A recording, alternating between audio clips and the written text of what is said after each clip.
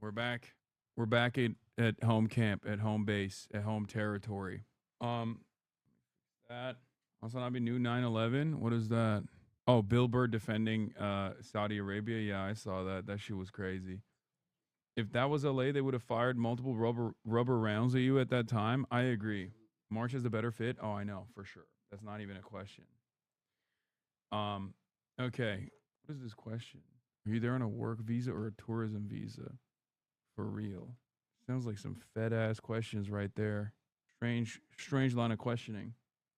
The French riot police used sting ball grenades on protests. It exposed violently, shooting rubber ball in every direction. People lost their hand, feet, or died. Jesus Christ.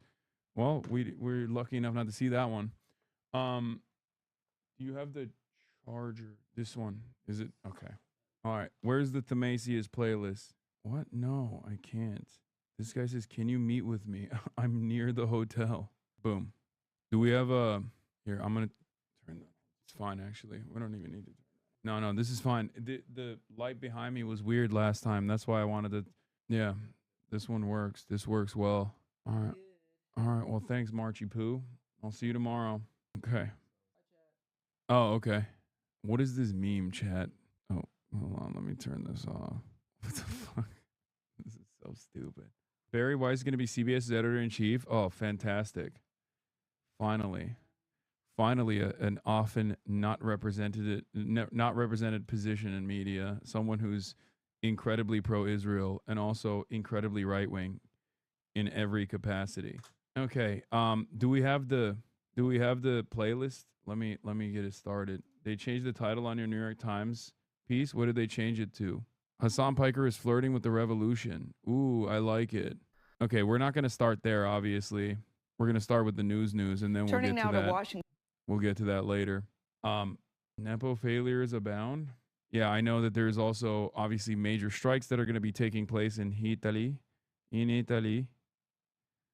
And I'm going to have to go back downstairs to grab my fucking food anyway. But is the protest over? No, the protest is still continuing.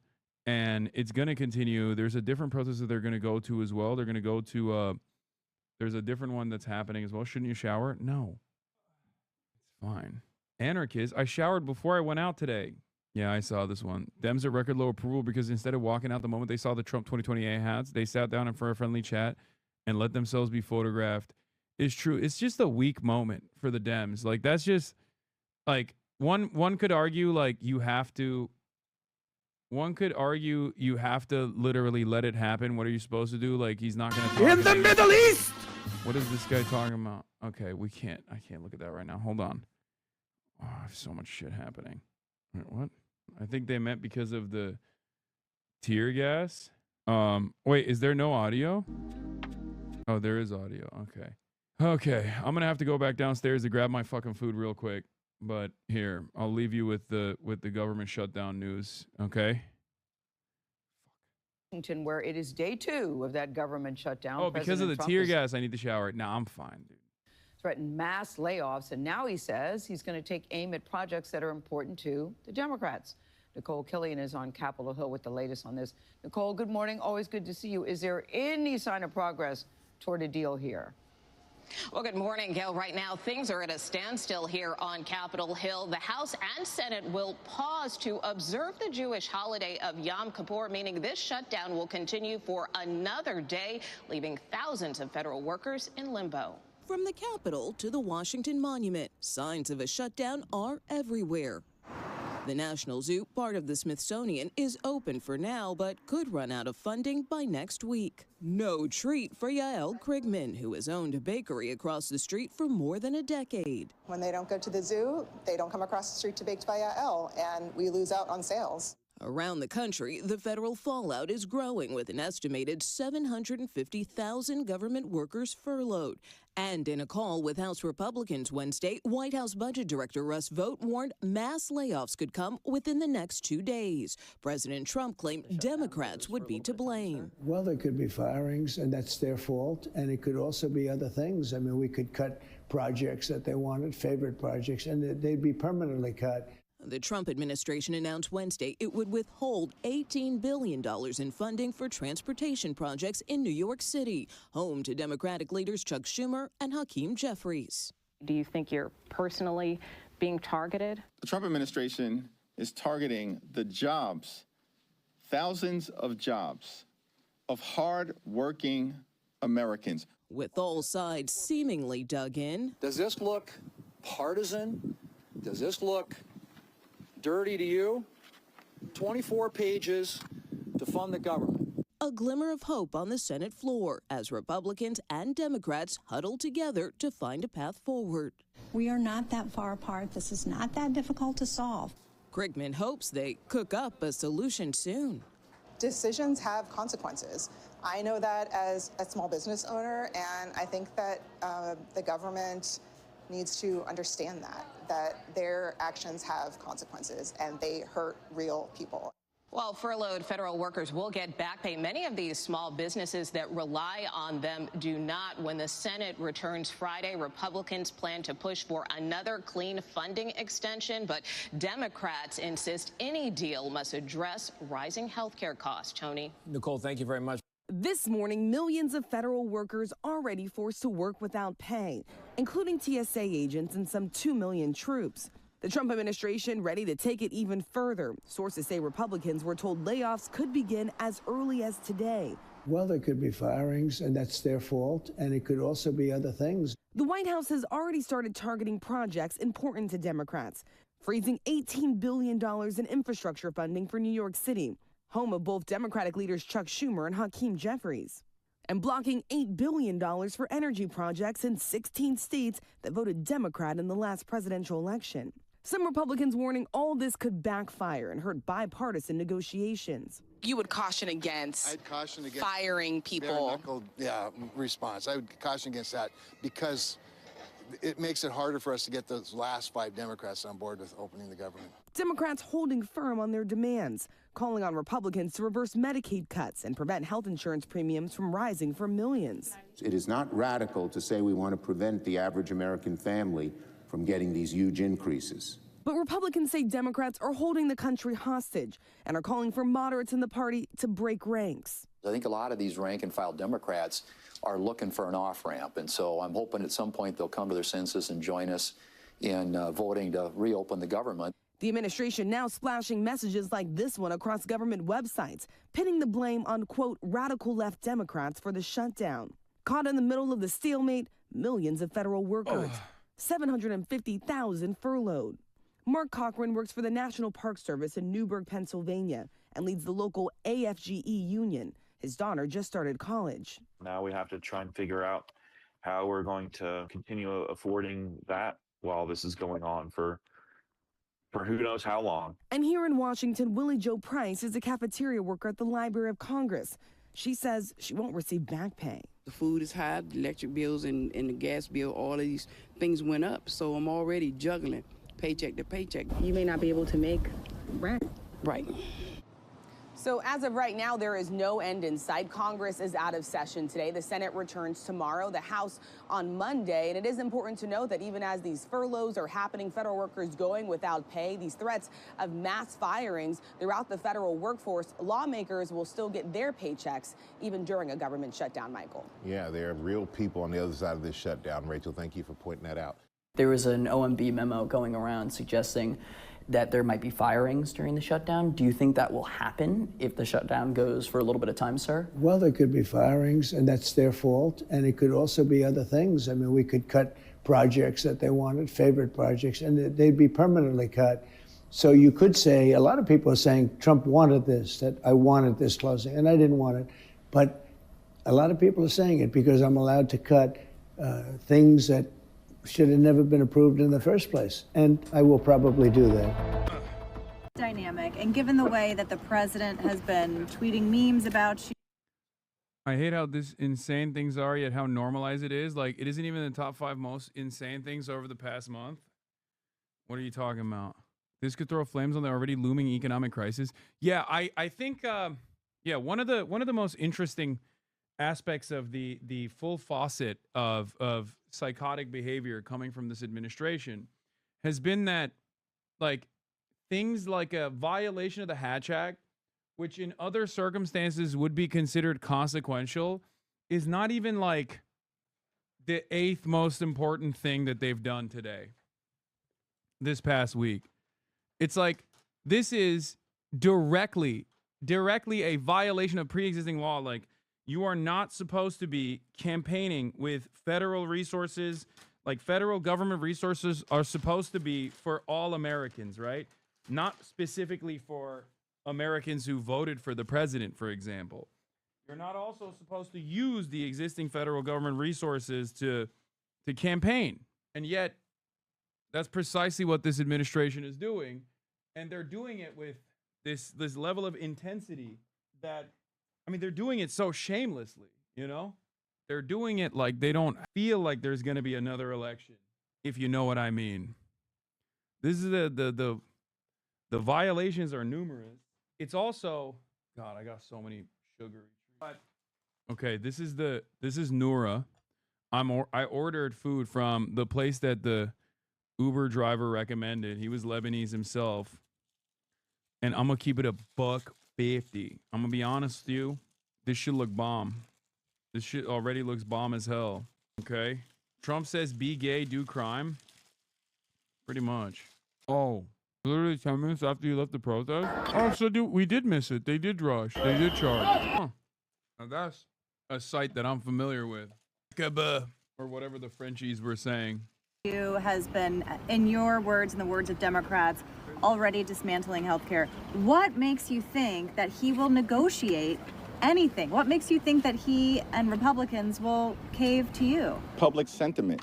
At the end of the day, the public knows that Donald Trump and Republicans have shut the federal government down, and that they're continuing to engage in the chaos and the cruelty and the corruption that we've seen from this administration from day one of the presidency. Again, this is the first week of their shutdown, but we've had months of chaos and cruelty unleashed on the American people. And the American people are paying close attention. And they know that it was Donald Trump and Republicans who have shut the government down. They also know that House Democrats are fighting and Senate Democrats are fighting to protect the health care of the American people. Because the Republican health care crisis has been devastating to people all across the country, devastating to working class Americans, devastating to rural America, to urban America, to the heartland of America, to small town America, and to black and brown communities all across America. We've never seen anything like this. Once again, he's 100% right, but also 100% Rizless. In terms of the pain that has been inflicted on the American people by Republicans. House Democrats are simply making the case that we need to cancel the cuts, lower the costs, and save health care. I'm going to once again show support for my Rizless champion, because in spite of it all, he's holding it down. He's keeping it together. So far, so good. They're doing the right thing. This is a moment to, at least for this issue, stand behind the Democrats. They are right. They are totally in the fucking right. Totally in the right. Not even a little bit. Not even at all. This is what Republicans love to do. Whenever we fight to elevate the minimum wage, to expand Social Security, to make healthcare better in this country. In order to derail that, Republicans love to dangle this shiny object that says, but what if someone not like you gets it? The fact of the matter is, undocumented people do not and cannot access and be covered by the ACA, Medicaid, Medicare, period. There are dozens of laws in the books that enforce that, and that can be a whole other conversation. However, the fact is, the Democratic proposal doesn't change that either.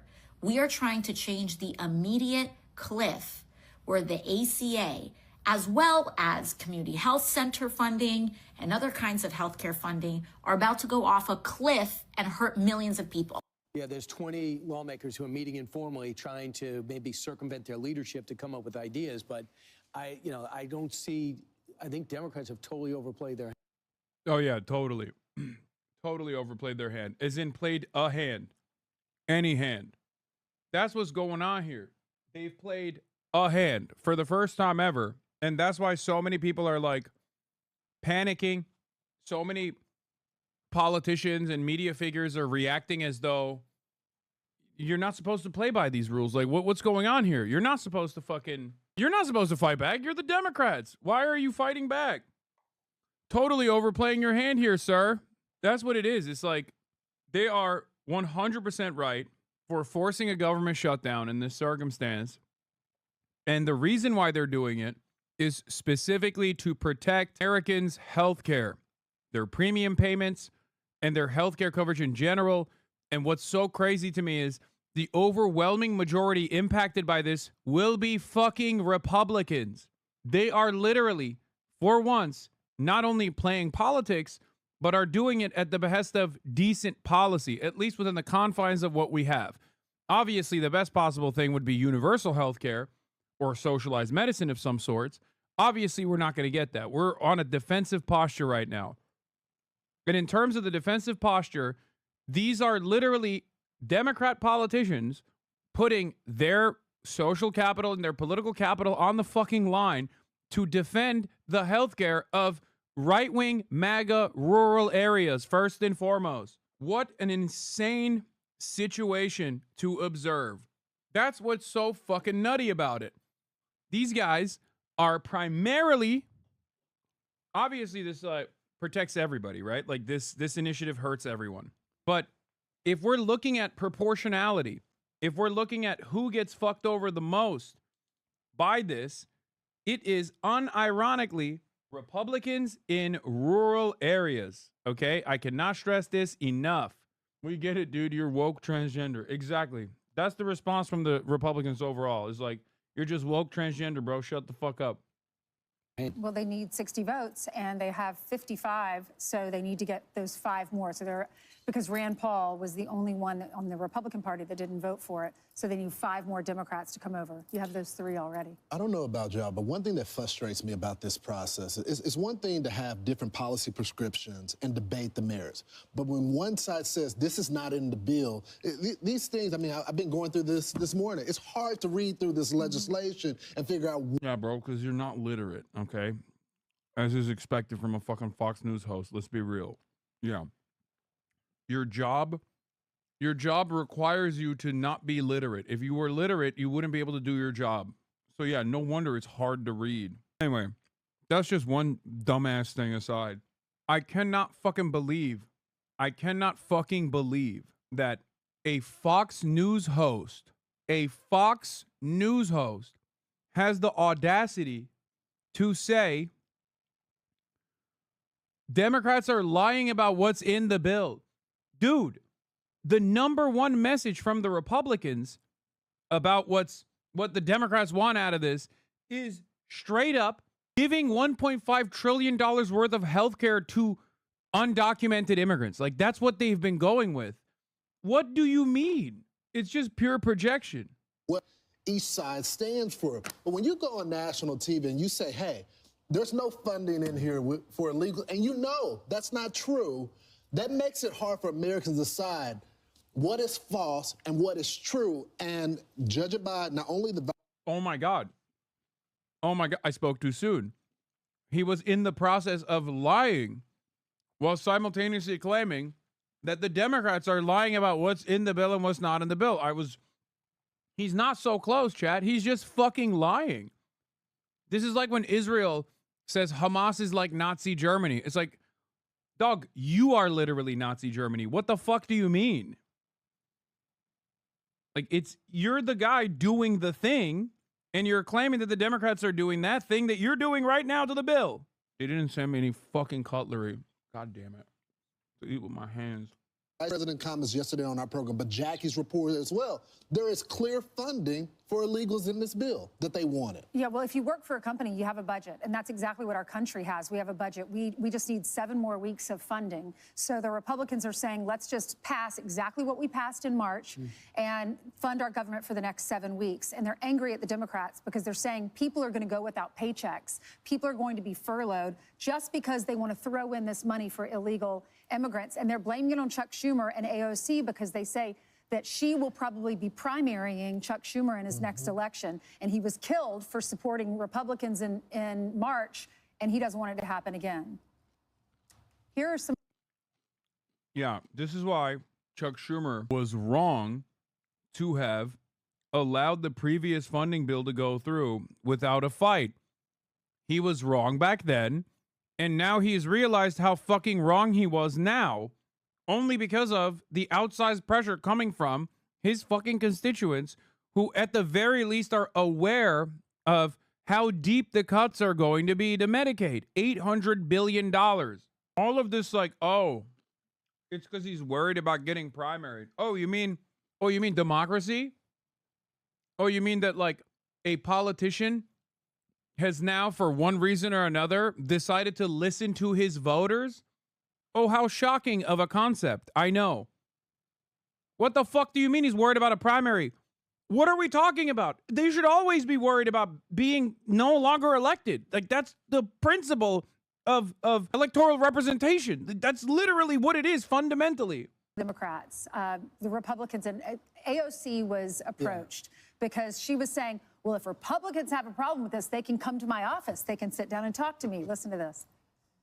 I saw some Republican members of Congress saying, oh, well, if we have this shutdown, it's because of AOC. Well, if that's the case, my office is open and you are free to walk in and negotiate with me directly. There are from the Republicans that AOC is directing this, and she said that senators are welcome to go to her office directly. Is she? Why are you saying such a ridiculous thing?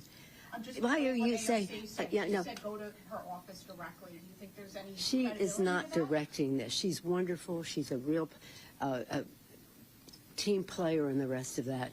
You started by saying Republicans saying that she's directing this. She is not. Hakeem Jeffries is, and this takes a lot of experience, a lot of unity from the caucus in terms of. She also literally said, as far as the Chuck Schumer stuff goes, she straight up said, now's not the time for this conversation. Like, now's the time to defend healthcare for millions of Americans. Like, that's what she said. I saw the fucking interview that she did. I hate the way American politics is conducted because, like, it's basically slop tubers all the way down. Like, people behave like fucking slop tubers. I guess that's just how politics is. But it just sounds so silly to be like, well, clearly she's the leader of the party now. Like, they're trying to fucking create division here amongst the ranks. Why are you causing drama? Is a wild defense towards the media. It's true. They are doing that. They are deliberately fucking. AOC said if Republicans think like I'm responsible for this, they can negotiate with me directly. They can come to my office and negotiate with me directly. This is not about that right now at all. That's the Republican claim. They invented the meta slop tubers and picked it up. Probably. That's true. Oppo has always worked that way. Is this Connor's biggest guess? He had Elon Musk, bro. What are you talking about? Connor's going to have Big Gav on. The gruesome Governor Gav. Finally, someone's doing some real politics on this God-forsaken platform. View, and that's what this is. She's an articulate spokesperson for her point of view. For her point of view. She doesn't like the premise. But it's what. See, once again, more drama. You reply to it, and then they derive more drama out of it. Oh, the girlies are fighting. AOC said, so you can keep yelling at the reporter or the anchor. Yeah. It's what AOC said. That's right. She was quoting AOC, but we were reacting to this because she's saying she is not directing this. I like her. She's amazing. But she's not in charge, but I like her. Yeah. It's Hakeem Jeffries. She is not directing this. This takes a lot of experience. Right. What she doesn't like, because she is the speaker emeritus. Right, I mean, I don't know. They should probably remove that. But she likes being in a position of power. But AOC is 100% right. The party is being governed by her ideology right now. And honestly, I don't know why we're inviting the leaders, Jeff. Bro, that's so funny. Like, yeah, they think they think positioning this as like positioning the government shutdown around AOC, they think is going to be a successful way to undermine it. They're trying to draw internal conflict from the party as well in an effort to tamper with messaging discipline. They're hoping that the Democrats will start panicking because they also are under the false notion that like AOC is actually an incredibly unpopular figure. Except if you're Nancy Pelosi, you know you are the least popular figure when you were in office. Like AOC is unpopular nationally, sure. But the least popular figure in office was Nancy Pelosi because she was the leader of the Democrats. That's just how it is. Meanwhile, AOC being presented as the leader of the Democrats is actually going to boost the party's profile. The reason why is because AOC is not as unpopular as stupid media figures think she is. Yes, Republicans hate her. Yes, this plays a role in her approval rating. But she is nowhere near as unpopular as the way that these guys present her as. And especially if she has more leadership roles or more time in the spotlight and can potentially exhibit the same kind of like messaging discipline that Bernie did for years. I think if she could show herself as a strong figure for progressive politics, maybe even some radical policies, she could boost her media profile spectacularly. Ultimately, it's not about one person's charisma, even though charisma plays a role in this, and entirely about the policies. That's it. And Schumer. So we should just cut to the chase. Go straight to AOC and have the debate with her about what's in the bill, not going back and forth with Schumer. Schumer is being influenced by AOC right now because he knows the right thing to do. I love the fact that you have the vice president out there first in leadership in the Senate and the House, because the president, if you noticed him a couple of days ago, he's announcing he's going after child cancer with AI. He's talking about getting your health care bills knocked down. He's dealing with the military and their new, with Pfizer. He's dealing with the new military, so he can continue to govern, and he lets everybody else get into the mud. And you can stay in the mud. Let the president be the president. I think it's a great way to approach it. Don't you think, Brian, when you watch Nancy Pelosi, that's the problem with the Democratic Party. 100%. They're walking a fine line. She wants to be the establishment in the Democratic Party. I was in charge. Now it's Hakeem Jeffries. I passed the torch to him. Wait, so there is a difference. For as many years as I've been alive, they say Nancy Pelosi is a fucking communist. All of a sudden, now you have to present like drama within the ranks. You have to say, well, Nancy Pelosi is an establishment Democrat. She's more moderate. I thought she was a socialist communist. What happened? All of a sudden, now AOC is the socialist communist and Nancy Pelosi is the reasonable moderate? Wow, what a change of pace from the Fox News Republicans here. If you find this to be sincere in any way, shape, or form, by the way, I got a bridge to sell you. They're only doing this because there is a left flank of the party and it's gaining momentum. It's gaining popularity. That's why. AOC, we appreciate her. We're trying to appease all of the squad, but they're not really in charge. Do you remember, Ainsley, I know you do, why Joe Biden left? It was Nancy Pelosi that finally had to step up, sound off, because nobody else, including Barack Obama and Bill Clinton and Hillary Clinton, would say a word. So she finally had to take control again. She and George Clooney. Right. And so, George Clooney. And because Barack Obama didn't want to do it. So she had to do it again, and she might have to step forward here, but she has to realize, like Ted Cruz in 2013, like the Freedom Caucus in the past, you may agree with their premise, but they don't have the leverage. That's right. The leverage is on the right now. I'm Steve Ducey. I'm Brian Kilmeade. And I'm Ainsley Earhart. And click here. I don't know if you want to take ownership over all this stuff, man. I really don't. Like, these guys are talking about a steaming pile of shit, okay? They're pointing to a steaming pile of shit, just straight up hot garbage, and going, look at how awesome this is. We control all of this. I mean, the economy is dusted, okay? It's busted and dusted. Cost of living crisis is completely out of control. No solutions whatsoever. The only thing that this administration is invested in doing is is using a militarized police force against like neighbors. Can you explain why Senate Republicans don't use the nuclear option, fund the government with a simple majority with a rule change, or is that not an option here? I don't think that that's I don't think that that's up for discussion as of now. I don't even know how they would be able to do that rule change, but I was walking here in Washington, D.C., and who did I bump into? One of my favorite members of the United States Congress, Alexandria Ocasio-Cortez. And one of my favorite senators. All right. Anyhow, as everybody knows, we are now in a government shutdown. Republicans are attacking Alexandria, attacking me. Why didn't you vote for this clean CR to keep the government open? Well, there's nothing clean about it. This is one of the dirtiest tricks that is being pulled on the American people right now. Starting today, October 1st, and throughout the rest of the month, Americans across this country are going to start getting notifications that their insurance premiums are up to doubling. We're talking about... Say that again. Your insurance, your monthly insurance... It's going to triple in some cases.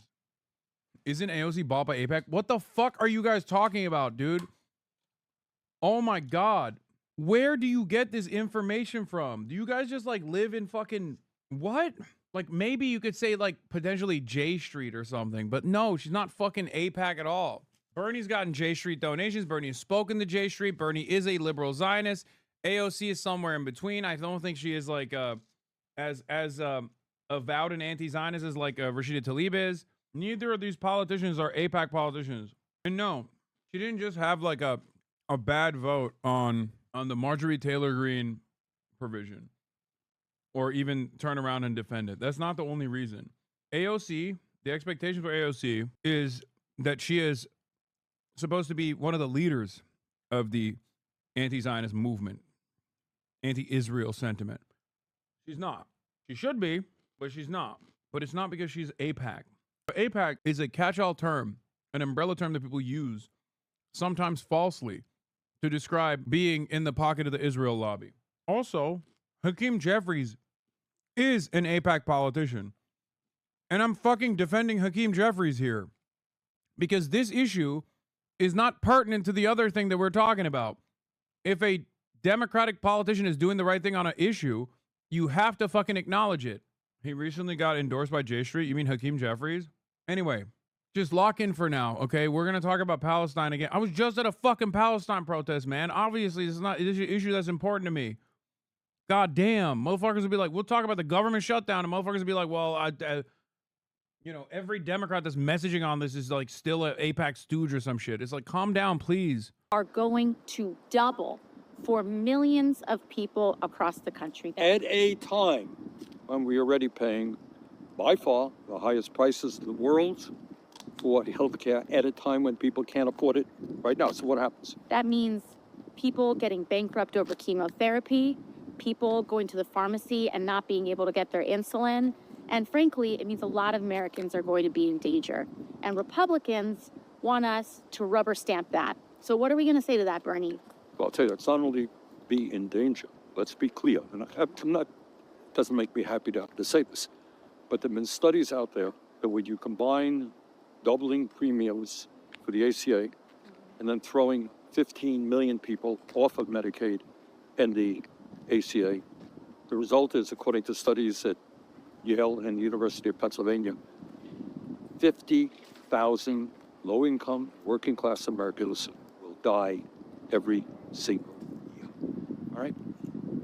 If you don't have the money to go to a doctor and you're sick, you die. And that's what we're looking at. That's what this clean bill is about. And so Republicans want us to rubber stamp that. And we're saying no. We need to stand up for the American people. That's it. It's good, clean, wholesome messaging. They could go even harder in the paint and start talking about how Republicans want to kill the poor. That's what I would do.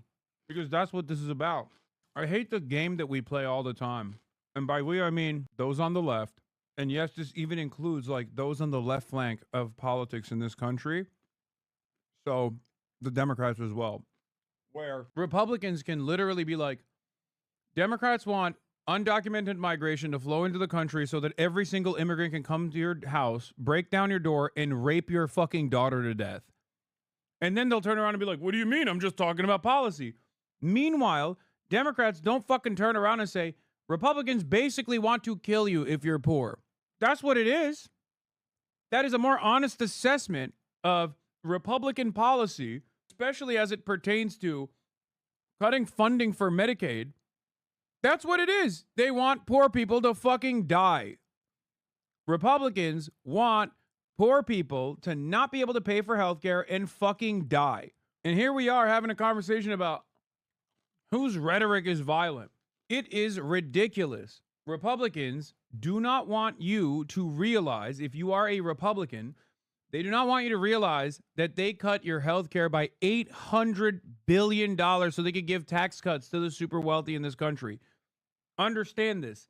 They cut your health care, your Medicaid, by $800 billion so they could at least like put a dent in the whopping tax cuts that they pushed for the super wealthy in this country. Okay? This is going to destroy rural hospitals. It's going to destroy your grandparents' chances of continuing long-term care in nursing homes because long-term care is not covered by Medicare. It's covered by Medicaid. I cannot understand how people are not more overt with this. They should have been from the start. And that's precisely what the Democrats are trying to stop here to the best of their fucking ability, or at least make a bigger deal out of this. My fear now is that they're just going to only do this because they want to highlight this before the midterms, because they know that the cuts aren't coming until after the midterms, because Republicans are demons like that. That's the other side of the story, by the way. Republicans are not even openly cutting before the midterms so that they don't even suffer politically from this. Why didn't they stop the big, beautiful bill? There was no way to stop it. They couldn't stop it. They should have already had this exact same fight a couple months prior when there was another budget consideration. Now the Republicans are using the previous concessions that Chuck Schumer offered to continue funding the government against them. Now they're saying, oh, what now, Chuck? You didn't speak like this a couple months ago, Chuck. What's up? Is it because you're scared of AOC? Like, that's what they're saying. But he should have done it back then. We need to stand up for our healthcare system, and if they want our votes, they need to make sure that we're protecting every American and making sure that we can do what we can to continue to make healthcare accessible, affordable, as we work to make it a human right for all. Right. So let me just back that up. Remember, right now, our healthcare system is broken. Right now, we're the only major country on earth not to guarantee healthcare to all people. And these guys want to make it even worse. We're not going to let that happen. No, we're not. Thank you. Onward. God damn, dude. Yeah, Trump also is going to discuss budget cuts with Project 2025 author and OMB director, Russell Vought. Remember, Donald Trump was like, I don't know what Project 2025 is. It's a Democrat made-up thing. I don't know how to read. And ever since he got into fucking office, that's all he's been doing is following through on Project 2025. Yeah, that's where we're at right now, man. And not only are they doing this, but they're doing this in like a blindly partisan fashion too. Like they are just so open about how partisan this is. They want to use the federal government shutdown as an opportunity to lay off more of the workforce and even take out funds away from blue states, like energy projects in blue states, energy investment that was allocated for blue states, they took out. That's crazy. That's jobs, man. That's just jobs. You're not like, you're fucking over Republicans too when you do that. The more, yeah, we're fucking bailing out Argentina, by the way. We took away $18 billion from transportation funds to the state of New York so we can give $20 billion to Argentina so that maybe we can get some soybeans from Argentina. Meanwhile, our fucking farmers, well, not soybeans from Argentina. Argentina will buy the soybeans, I assume, right? That makes a little bit more sense. Partially because China no longer purchases our soy. Money comes in, money comes out of one pocket, money goes back into another pocket. Yeah. America first is when you hand billions to Argentina and Israel and withhold money from American cities. Total supplemental energy aid approved for fiscal year 2025 is $20.1 billion. Combined with the baseline, overall approved military aid to Israel in fiscal year 2025 exceeds $23.9 billion, a record high, by the way. This excludes $4.8 billion in U.S. regional costs, like carrier deployments indirectly supporting Israel. Meanwhile, we're also giving another $20 billion to Argentina, as Russ Vought is talking about taking $18 billion away from New York City infrastructure projects to ensure funding is not flowing based on unconstitutional DEI principles. Dude, they are literally fucking America. They are raping America, okay? I'm using aggressive terminology here, not to to do like rape culture or whatever. This is literally what it is. They are raping this country, okay? Openly. And every day that they rape this country, they're saying, what are you going to fucking do about it? That is exactly what's going on. It is fucking insane. It blows my mind. This is not a partisan thing either, for the record. This is not like, oh, just the Democrats get fucked over. Oh, what now, libtards? Like, dude, that is a major city where millions of Republicans also live, okay? What the fuck are we talking about? Like California, right? California. People love talking about California. Pussy-ass California, right? Libtard, soy, California. California has more registered Republican voters than 3 red states combined. 4 red states, if you want to do the math. Like, there are more registered Republicans in California than 3 or 4 Republican states combined. There are Republicans there, too, if you want to think about it from a partisan perspective, which is crazy to begin with. Why the fuck are we thinking about it from a partisan perspective? What is going on? Once you're in office, you're the president of everybody. You're not the president of just the dumbest, most racist monsters in this country. You're my president, too. It sucks, but that's just the case. You got to start acting like it. What the fuck is this shit? No, I'm the president of an increasingly smaller constituency of psychopaths, rapists, drunk assholes, pedophiles, Zionists, Argentinian population of anarcho-capitalists. Like what? What is that? Some of the worst douchebags you've ever seen in your entire fucking life. And these guys are sitting around being like, nope, those are the guys that we have to care about. Those are the guys who we have to defend the interests of, no matter how stupid it is. When back this morning, President Trump is saying he's moving forward with more cuts to federal agencies as the government shutdown moves into day 2. And helping him make those decisions, Russell Vought, the head of the Office of Management and Budget. And as the president has mentioned, he's a key author of Project 2025, the plans that got so much attention during the campaign. Vought has already announced several of the cuts since the shutdown began and has emerged as a key member of the president's team. You all know Russell Vought. He's become very popular recently because he can trim the budget to a level that you couldn't do any other way. So they're taking a risk by having a shutdown. But who exactly is Russell Vought, and how did he get all this power? Let's get more from New York Times Washington correspondent Coral Davenport, who just wrote a very extensive piece on the White House budget director. Coral, thanks so much for joining us. We just heard the president praising Vought for his cuts. How did he come to earn the president's trust? And what do we know about his plans and priorities? Sure. So Russ Vought has been with the Trump administration since the first term. He was deputy budget director and then budget director in the first term. In that first White House term, he was involved. He kind of tried to use the power of the White House. I didn't realize that's how you say his name either. I thought it was Vought, like on The Boys, like Vought Industries. White House to cut off spending. He was involved in the decision to cut off Ukraine spending, which ended up getting the president impeached, to reroute money for building the wall, which ended up getting canceled, to try to fire employees kind of at will, thousands of federal employees. All of those were ideas that he really embraced, that he wanted the president to be able to do, that kind of fell apart. And he spent the 4 years of the Biden administration kind of relentlessly working. He started his own think tank. He worked with Project 2025 on this project of how can the president do these things and have them stick? And because he's a budget director, he thought of using the tools, the levers of the federal budget. How can the president get the power to cut off spending, to stop spending, to shut? What? You cannot even recognize Armenian genocide? Are you talking about Russell Vought? Is he like, does he have a position on the Armenian genocide or something? Who's this guy talking to? Is there something about Russell Vought that I didn't know, that he's like, this world looks away when Azerbaijan desecrates ancient churches and monuments? I mean, that is true, but you're in one of the very few spaces on the internet or anywhere really that doesn't do that. So it's ironic to come here to say that to me of all people.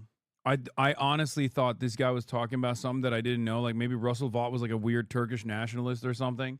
And it turns out he's just yelling in general. federal agencies to fire workers, to shrink down the government to, the size that you could fit it in a teacup.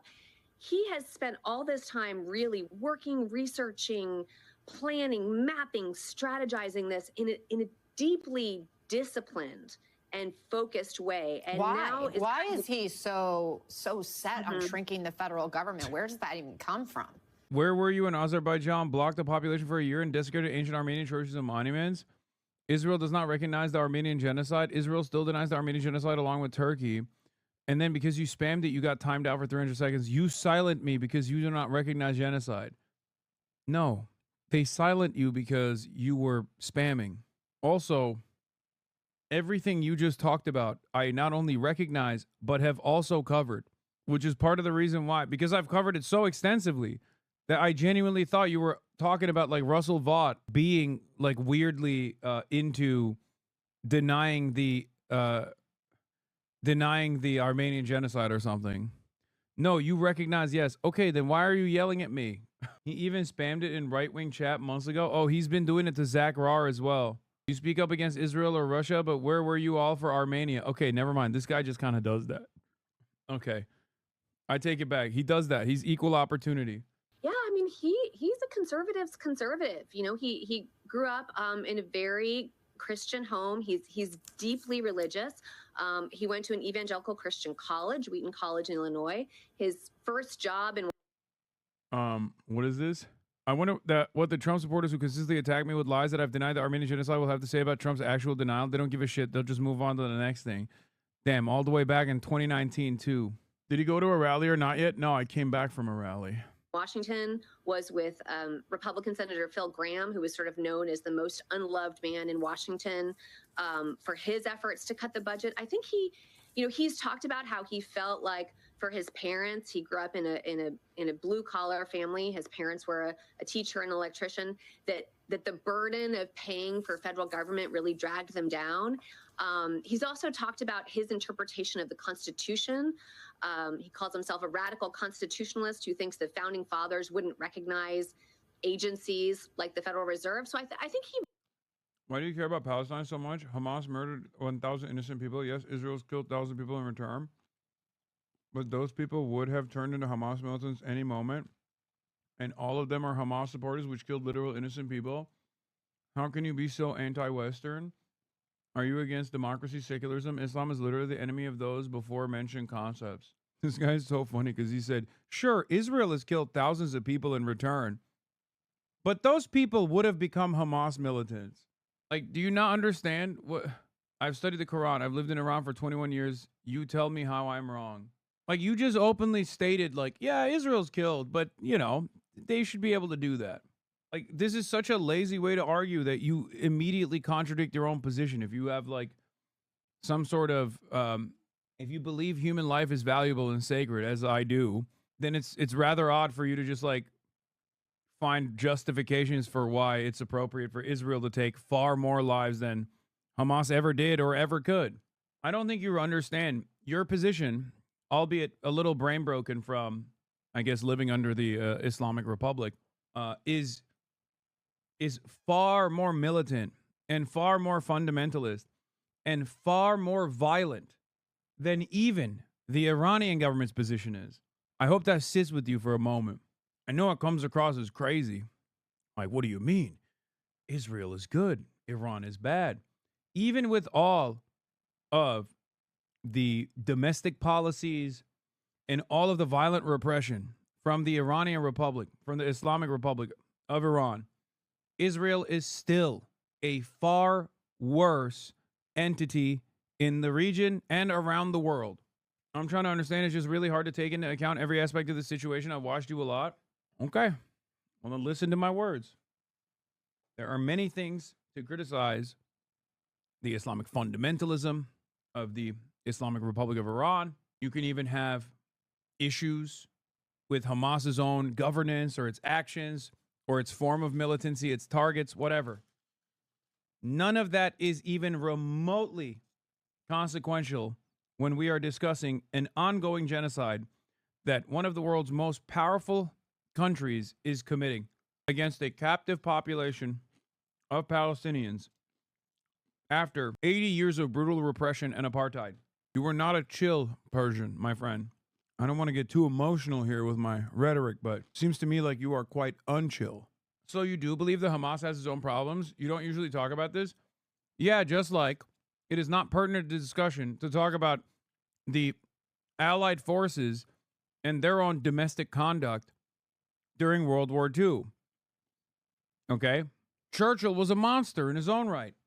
The American military was comprised of segregationists, homophobes, transphobes, woman beaters. Does that even fucking remotely matter when we are talking about fighting the Nazis? It does not.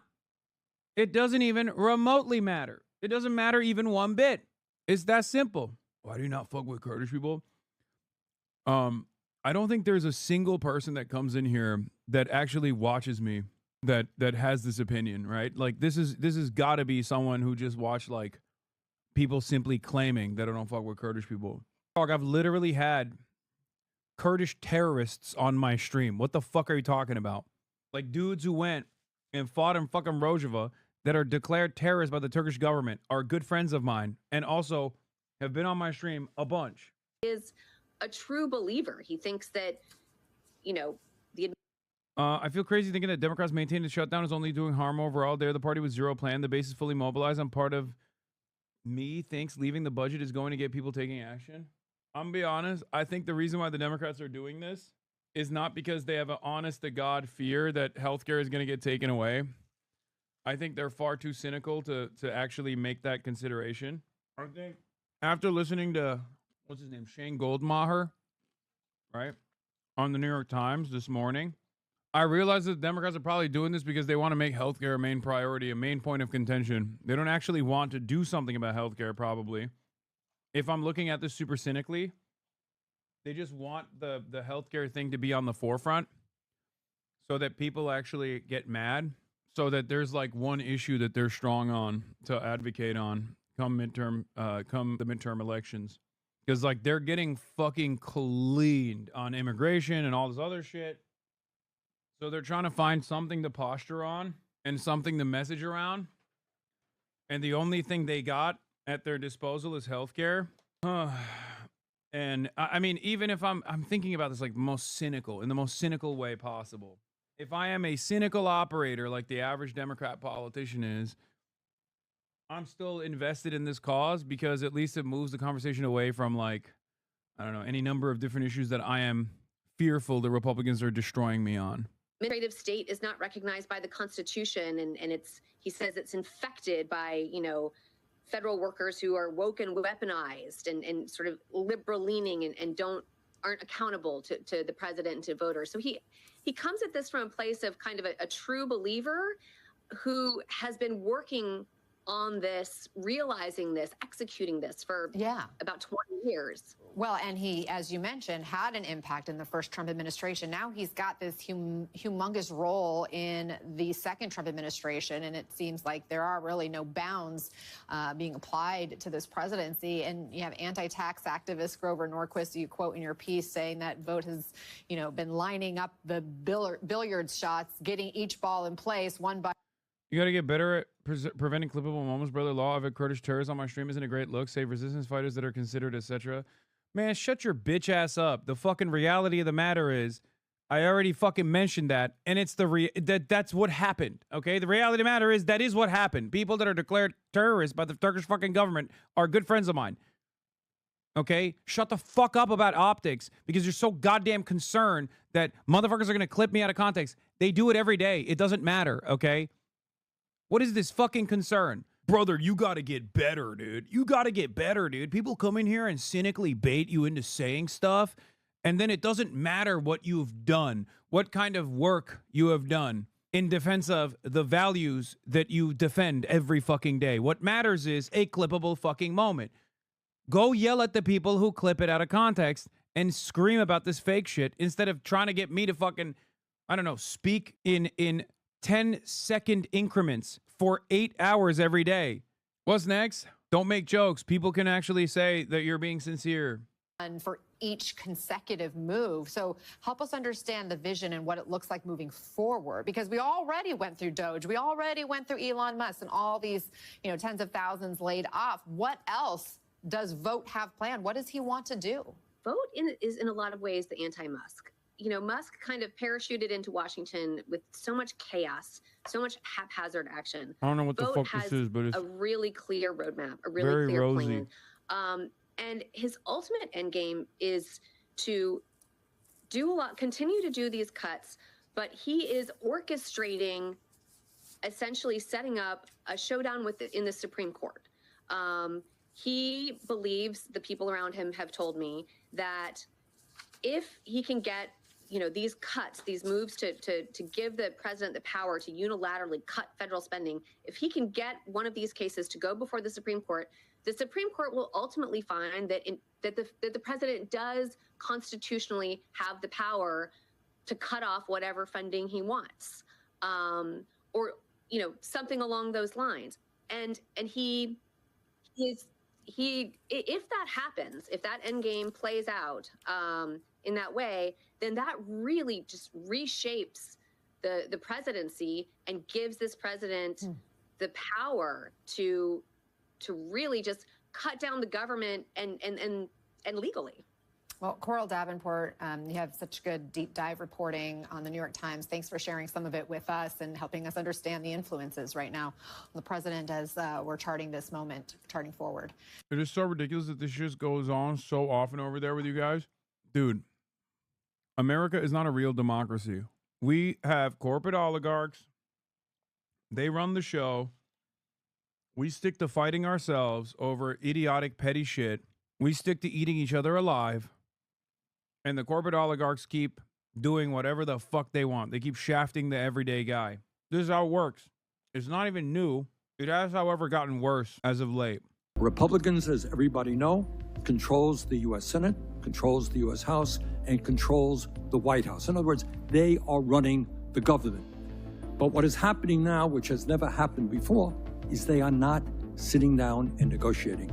So as of this point, Democrats have had no input into the process at all. Now, what Republicans want is to pass what is called a clean CR. In other words, maintaining the status quo. Here's why that is an awful idea and why all of us are opposed to that. In the last year, as many of you know, under Trump's big, beautiful bill, 15 million people on Medicaid and the Affordable Care Act will be thrown off of health care. Very shortly, you are going to be receiving notices from your insurance companies that your rates, your insurance premiums are going up by, on average, some more, some less, 75%. Yeah, you heard that correctly, 75%. Now, right now, we have a broken healthcare system. Nobody can afford healthcare. You're ready for a 75% increase in your insurance premium. Do you think the strategy of Wright using trans undocumented as a magic spell to justify taking things away from people is generalizable or universalizable to the entire grand strategy of right-wing politics? Yes, because it's not just about trans undocumented. Back in the day, it used to be black people. It still is black people. But now they say trans and undocumented too. But ultimately, that is the only way. That is the only way that the Republicans have been able to successfully demand cuts to social safety nets that every American takes advantage of. It's not a new nor unique position. Lee Atwater basically defined it when talking about the Southern strategy. Bad Biddy 101. Hassan, I'm 21. Am I too young for you? That's crazy. That's a crazy question to ask right now. You're not, nobody is. But in Vermont, family making $82,000 family afford their Oh my God, that's what Peter Rush sounds like? That's crazy. Premiums can go up $20,000 a year. We want to protect access to health care for millions of people across this country. And we're willing to get in the fight for that because we've had it.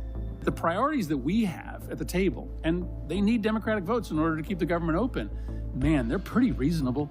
They're pretty reasonable. What are we asking for? Just don't increase people's premiums by 75%. Your grocery bills are going up. your utility bills are going up, and your healthcare costs, especially health insurance premiums, are going through the roof. Who voted to repeal all of these Medicaid and Ed Mackey. Damn, they got all the progressive senators out here. This is like the Congressional Progressive Caucus, but for the Senate. What the fuck is Chris Murphy doing there? I guess this is his thing are going now. up. That's the new meta for Chris Murphy is he's with it now. Fuck it, I'll take it. I don't care. Especially health insurance. all of these Medicaid and Affordable Care Act, Medicare, and NIH. I do hate that like so many of like the OG long-term, somewhat progressive or like left flank politicians in this country are also all 800 years old. Markey is Hamas. It's so crazy. Like I like Ed Markey, you know. Like a lot of these politicians that are in this room, I don't have like a lot of, I mean, I have a lot of disagreements with, but like it's not undeniable. It's not impossible to contend with. These are probably some of the best senators we have. And they're all incredibly old. Oh my God. You know, funding Republicans. We're for a proposal that keeps the government open. But we also don't want to give Donald Trump, a lawless president, a blank check. Save healthcare and save our republic. Those are our two missions. I was talking to Austin about this, but he found out that Merkley, Jeff Merkley is, I think, Jeff Merkley is a no APAC Democrat. And Merkley also pushed for a bill titled "A Resolution Calling on the President to Recognize a Demilitarized State of Palestine." Source: New York Times. Was this a story that you covered? What the fuck is going on? What is this? This is just a Google share link. Still shits on protesters though. Yes, they all do. They're not with it. Okay, I know. Jeff Merkley's son is my primary care provider. That's funny. But yeah, he is one of the better Congress members from Oregon. Leader Jeffries, Speaker Johnson says he's got nothing to negotiate with you over. Will you accept anything less than a permanent extension of Affordable Care Act subsidies? The legislation that House Democrats and Senate Democrats have introduced together relates to a permanent extension of the Affordable Care Act tax credits for working class Americans. Understand, in the Republican One Big Ugly Bill, where they enacted the largest cut to Medicaid in American history, stole food from the mouths of hungry children, hungry seniors, and hungry veterans. And all of this was done so that they could provide massive tax breaks to their billionaire donors. And you know what? Those massive tax breaks were made permanent. Why in the world should everyday Americans, working class Americans, hardworking American taxpayers accept anything less? I mean, literally this year, House Republicans, Senate Republicans, and Donald Trump enacted massive tax breaks for their billionaire donors, for the wealthy, the well-off, and the well-connected, all to subsidize the lifestyles of the rich and shameless. And this was done permanently, and now they want the American people, not us. He's right. It's hard to pay attention to his words because he's so sexy, but he's right. We must pay attention to his words. In spite of his sex appeal, stop objectifying Hakeem Jeffries. He is right about every single thing that he said. Democrats, the American people, to accept anything less than a permanent extension of tax credits that make their health care affordable. Understand this, over the last few days and over the next few days, what you're going to see is more than 20 million Americans experience dramatically increased healthcare premiums, copays, and deductibles because of the Republican unwillingness to extend the Affordable Care Act tax credits.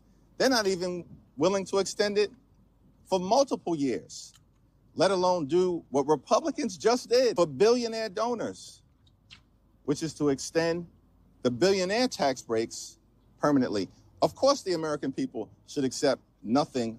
Okay, he kind of flubbed it a little bit. I mean, everything he's saying is right though.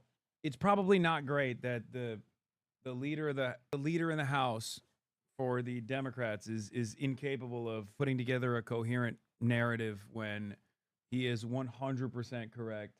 I don't want to fucking shit on him too much because, like, I'm supporting him in this endeavor. I'm behind it.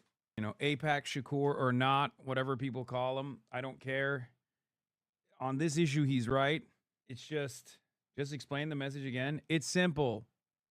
Republicans are cutting $800 billion in Medicaid because they wanted to make tax cuts for the super wealthy in this country permanent. They are taking money directly out of the pockets of the working poor in this country who struggle to make ends meet, who still have to pay a shit ton for fucking health care, and they're taking the money from the poor to give it to the wealthy. It's like reverse Robin Hood. And we, the Democrats, must put an end to that. The reality of the matter is, they should have been doing this way, way, way ahead of time. They should have done something of this sort to get assurances before the big booty bill. But they didn't. And now we're stuck. Oh, I hate it. I hate it so much. Yeah. Instead of, okay, you're saying Robin the Hood, but I can totally see Hakeem Jeffries do that now and be like, Donald Trump, instead of Robin Hood, Donald Trump is Robin the Hood. Stop. We put that out there. Fuck, we put that out there. It's going to happen. Oh, God. It's going to happen. Oh, God. I'm Brian Kilme. He's going to do that and then fucking be like, mic drop moment. You disgust me. I mean, sometimes we come up with shit in this community that is disgusting, but then it literally becomes reality once spoken. Boggs, I have a genuine question. Hey, man, genuine question. Why did the Dems not go out there in front of cameras and say the president is lying? He's a liar and he lies and he does nothing but lie, and call him a couple of names or something? I feel like the people will respond to that more. No. I mean, I don't know. I guess, yeah. I don't know what the actual answer is, because, like, it's not a bad question. I guess if the standards are so low now, maybe the Democrats should also shit smear. I personally don't give a shit about the optics of it all, because I think if they were loud and proud about, like, bold policies, about things they actually care about, you know, free healthcare and shit, like, I don't care how they message it beyond that. Like, that would still be more galvanizing. That would still be more effective. People that don't support Trump know he's always lying. People that support Trump will never think he's lying. A Dem, especially Hakeem Jeffries, isn't going to convince Trump voters that Trump is lying to them. Yeah, that's true. Well, why don't you do performative bullshit? That's not entirely true. I think you can educate people on how Donald Trump is actually fucking them over. You just have to go to them. A competent Democratic Party right now would be going to Republican houses, okay, finding Republican voters who have been frustrated because they saw their new health care bill, and go to red states, go to rural areas in person, and cut videos and be like, this is Hank Pecker, okay? This is Hank Pecker. He's a real salt of the earth kind of guy, okay? Victim of divorce court. Wants to potentially even assassinate the judge that oversaw the family court case. Okay, that's how real of a American salt of the earth kind of guy he is. Okay, and Hank Pecker owns an HVAC business. Hank Pecker has to go and purchase health care. Hank Pecker, as a industrious HVAC business owner, owned and operated by himself, of course, sees what his healthcare premiums are going to look like next month. He doesn't like that. Now he's just as mad at maybe even the powers that be as he was at the family court judge that fucked him over and made sure his alimony payments were as high as possible, because that's a woke, gay, libtard judge. Okay? Now Hank Pecker's mad. Bernie Sanders comes in, does a video being like, Hank, you mad?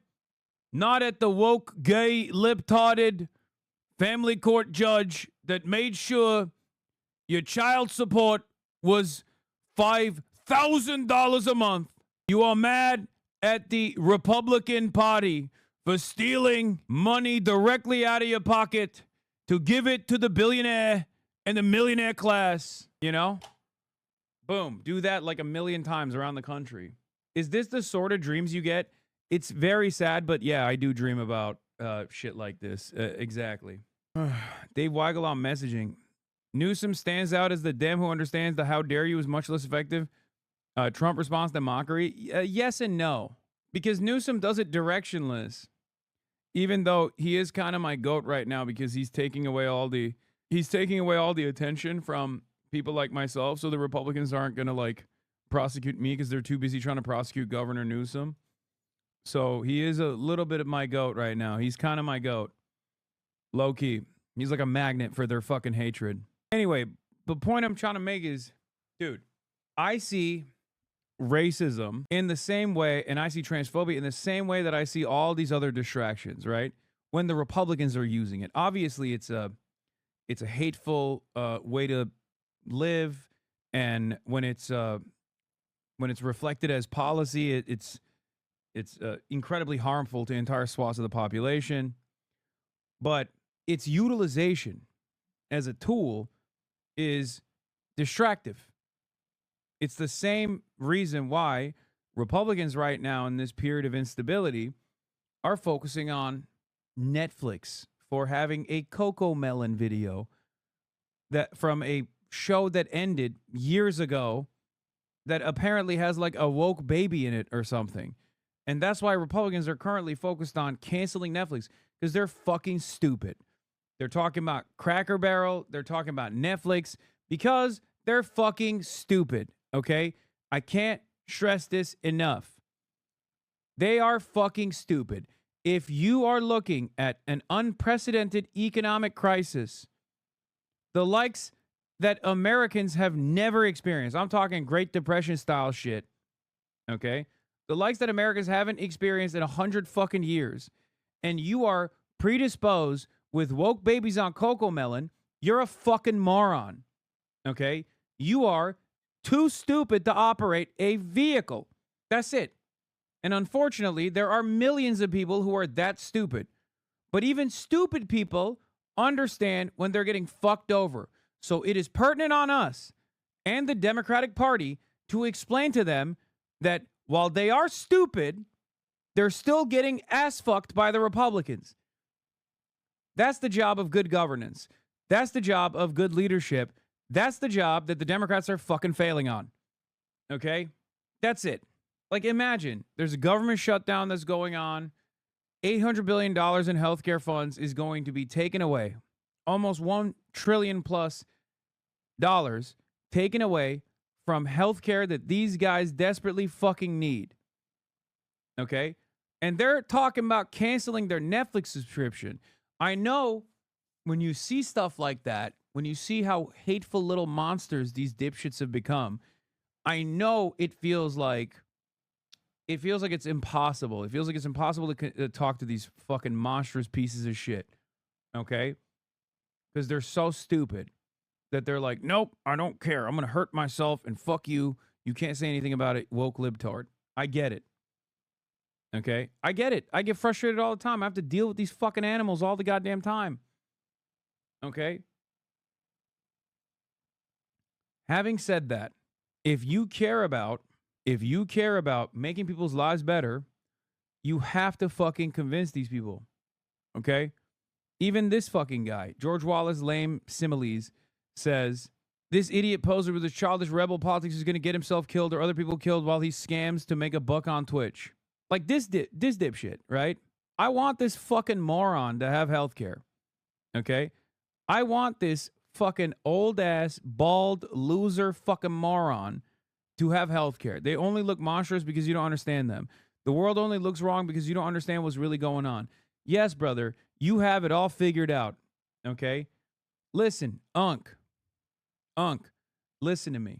It doesn't matter what you have heard about me or what you think about me right now. I'm telling you right now, whether you like it or not, I am going to nonstop fight to make sure you have free healthcare. You understand me? Free healthcare for you. It doesn't matter if you hate me. Doesn't matter if you think I have hateful politics. That's my politics. My politics is giving everybody healthcare. My politics is giving everybody free education. My politics is giving everybody housing, okay? no matter how much you want to fucking kill me in the process, no matter how much you hate me, no matter how much you think I am the one fomenting hatred in this fucking country, that's what I want to do. Okay? No matter how stupid you are, no matter how bigoted you are, no matter how hateful you might get, I want you to have more autonomy in your life. I want you to have democracy in your workplace. I want you to have a shelter over your fucking head. And I want you to have free healthcare. These are things that other governments that have far less money than we do are able to provide to all of their citizens unconditionally. Okay? And I want you to be able to have that too. Doesn't matter if you don't want it. Okay? I want to deliver it to you in an authoritarian manner. Oh, I don't want it. I'm going to vote against it. I don't care. You're going to get it. You're going to get it. If I have my way, you're going to get it. You're going to get that fucking beautiful free healthcare. You understand? You're going to say, no, I don't want to be able to go get coverage. I don't want to be able to go to a fucking general practitioner with regular frequency so that I can have the decent preventative healthcare so that I don't have like debilitating illnesses down the line. Fuck you. I'm going to fucking force it to you. Okay? I'm going to force it down your fucking throat. You understand? That's it. That's my politics. I want to violently make sure that your life is better. Okay? That's it. This is the upside down of class reductive style messaging of channels like Breaking Points. They might be soft on the social issue side of messaging, but they're doing work on the class war messaging the hogs. Yeah. What do you think about the Democrat kitty video? I hated it. Yes. Over in the Senate are also talking about DEI programs that Democrats want to bring back. Yes, there's all sorts of. As a European, I'm very confused as how Americans have been so propagandized against free healthcare. Because what do you mean you love to spend 20% of your paycheck for insurance, but won't bother spending 2% on an extra tax for free healthcare? No, that's what it is. It's because anyone that fucking speaks out on shit like that, people like myself, get ritualistically humiliated every damn day of the fucking week. And they don't do it on the virtue of healthcare because they know they can't advocate on that side. Like, they can't turn around and be like, this guy wants everybody to have free healthcare. What a fucking loser this guy is. They can't say that. So they find anything and everything they can. They find clips out of context. They find it's the same with like even someone who is far less radical than myself, like AOC or even Bernie Sanders. There's tremendous amounts of enmity towards people that want to advance the material conditions of workers in this country. The media is owned by powerful corporations who have a vested interest in ensuring that the same domineering hierarchies continue. And people are kept sedated, and it's a fairly sophisticated way of doing things for conservatives. The conservative agenda for decades has been to weaken government in an abstract sense so that Americans are too fearful to do the things government is good at, like universal programs. It has worked on the boomers a lot and a lot of the Gen Xers. Yes, Ronald Reagan and his consequences as a singular force in this country are so devastating. Ronald Reagan is the liberal FDR. He is the neoliberal FDR. What FDR and his politics did to America and his policies did to America, Ronald Reagan had the exact opposite effect. Now, I'm not like I'm not in the business of saying that people are singularly responsible for the American demise. But if there was one figure that is so pivotal that you could point to, it would be fucking Ronald Reagan. Every single graph that tracks how shitty everything is nosedives in the fucking 90s. Okay? In the end of the 80s, every single graph. Do you think that is an accident? Every fucking graph, dude. Like, you look at cost of living, you look at deregulation, you look at like home ownership rates, virtually every single fucking graph that you can point to about ongoing American demise, the starting point is fucking Ronald Reagan. Like a little bit after, you know, for the policies to take place, the deregulatory economics to take place. Now, of course, it didn't start with Ronald Reagan. Certainly didn't. It's capitalism. It always has been, and it always will be. But Ronald Reagan as a domestic force was so powerful that it basically restructured both parties dramatically. Yes, I know Carter was bad too, chatters. I'm just talking about, like, it's like saying New Deal economics is entirely in the hands of of FDR. It's not, right? There were tremendous forces that were pressuring FDR to do the right thing. And there were still limitations. But if you were to reduce it, if you were to make a reductive argument, if you were to reduce it to like a singular force that made the opposing major party damn near concede entirely to full tilt domination, FDR's New Deal era politics dominated American politics for a very long time until Ronald Reagan flipped it. And now Reaganite neoliberalism dominates American politics in the same vein. He's the reason college is so expensive. He's the reason we have conservative think tanks. He's the reason we have trickle down. He's the reason we have the war on drugs. He's the reason AIDS became such an issue. He's the reason why stock buybacks are no longer illegal. All corporate consolidation in this country that was already happening, but like the complete corporate capture and the complete corporate consolidation you have seen comes from the Reagan era. The last breath that the unions had was taken away under the Reagan era. They can directly ruin your life. Once upon a time, a bunch of rich people sat in a room. One of them said, damn, I hate paying taxes. Another one said, bro, me too. They said, you know what we need to do, right? We need to hire somebody to convince poor people to pay more taxes while we pay less taxes. They said, that'll never work. Someone said, wait a second, I might know a guy. But you see, at this time, Ronald Reagan was a General Electric spokesperson. He was really good at convincing poor people to do whatever the rich company General Electric wanted. Hey man, Slick Willie did a lot to help that along. Credit where credit is due. Dude, I know. But everyone that comes after Reagan, Democrat or Republican, is still absolutely following through on the attitude change. If you're thinking about like Nixon, if you're thinking about people that came before, sure, they played a role in this as well. But Ronald Reagan was the point of no return. Like Bill Clinton's neoliberal anti-welfare policies, sure, I'm sure he was like super invested in that personally. He's a piece of shit.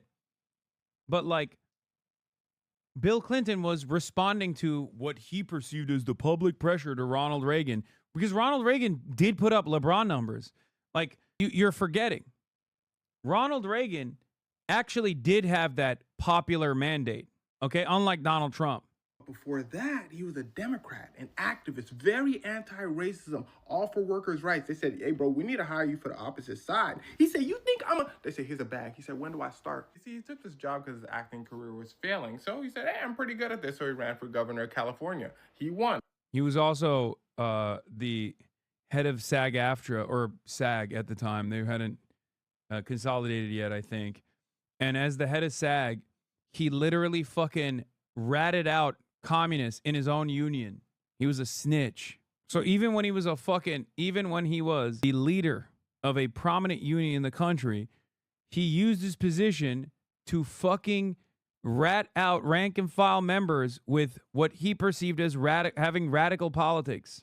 Remember, his only jobs at this point were acting and convincing poor people to do what rich people want. And rich people loved him. He was the perfect storm. They called him the great communicator. One of his exact words were, send those welfare bums back to work. They said, Reggie! He said, but you like how I said that? No, they said, he could do no wrong. So it's only natural he becomes president of the United States. He says, okay, as my first act, I'm going to take the rich people's taxes from 70%. Yeah, fun fact, people like Elon Musk paid 70% in taxes. He said, I'm going to take it from 70% to about 28%. Everybody said, whoa, that sounds kind of low. He said, no, listen, y'all not hearing me though. He said, here's the plan. They're going to be super rich, and then they're going to want to spend more money on their companies, so then they're going to hire people like you. But people back then weren't dumb. They were like, what? He's like, but we're going to also stop those welfare black people from taking your money too, even though white people took most of the welfare money. They're like, well, I don't like black people that much. Okay, you're keep going. So he steps up the charm. He goes, y'all know me. Just see what happens when I deregulate businesses and let them do what they want. It's going to benefit you in the long run. Well, he lied, but listen closely. They were in a recession at the time. But what economists know is that after a recession, usually is a time of mini prosperity, then back to recession. It cycles. So he knew that the economy was going to go back up because that's the natural cycle. So when the economy starts going back up, he's like, see, I told you. They were like, well, he was right. But in the long run, this happens. Basically, as the economy goes up, everybody starts getting paid more. But from when he became... Dude, look at that. Every graph is like this, bro. Every fucking graph. No, it's not a natural cycle. I mean, it's somewhat of a natural cycle, basically, under capitalism. It doesn't have to be. President, everybody started getting paid the same while the economy went way up. What does that mean? Well, the money had to go somewhere, right? And it all went to the rich people. Yeah, right. Like, isn't that fucking nuts? Like, how do you look at this? How do you look at this equitable, more equitable system and then turn around and go, this is so much better? That's what's so fucking annoying about people nowadays when they talk about, like, the good old days. What do you mean? Let's get back to the good old days. Like, the dumbest guy you know is advocating for the good old days, thinking that it was that way because, like, black people were segregated or some shit. But the real reason why was because they had better redistributive policies. Like, it wasn't socialist by any means, but at least there was more of a more equitable outcomes for everybody. When they talk about the good old days, they're talking about, like, having decent wages, being able to have one earner in the family and have, like, 2 kids or 3 kids or even a fucking second family on the side as a secret. Think about how much purchasing power the average dumb fuck American had, that they literally could have a second home for a second secret wife on the side, bro. That shit's unheard of. What are we talking about? Think about that. Nowadays, what's unheard of is living in a fucking 1-bedroom apartment by the time you're like 36, 37. That's unheard of. I'm not even talking about owning a home. I'm talking about not having fucking roommates. Okay? So when those people, when those dumb fuck boomers and the lead generation turn around and say, oh man, we got to go back to the good old days, Republicans turn around and say, yeah, that's right. You mean fuck black people, right? Like, you know, no more Mexicans, right? That's what you mean. It's like, and they go, yeah, that's what I mean. That's why things were good, I think. And the cycle fucking continues. Now, of course, boomers and the lead paint generation are obviously better off overall than the generations that come after them. So for them, for their position, it's like they don't have a lot of life to live. So it doesn't really matter all that much, but they have, like, most of the fucking wealth captured, or a more equitable distribution of wealth in their generation, as opposed to, like, millennials and Zoomers alike. But that is the design. That is the design that we have currently. The truth you're saying is making me sick. To the rich people. Yeah, right up until 1980, laws were protecting you a lot more than you think. After hundreds of years of Theodore Roosevelt and Franklin Roosevelt battling, making sure workers have rights, he in one swoop demolishes it and flips it 180. And he was the only person skilled enough to convince poor people that they need to pay more money while rich people pay less. They need to not have workers' rights, and rich people can control their rights. And to this day, Reagan's policies still stick. In fact, Donald Trump just copied Ronald Reagan. Yeah, make America great again. That was Ronald Reagan's campaign slogan. Yep. He just took it. It's true. Also, offloading the de facto slave economy, the global south did real fucking well for obfuscating how much working class wages were getting fucked, NAFTA, etc. Oh, that too, for sure. Yeah. How do you reconcile this with the fact that real wages have slightly gone up and not down since the 70s? Brother or sister or the emperor, real wages going slightly up is nothing in comparison to the overall economy's explosive growth in that same time period, because that is this exact same distribution of wealth that we are looking at right now. It's wealth consolidation, especially when you factor in how expensive things are. You're talking about, oh, well, real wage growth happened since the 70s, albeit slightly, okay? Real wage growth happens in the 70s, albeit slightly. Okay. Well, what about big ticket items that you need? Compare wage growth from the 70s to now, like what your wages look like now, and then compare college education, the price of college education in the 70s to right now.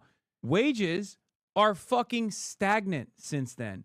Output has skyrocketed due to unimaginable technological achievements.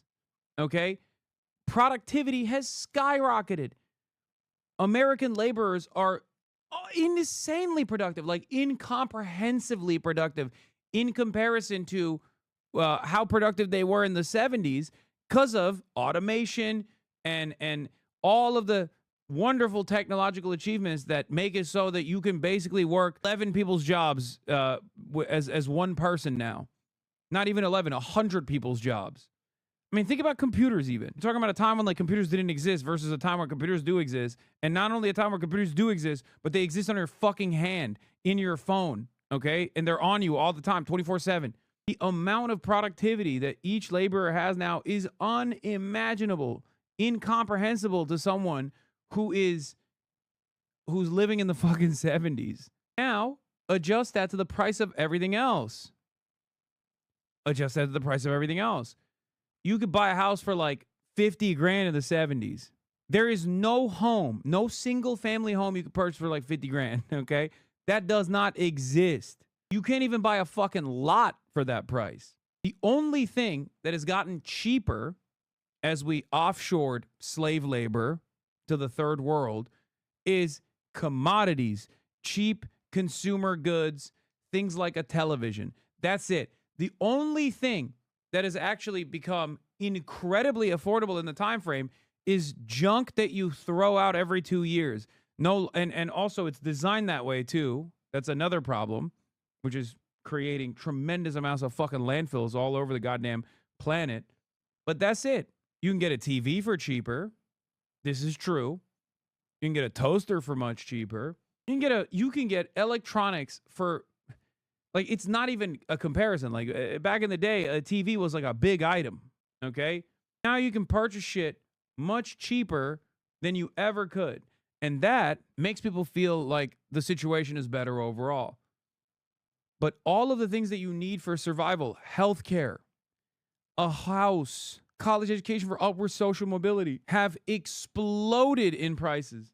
Yeah, you used to get paid $25K and houses were $50K.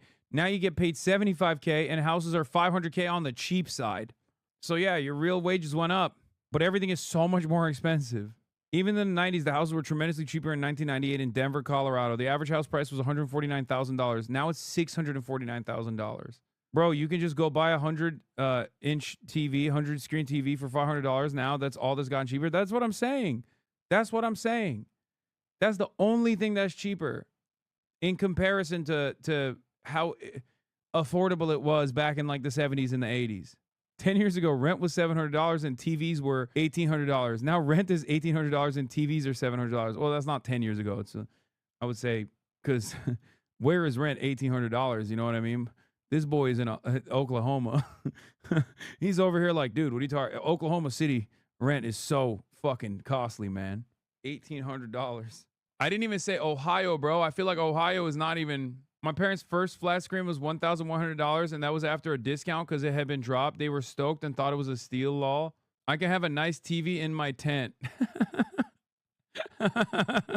Yeah, that's what it is, though. That's where we're at.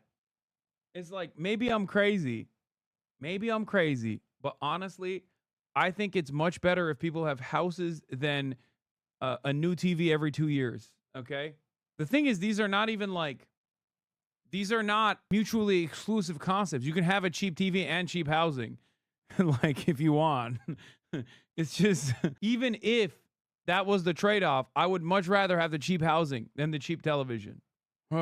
Chart of the day or century, July 23rd, 2022. Price changes, January 20th to June 2022. Select the U.S. consumer goods and services and wages. Yeah, since the 2000s. If you look at new cars that have been like relatively inexpensive in comparison year over year, household furnishings, clothing, basically everything that comes from China, okay? Everything that the Chinese hands have built And I mean China as like a catch-all term for the entire global south. TV prices, look at that. Ooh, so cheap, so good. What's that up there? Hospital services, college tuition, college textbooks, medical care services, childcare and nursery school. Average hourly wages have gone up. This is because this is the fucking American Enterprise Institute that's like pointing all this. Food and beverage housing.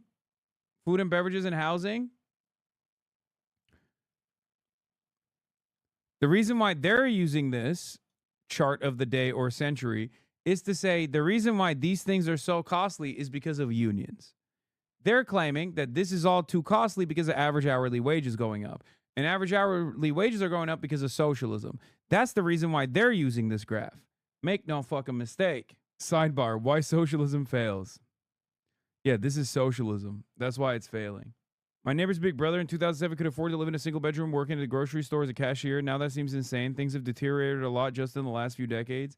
Yes, and it's only going to get worse. It's only going to get worse. Trump is literally not addressing any of this shit, and he's making it worse. He's looking at a fucking fire, and the only thing he's got is a canister of gasoline and more matches, okay? He walked up to the fucking house that's on fire, and he said, time to dump this gasoline and light it on fire even further. That's what he's doing. He's like, I'm going to fix this. Remember, we sent over a 24-page clean CR. They sent over this thing that you'll have to see on my website to believe it yourself, but it's all chock full of all sorts of crazy things that they want to restore, and DEI has always been one. Oh, DEI, fuck me. The reason the boomers give us shit about buying luxuries is because back in the 80s, luxuries were expensive, but life was cheap. Now it's been inverted. Our life is expensive, but our luxuries are cheap. So I think this is where the disconnect's happening. For example, in 1980, you could rent a great apartment for $200, but a television would run you $1,000. So if you bought 3 TVs, that would be $3,000. A CD player was $500. A cell phone was $2,000. A personal computer was $2,500, and a microwave was $500. That's $8,500. That is 3.5 years rent on luxuries. And $8,500 was also equivalent to a 20% down payment on a $40,000 home. So it was irresponsible if you didn't budget correctly to buy all these luxuries because it could be holding you back. But today it's flipped. Our biggest luxury is our rent for $2,000. We can now buy 3 televisions for $600. We have a Spotify account, cell phone for $1,000. You can get a computer for $500, a microwave for $200. That's about $2,400 a month. So our luxuries is about 1 month's rent, where theirs was 3.5 years rent. And if you want to put this onto a down payment, even if you took the average home of $420,000, let's bring it down to just $320,000. A 20% down payment on that is $64,000. So if you gave up all those luxuries, you would still owe like $61,000. This $2,400 of luxuries wouldn't even cover your closing cost of $10,000 on that home. So the whole thing's been flipped. So I think when they see us with the TVs, the avocado toast, and the cell phone, they think that's the reason we can't move forward. But why we can't move forward is because housing, daycare, college, and healthcare is so expensive, but those are our necessities. These luxuries are just fun little things that we have. The reason the boomers give us shit. It's the French internet. Why your video is so crisp. Yeah, it's fantastic. Anyway, whatever. Fuck that guy. Let's get back to DEI in the bill. Good luck with that in the midterm election. Mike Johnson slams Dems for pushing woke programs. Yeah, woke programs such as... Sorry, I just saw something on Twitter. Woke programs such as giving the working poor just like little bit of fucking financial freedom in their incredibly costly healthcare. Okay? That's what's woke in DEI. You understand? Peak woke is when you say the working poor should only pay, 10 grand out of pocket for their yearly healthcare coverage as opposed to 30 grand out of pocket. And it's extra woke when they're only making 65 grand a year. That's peak woke. What are you, fucking woke? What are you, DEI, that you want someone who's making 65 grand a year to not pay 30 grand? How is that person going to live, dude? Like, this is what I don't understand. How is that person supposed to fucking live? The example I'm using is a bit exaggerated. The actual numbers is like, what, 85 grand a year? 85 grand a year salary. Guy was paying like fucking, what was it? It's like $100 with all of the $100 a month with all of the additional subsidies that come along with his healthcare. And now it's going to triple. What the fuck's that person supposed to do? Yeah, Warnock posted an example of someone making $65K who used to pay $300 a month, and it would be $900 a month next year. $900 a month. My mom makes $1,000 in Social Security, pays $280 in supplemental insurance for Medicaid, and $95 a month for the prescription plan for the same supplemental company. That's 4 times what it was a decade ago. The Georgia one was a household with an income of $85,000. Oh, they make more money off us if we get sick and die than preventive care. That's not even totally true either. Because it's not, it's instability. It causes too much instability if motherfuckers are dying left and right. If you just have cancer and your ass is like, I can't pay for this treatment, and you just go to work before you perish every damn day, if that keeps happening over and over again, like, that's not a sustainable economy. Why don't you like winning this much? Oh my God, I know. So much winning. Priorities. They want to spend $1.5 trillion new dollars of spending is what they're demanding to keep the lights on around here. It's absurd, and they should know it. They're all wrapped around the axle about these woke progressive programs being ended, but that's what the election was about. That woke progressive stuff is what the American people rejected. Some of our Democrat colleagues here are doubling, tripling down on it. Good luck with that. Good luck with that. Oh my God. We're in day 2 of a government shutdown, and President Trump is threatening mass layoffs of federal workers. For more on all Yeah, this was the one I was looking at. This dude is a household making $65,000, okay? Already paying an insane amount. Already paying a fuck ton, $307 a month. Now it's triple. Also, those aren't the same plans as what people are saying, which is what my initial curiosity was about this as well. Except this is a worse plan that he's paying more for. It's worse coverage, and he's paying more. Republican House Speaker Mike Johnson, who's been blaming Democrats for all of it, joins us now to expand on those thoughts and more. Mr. Speaker, thank you very much for joining us. My first question is an easy one. Dude, this is such a universal thing. Ironically enough, like, healthcare is such a significant factor in the affordability crisis that even someone as bad as Chuck Schumer has identified it.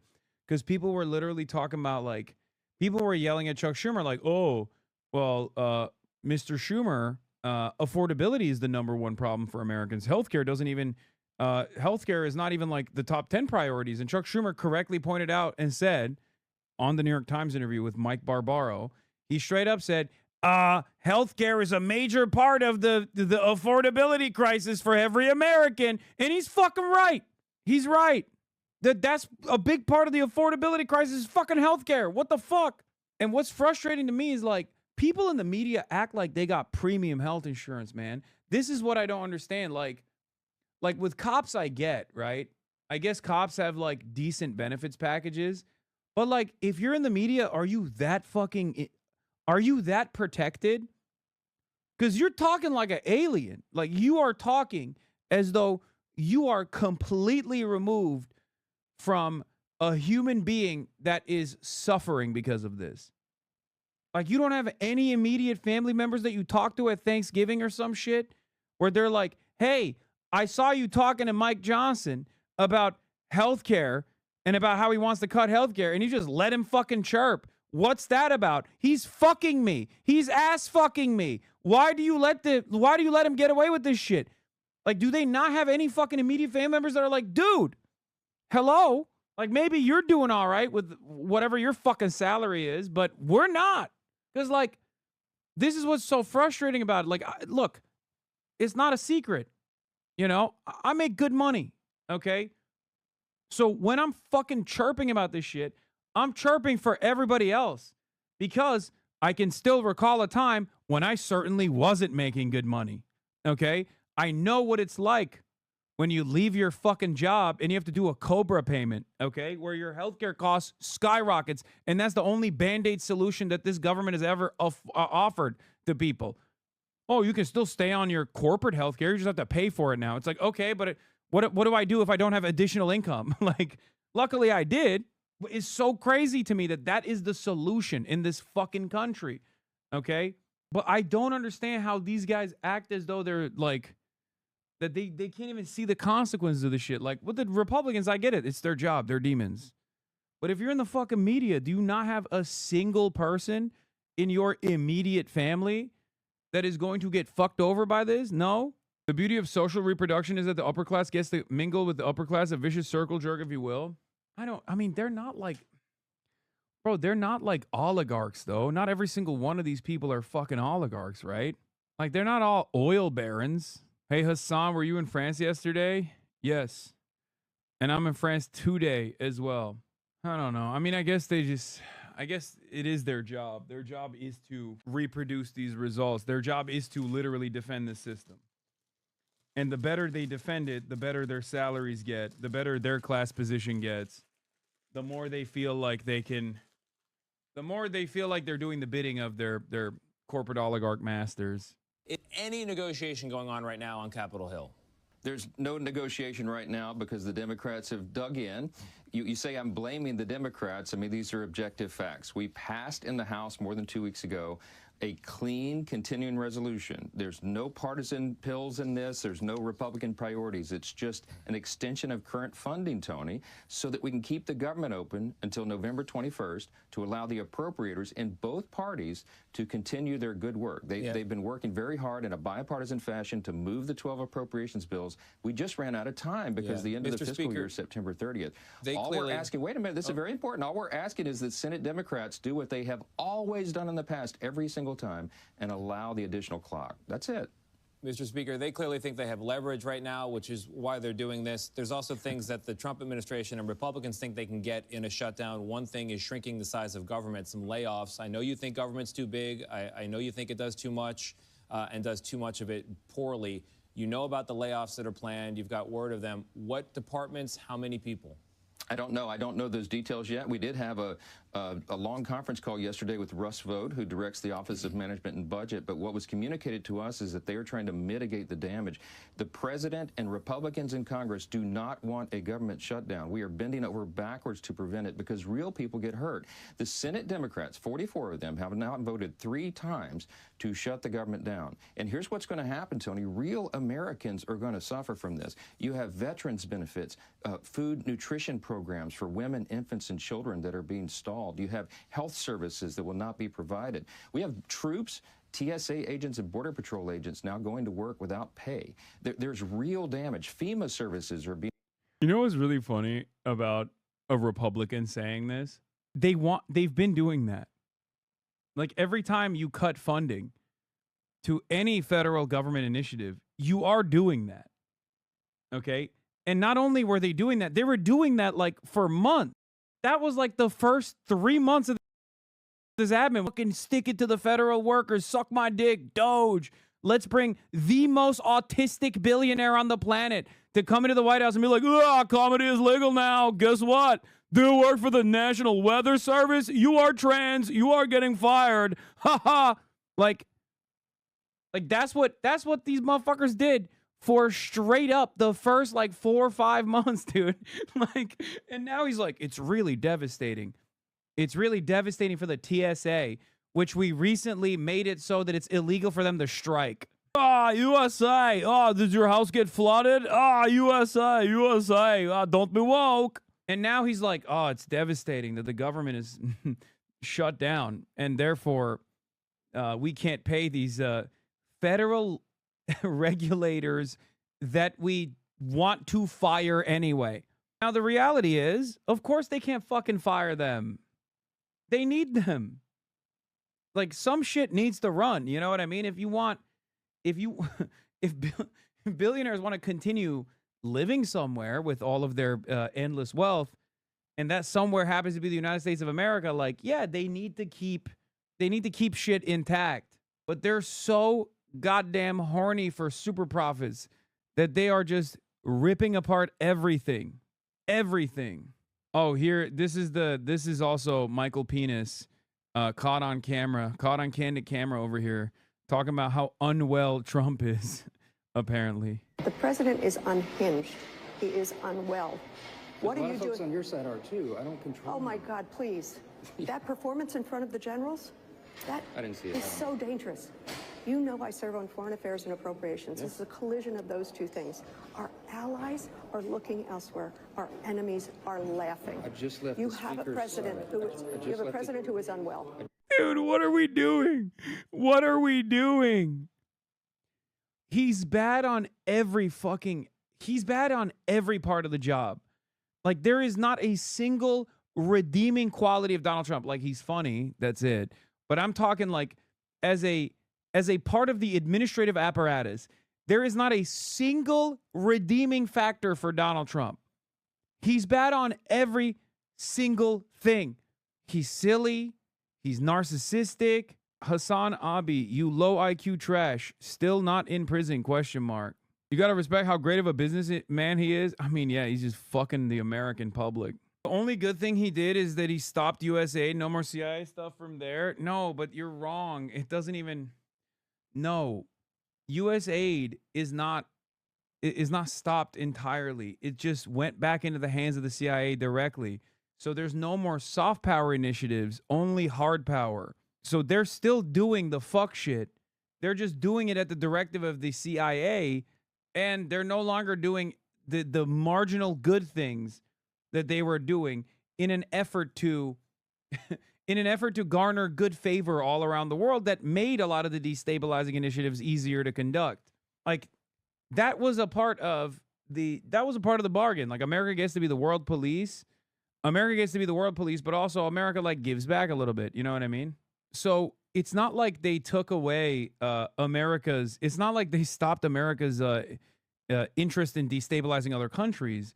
They're still doing that. They're just doing that directly under the CIA instead of under the State Department by way of USAID. And there's no more subtext. It's all text. There's no more soft power. It's all hard power. Also, a component of USAID that was very destabilizing for the countries that they actually sent this aid to, because a country that gets aid or a country that relies on aid doesn't invest in its own agricultural development and is incapable of developing sovereignty, incapable of being independent. And now it's double fucked because those countries did not actually develop their agricultural output evenly because they were relying on grain and other sorts of things coming from the United States of America by way of USAID. And that was a massive subsidy to the fucking farmers. That's a big part of the output for American farmers too. They were just selling to USAID. So now American farmers are fucked. People in Somalia are fucked because they don't get the free grain that they were used to getting, and they never actually developed their own agricultural output in the process. So everybody's fucked. Yeah, it's not that they failed to develop. The aid destroyed their agricultural sectors. Yes, that was the purpose. And that's not the only thing that USAID does, obviously, but that's just one component that's like at least in between, where it looks like it's actually a good thing, but in fact, it's done for a very indecent purpose, and it's done in a way that actually ends up in the long run harming countries' attempts at sovereignty. Having said that, this is precisely why that was always a dangerous bargain, because one day they just fucking cut it, and then you're cooked. The aid is above all a means of subsidizing the purchase of American grain to make these states client states thanks to the game of unfair competition and corrupt powers which crush local production. Yeah. Soybean farmers are double fucked. Oh, yeah, because China just said no more soy. Stack the soybean crop no longer being sold to China on top of that, the farmers are double fucked. No, farmers are quadruple fucked. And it's really funny in some ways because farmers are, at least the way we understand it, like farmers are no longer like the farm hands. You know what I mean? And I guess some could even say that they never really were. Not to get too deep into it, but they're owners, right? They're capital owners in many respects. And therefore, due to their fucking class position, they vote for the reactionary party. They're like, of course I'm going to vote for the deregulatory party. Of course I'm going to vote for the tax breaks for the wealthy party. I'm a capital owner, right? I'm a fucking property owner. I'm a capital owner. I'm the master here, right? And what's interesting about it is, even though they get fucked in the long run, and they have gotten fucked already by Trump before in an identical fashion, they still vote for the Republican Party. They still vote for the Republican Party. They know at least they'll get a bailout or something, but it doesn't even matter. It's not even a leopards eat my face party at that point. It's like leopards ate my face last time and I liked it party, okay? I'm waiting for the leopard to eat my face again, and this time maybe my ass too party. It's crazy. Trump is proletarianizing the peasant class. Trust the process. Yeah, that's what he's doing. Yeah, there's a $50 billion bailout. Scoop. Hill, Republican estimates Trump will need to send as much as $50 billion to the farmers hit by tariffs. Trump admin plans to roll out billions for USDA, but Treasury officials and others are eyeing ways to tap tariff revenue without a fight in Congress. it's just crazy because, like, who is this for? Who is this for? Like, why are we doing any of this shit? Like, at the end of the day, is it worth it that we have data centers all around the fucking country so we can make, like, the dumbest AI videos of all time? Is that what this is for? Because, like, what kind of industry are we pumping in this country? What kind of industrial base have we developed leading up to Donald Trump and certainly after Donald Trump? Like, what will we have? What kind of trade are we protecting? Do we have good paying jobs now? Is that what happened? Because we don't. It's all bullshit. Everything sucks. We make nothing. Not to get all Stephen Miller here, but we make nothing. We build nothing. We are nothing. It's just slop and a bunch of fucking con men. I saw Ryan Grimm and Sauger talking about AI data centers jacking up prices today. Virginia being a prime example of a state that Amazon has captured. Yeah, electricity prices are surging. We have burgers and guns, bro. That's true. We have burgers and we have gun. And we have gun burger. And also now we have AI gun. We used to have gun burger and now it's AI gun. It's fucking awesome. Wait till we make AI burger and then it's just and then it's over. It's complete. The American project is complete. This is mental torture for Americans. Cheap medical. My name is Emily. I'm a Canadian living in China. Today I will show you how efficient and affordable it is to see a doctor in China as a foreigner. Prices for X-rays, ECG, and blood tests included. Okay, first of all, China doesn't even have the best healthcare, okay? Healthcare is one of the biggest weaknesses for the Chinese century of prosperity. Okay? So remember that when you're watching this. Appointment on my phone last night using just my passport and was able to schedule an appointment at 9:30 a.m. this morning. I arrived on time and waited for only 10 minutes until my name was called. I told the cardiologist that I'm here for a regular heart checkup and Okay, so that was what, like $10,000, $20,000, I hope, I assume, right? Everything that she just described is basically like this is a walk-in. That's going to be like what?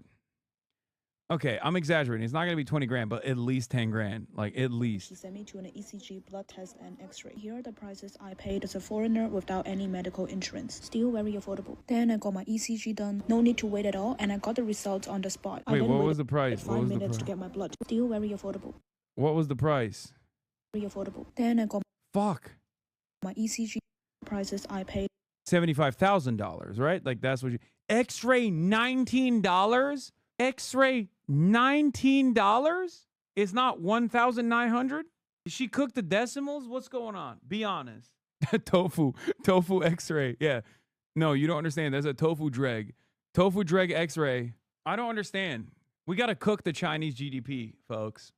There needs to be an incredibly expensive middleman that is not actually invested in lowering the cost whatsoever because it actually benefits them in the long run to keep costs high. We need someone like that. We need an expensive middleman to extract as much value from the consumers. Where is the middleman? Where is the... I don't understand it. Actually, I don't know the Chinese healthcare, private healthcare system at all. I'm sure they might even have that. China spends 95% less than the U.S. on healthcare per capita, but has a life expectancy that's 4 years longer. Stop. China is much more efficient at converting production into human welfare than the U.S. China is currently increasing its investments in public healthcare provisioning, which is correct to do, and I predict the social dividends will be impressive. Ultrasound in Mexico this summer was $70. CAT scan in the U.S. last August with insurance was $2K plus. Just for PPP, they pay like 80% less, not 95. Oh, my bad. I was thinking about that in the shower today, because like a big argument right now is like undocumented can't get healthcare, and it's like they talk about that like that's a good thing. And I was thinking, like, I'm in France right now. If I got into an accident, God forbid, I could go to the fucking hospital and have all my healthcare covered. America could absolutely do that for all tourists and all people living on U.S. soil, on top of every single American. And it should. It's crazy. Foreigner without any medical insurance. Still very affordable. Then I got my ECG done. No need to wait at all, and I got the results on the spot. I then waited 5 minutes to get my blood test done. Results will be out in 2 hours. Next was X-ray. I waited for 10 minutes and results will be out in 1 hour. I had all of the tests done in 40 minutes. The fact that you can do 3 different tests and get all the results on the same day of your appointment is crazy. I also love that they have everything digital. You can make appointments, payments, and check the results all on your phone. Everything is just incredibly efficient and affordable at the same time. Let me know your thoughts. My mom is a doctor in China, and she was brainwashed by American conservatives. She complained to me that the pharmacies are too cheap, costing only a few bucks for months for patients. Did you pay for anything when you got hurt at the tuition thing? No, I did not. I don't know why the right thinks anyone's coming here for healthcare when Americans are going to other countries for healthcare tourism. It's because America, and that's going away already, but America for like the last 10 to 20 years was really good at highly specialized fields in medicine, like unique forms of brain cancer or whatever. And also, the one thing that is better in the United States of America than like at least any other country's public healthcare system that I've taken advantage of, whether it be France here or whether it be Turkey or even in the UK, is that it is a hotel experience. That's the other thing. So like rich people would rather fly here and not wait or have like the luxurious healthcare experience in an American hotel style hospital. But that's it. But that's only for people who can pay for it, and it's an unimaginably costly endeavor. But for the average American, if you're looking at healthcare tourism, it goes in the opposite direction. More Americans are leaving the country to go, and again, you have to look at this like with respect to the rest of the planet, because people who are wealthy from all around the planet can potentially come to the United States of America to get like unique kinds of healthcare coverage, or at least that used to be the case. Okay? That used to be the case. I don't even think that's going to be the case in the future because of the brain drain, the opposite direction of brain drain that we're going to be experiencing after this fucking Trump administration's anti-science initiatives. And also because of how incredibly costly everything is, like education is. But wealthy people from the rest of the planet might come to America, but Americans, everyday Americans, in far larger numbers, when adjusted to the American population, are fleeing the country to get their pharmaceutical needs covered. They go to Mexico a lot, or even their healthcare covered. Other places focus on preventative care that benefits the entire population, increases life expectancy. The U.S. focuses on advances in expensive tertiary care. Yeah. Private healthcare in China. Here's what a private healthcare clinic looks like in China. We're in Guangzhou, which is about an hour and a half from where we live. Unfortunately, my daughter had a really nasty cough, but these doctors were able to prescribe her antibiotics. As you can see, the facility is super clean, the staff were very friendly, and there's tons of toys and books for the kids to play with. It was really nice to be able to talk with the doctor for about 20 minutes and not feel rushed. Overall, it was about 133 USD, which is expensive, but... Yo, I hate this country, man. Yo, that's crazy, dude. That's private healthcare in China? That's on the expensive end of healthcare coverage in China? That's it? Bro, that's less than copay, dude. She has a first world problem, 130 USD well worth expensive. It. So afterwards, we went to the mall and took a look at all of these different ice creams. So yummy. But we decided to visit this Japanese restaurant. I had seen it was viral online, and I wanted to try not only their kids' meal, which has so many fun things that all of Leilani's favorites, actually. Don't tell her dad I gave her all of this. For me, I got this big boy right here. It's all tempura-style seafood. We had a wonderful day, and now we're headed back home. She might be paying for cheap healthcare, but at what cost? That's right, dude. You're right. You're fucking right. But at what cost? The cost is liberal democracy. Yeah. Yeah. Try saying Xi Jinping looks like Winnie the Pooh in China. It's like, okay, try saying the government is fascist in America. Okay? As it's doing fascist policies. That's the worst part about this. We don't even get the high-speed rail or the fucking healthcare, or any number of different things that at least come along with like this kind of supposed creeping authoritarianism that we're supposed to be terrified of that's happening in China over there. But at least they got shit that works. We don't got nothing that works, bro. Nothing works. Everything is expensive. Everybody transgender. That's what the fucking president keeps saying. Like, I want, dude. I want I want to be led by a committee in a one-party state where every single person has been embedded with Confucius values and cares about meritocracy more than anything else, cares about their fucking schoolwork and their performance than anything else. I want chemical engineers, or at least former chemical engineers that then went into politics, to be leading the country, okay? Maybe chemical engineers whose parents were actually sent to the countryside for counter-revolutionary behavior at the time. And then they learned a lot. And then once they were actually working through the ranks of the party, they too also worked in the countryside and developed an understanding of what the rest of the country looks like, what the rural populations looks like. I'm not talking about a person. I don't know why you guys think I'm referencing a human being here. I'm just saying, like, don't you think that being governed by people who simply care about industrial output would be better than lining their fucking pockets for all their charlatan con men besties? Oh, Chinese urbanite Xiao Hongshu. Chinese healthcare can be actually very expensive. Copay for your doctor visit costs 12 RMB, $1.6. I spent 600 RMB, $82 on cold, flu, and bronchitis treatment last year. You just described the fastest and cheapest medical care imaginable. You should do a deep dive on Chinese cabinet. You shouldn't fall for the Western great leader narratives. You should watch a video on their crazy bureaucracy. Wait, what? I don't think it's a great leader. I was just fucking joking about that. No, that's why I said like endless desire to ensure that those who rise to the top are coming from at least like some semblance of meritocratic background. Like they are working through the ranks. They're fucking dabbing on us. Yeah.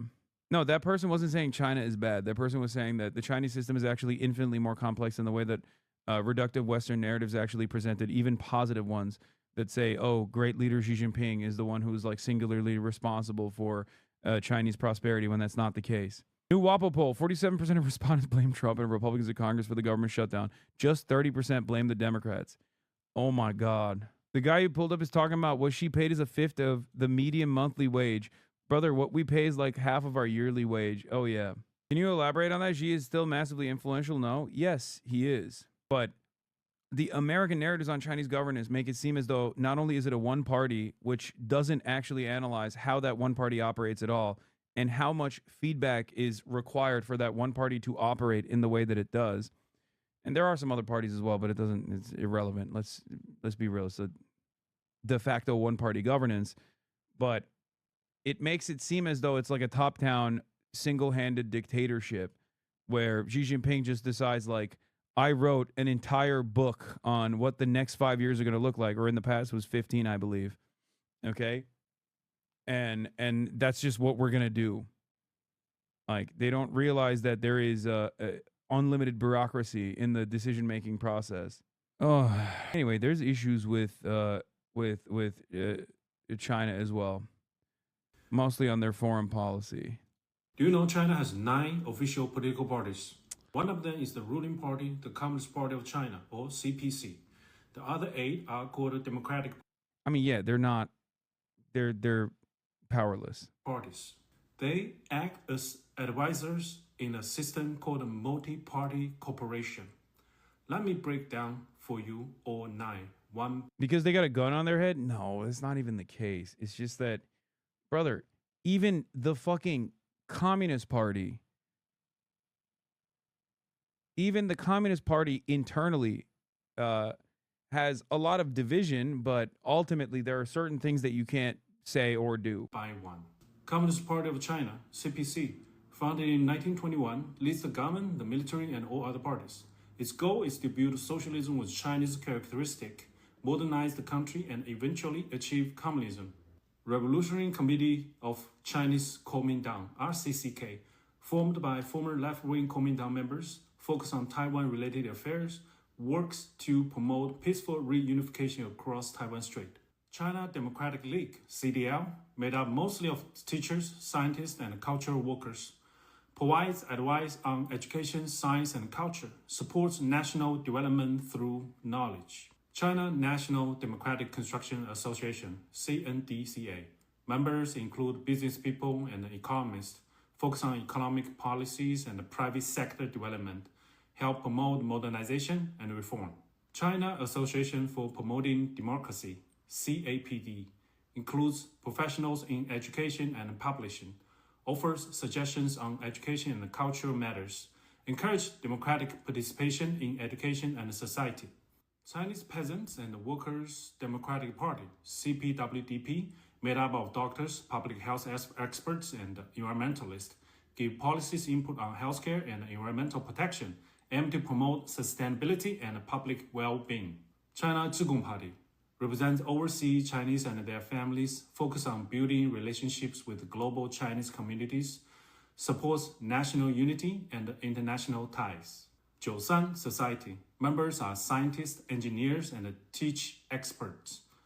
Advises on science and technology development, works to promote innovation and research. Taiwan Democratic Self-Government League, TDSGL, formed by Taiwanese living on the mainland, represents Taiwan compatriots, support... I don't see a legalized child brides party, so this sounds like authoritarian bullshit. True. Where's the cryptocurrency pedophile party? Yes, they are like advisory committees. The difference in Chinese governance is that there is a tremendous amount of local influence.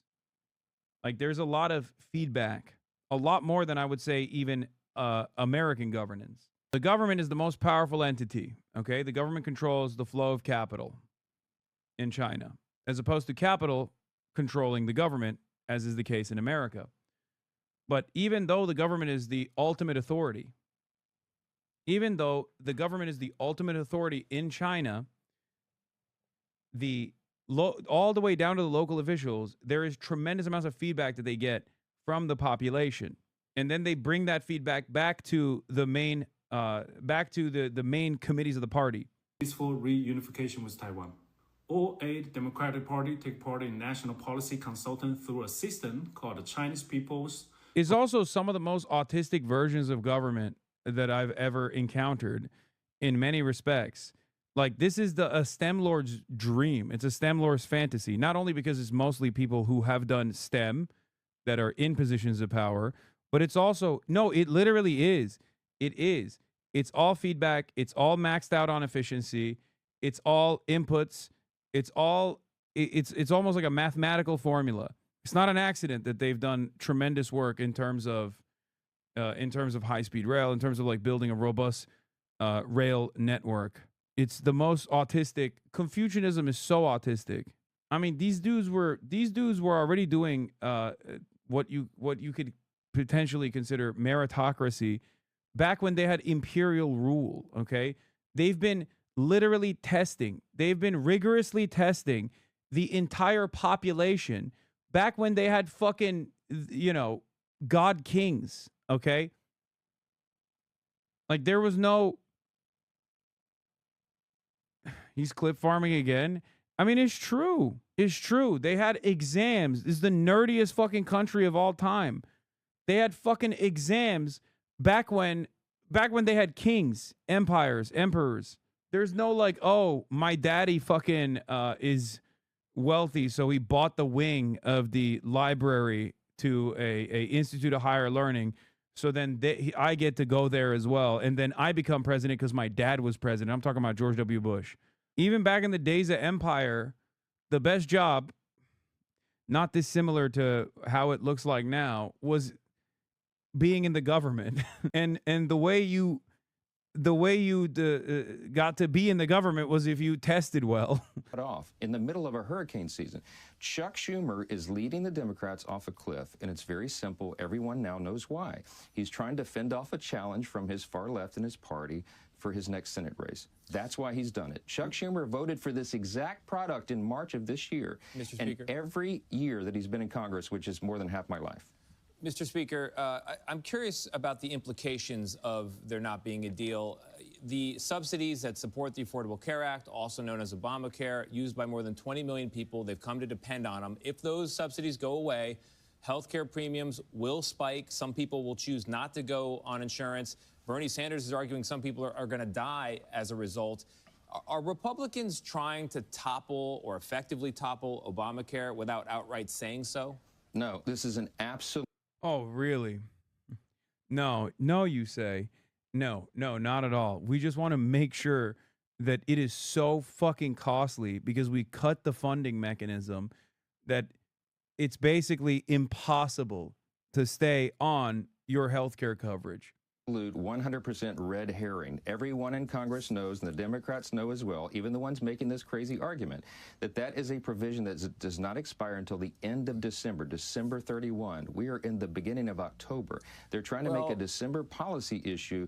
Wait a minute. Part of the argument for a stopgap funding measure in Congress. That is not the issue. But Speaker, people at home have to make decisions now about what they're going to be doing next year. They're looking at how much money they have, how much something might cost, and they're deciding now. Tony, we have 3 months for Congress to do its deliberate work. All we're saying is while that work is done on these and other issues, keep the lights on for the American people. The Democrats have made a wild series of counter demands. What they're demanding is to spend $1.5 trillion additional dollars for a 7-week stopgap funding measure. We can't do that. They want to give health care paid for by taxpayers, hardworking Americans, to illegal aliens. We are not going to do that.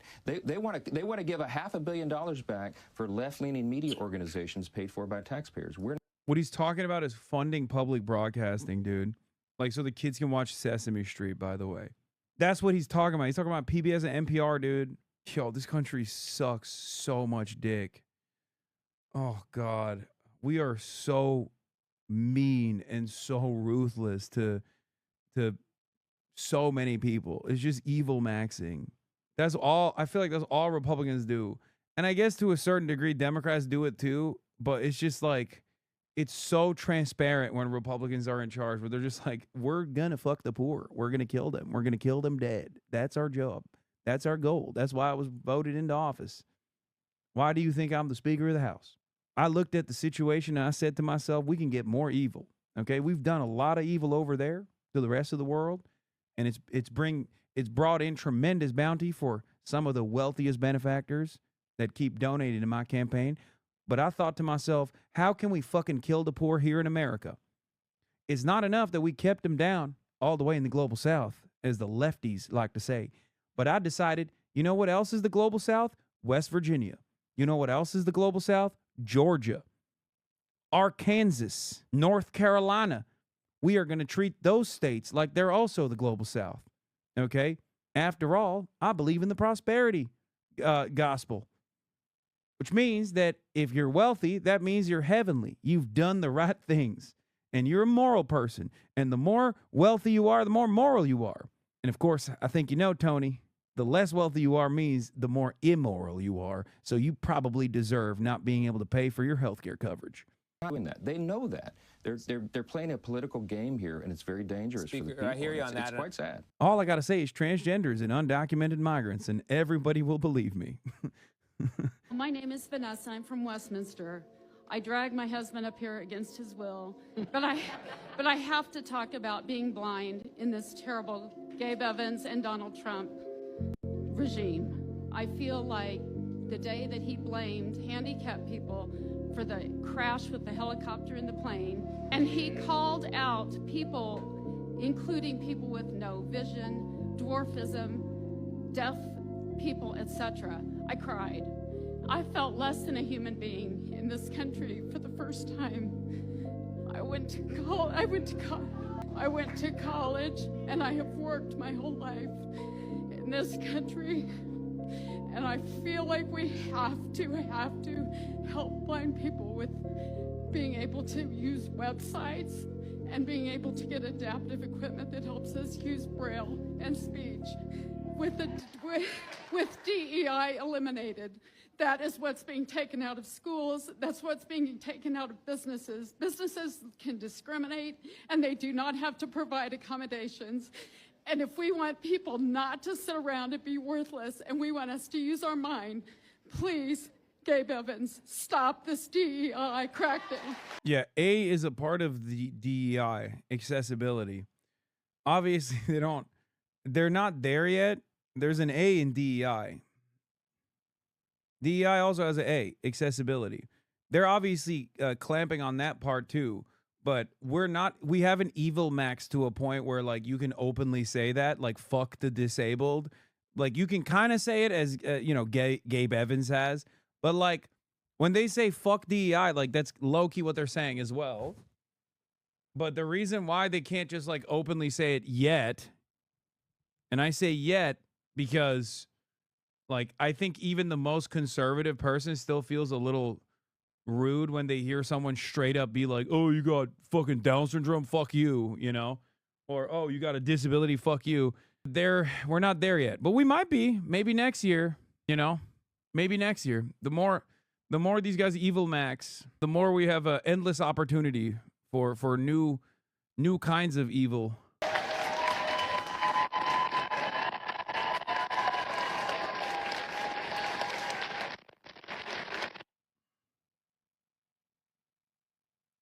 It's the paradox of Republicans trying to seem civil while acting uncivil. Yeah, but as long as it's done within the confines of the systems, then that kind of incivility or that kind of violence, that kind of incivility and that kind of violence is not seen. What the fuck is this, bro? What the fuck? Elon's children are minors, bro. Oh my God, this dude is fantasizing. Oh God, so gross. So fucking gross, dude. You are disgusting. God damn. I guess that's the next wave of evil maxing, is just like being openly pedophilic. I hear you on that, and I did ask Senator Warren about some of those subjects in the last hour. I want to get you on the record on this AI sombrero video thing with Leader Jeffries. Everyone's talking about it. He says that the video and the images are racist and bigoted. You've got to work with this individual. Do you see his point of view here? Can you see how he might feel that way? Hakeem is my friend. We have a great relationship of trust. He's a great colleague.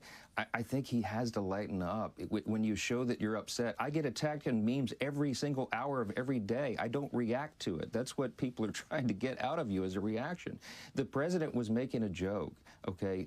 And so much has been made out of this. They're acting as if the issue of the day is a battle over memes on social media. The issue is to get services returned to American people. Young mothers. Okay, but like, your president is the one doing that, okay? Your president is the one doing that, actually. So shouldn't you be more mad at him for doing that if the situation is much more dire, much more serious? Like, what do you mean? Oh, I can't believe these guys are talking about the memes. Like, my president is just a memer. He's a memester. It's like, okay, he's the one doing the memes while 750,000 jobs are potentially threatened to be furloughed. He's the one who also doubled down and said, we're going to fire them at will for funsies because I'm a petulant fucking child. So he's not the one taking this shit seriously at all. The fuck do you mean? And look, for all of my criticisms of like Hakeem Jeffries and Chuck Schumer and them, they haven't even made that big of a deal. They should have never actually sat in the room when they saw those fucking dumbass hats, or at least picked up the hat and fucking chucked it at Donald Trump's face or something. But like, it's ridiculous that they sat in that room with those fucking hats in display so that Donald Trump could make a mockery out of them and belittle them even further. But they haven't made that big of a deal of Donald Trump doing these sorts of little fucking childish shit, things so far. I can't begin to describe the raw contempt and rage this fucking snake oil preacher salesman fills me with. This kind of soft-spoken, polite, prim, and proper asshole is so common down here. You can never catch him in a weak public moment. But they're at clammy meetings on the weekends. I fucking hate Mike Johnson and Scott Jennings more than anyone else in American politics. Yeah. I mean, yeah, they are like that. They're very buttoned up, but they're ginormous pieces of shit. And they're huge fucking liars. And on top of that, they know that Donald Trump is like bad optics. That's the other thing. Like, these guys would love to have a Jeb Bush in charge. They just love all of the cuts that Donald Trump represents. They love all of the deregulation that Donald Trump is able to push for.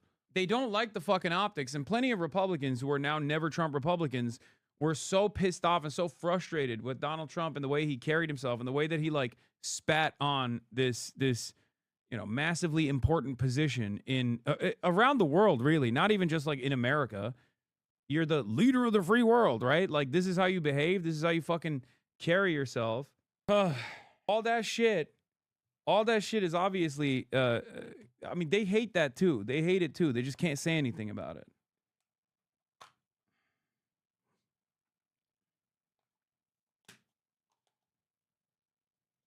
We're dependent upon that nutrition assistance right now. Veterans who need their services. We have suicide prevention programs that are being halted right now. This is serious business. We should not be talking about sombreros on the internet. We should be talking about the American people's needs. Okay, that's the president is doing that, man. The president is doing that. I think that's something you got to take up with the big guy, okay? You're too pussy to say anything, but, like, you're not wrong. That's not that consequential. I mean, it is what it is, I guess. I've given up. I've given up on looking at that and being like, what the fuck is this? Like, what are we doing? I care more about the cuts to fucking Medicaid that these guys push through. It is serious business. We've given it extensive coverage today, and we'll continue covering it tomorrow. One additional topic I do want to get your answer on is Representative Grijalva, who won a special election last week in Arizona. She's yet to be sworn in. I know you're not in session, but you've sworn in Republicans out of session. Why not her? Does it have anything to do with Jeffrey Epstein? Well, the House is not on the floor doing business this week, but we will do it immediately, early next week, as soon as everyone returns to town. We have to have everybody here, and we'll swear her in. I congratulate her on her win. She's replacing her father, who had a long history here, and she'll be a productive member of Congress. We look forward to that. All right, Speaker. All right, let's do the Ross Douthat debate. Now, the original title for this video was different. The original title for this video was different. I forget what it was, but now they changed it. There's an accompanying New York Times piece with this as well. For those of you who don't know, Ross Douthat, of course, is a right-winger. He's a conservative, but he's supposed to be like, and he's not even like an anti-Trump conservative, if I'm not mistaken. I'm pretty sure he's like, at least like either Trump agnostic or pro-Trump. I can't remember now. But Ross Douthat is a... Did you request that they change it? No, I didn't.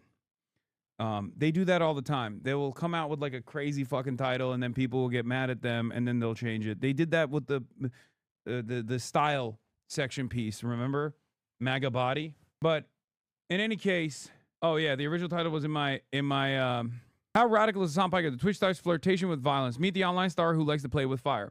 So, I knew going into it. That obviously it was going to be like this. It was going to be contentious. But to be fair, Hassan Piker goes on Ross Douthat. Piker has no filter, says Douthat. Or at least that's a sympathetic way to describe his marathon Twitch sessions. Twitch podcasts which cover everything. He's self-proclaimed, blah, blah, blah, blah, blah. All right, whatever. So, like I said, I knew that it was going to be a contentious conversation, but it was going to be a polite one overall. And I hope that I was able to get some of the positions that I have across in a somewhat hostile, somewhat contentious, but very large platform. Because the New York Times, this YouTube video won't do like crazy numbers or whatever, and that doesn't matter. But the New York Times and interviews like this do reach a lot of power brokers, a lot of people who are in positions of power. Right? So let's take a look. I think conservatives have a really great way of designing a narrative that makes sense to as broad of an audience as possible. Everyone is in the business of crafting media narratives, Yes. right? And the I wish media... Democrats were a little bit better at it, to be fair. Hassan Piker has no filter, or at least that's the generous way to describe his marathon streaming broadcasts. Fascists need to go to prison permanently. Sig Heiling has one use.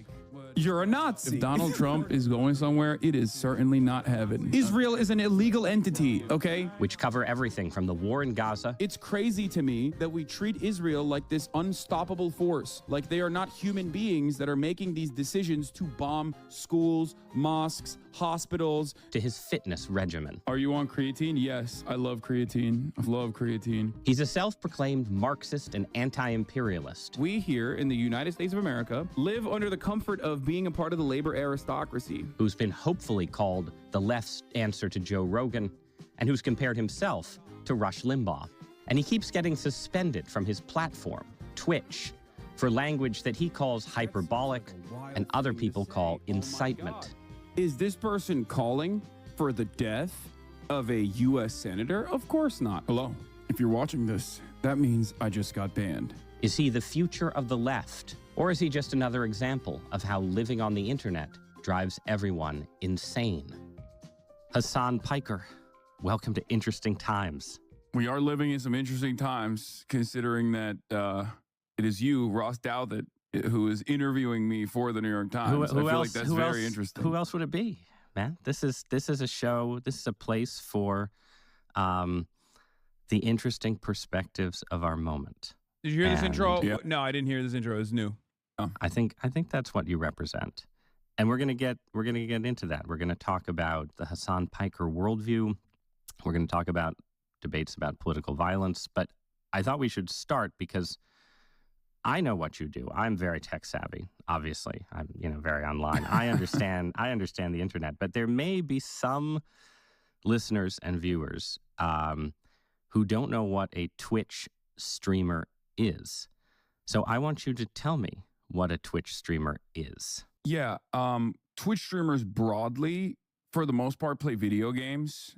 I'm a little bit unique to the space because I cover politics. I do news and political commentary for the most part. I do lifestyle stuff as well, and I do the regular things that Twitch streamers do on the side, but that's secondary. But Twitch is basically a live streaming platform. So for the boomers that read the New York Times, I would say it's like YouTube, but it's always live. It's like just live stream YouTube. That's it.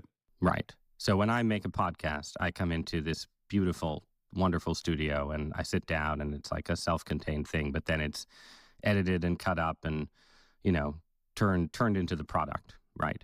But when you sit down, you go for 7 hours? Like what? If you ask my audience now, they'll say half day Hossie, and they'll say 7 hours, which is a joke. But yeah, I used to do it for 8 to 10 hours every day, but you've cut back. I'm 34 now. Yeah. So I lowered it to 7. Okay. And you're doing it after we record this, right? Yeah. So yeah. I go 7 days a week as well. Every Sunday. Okay. Yeah.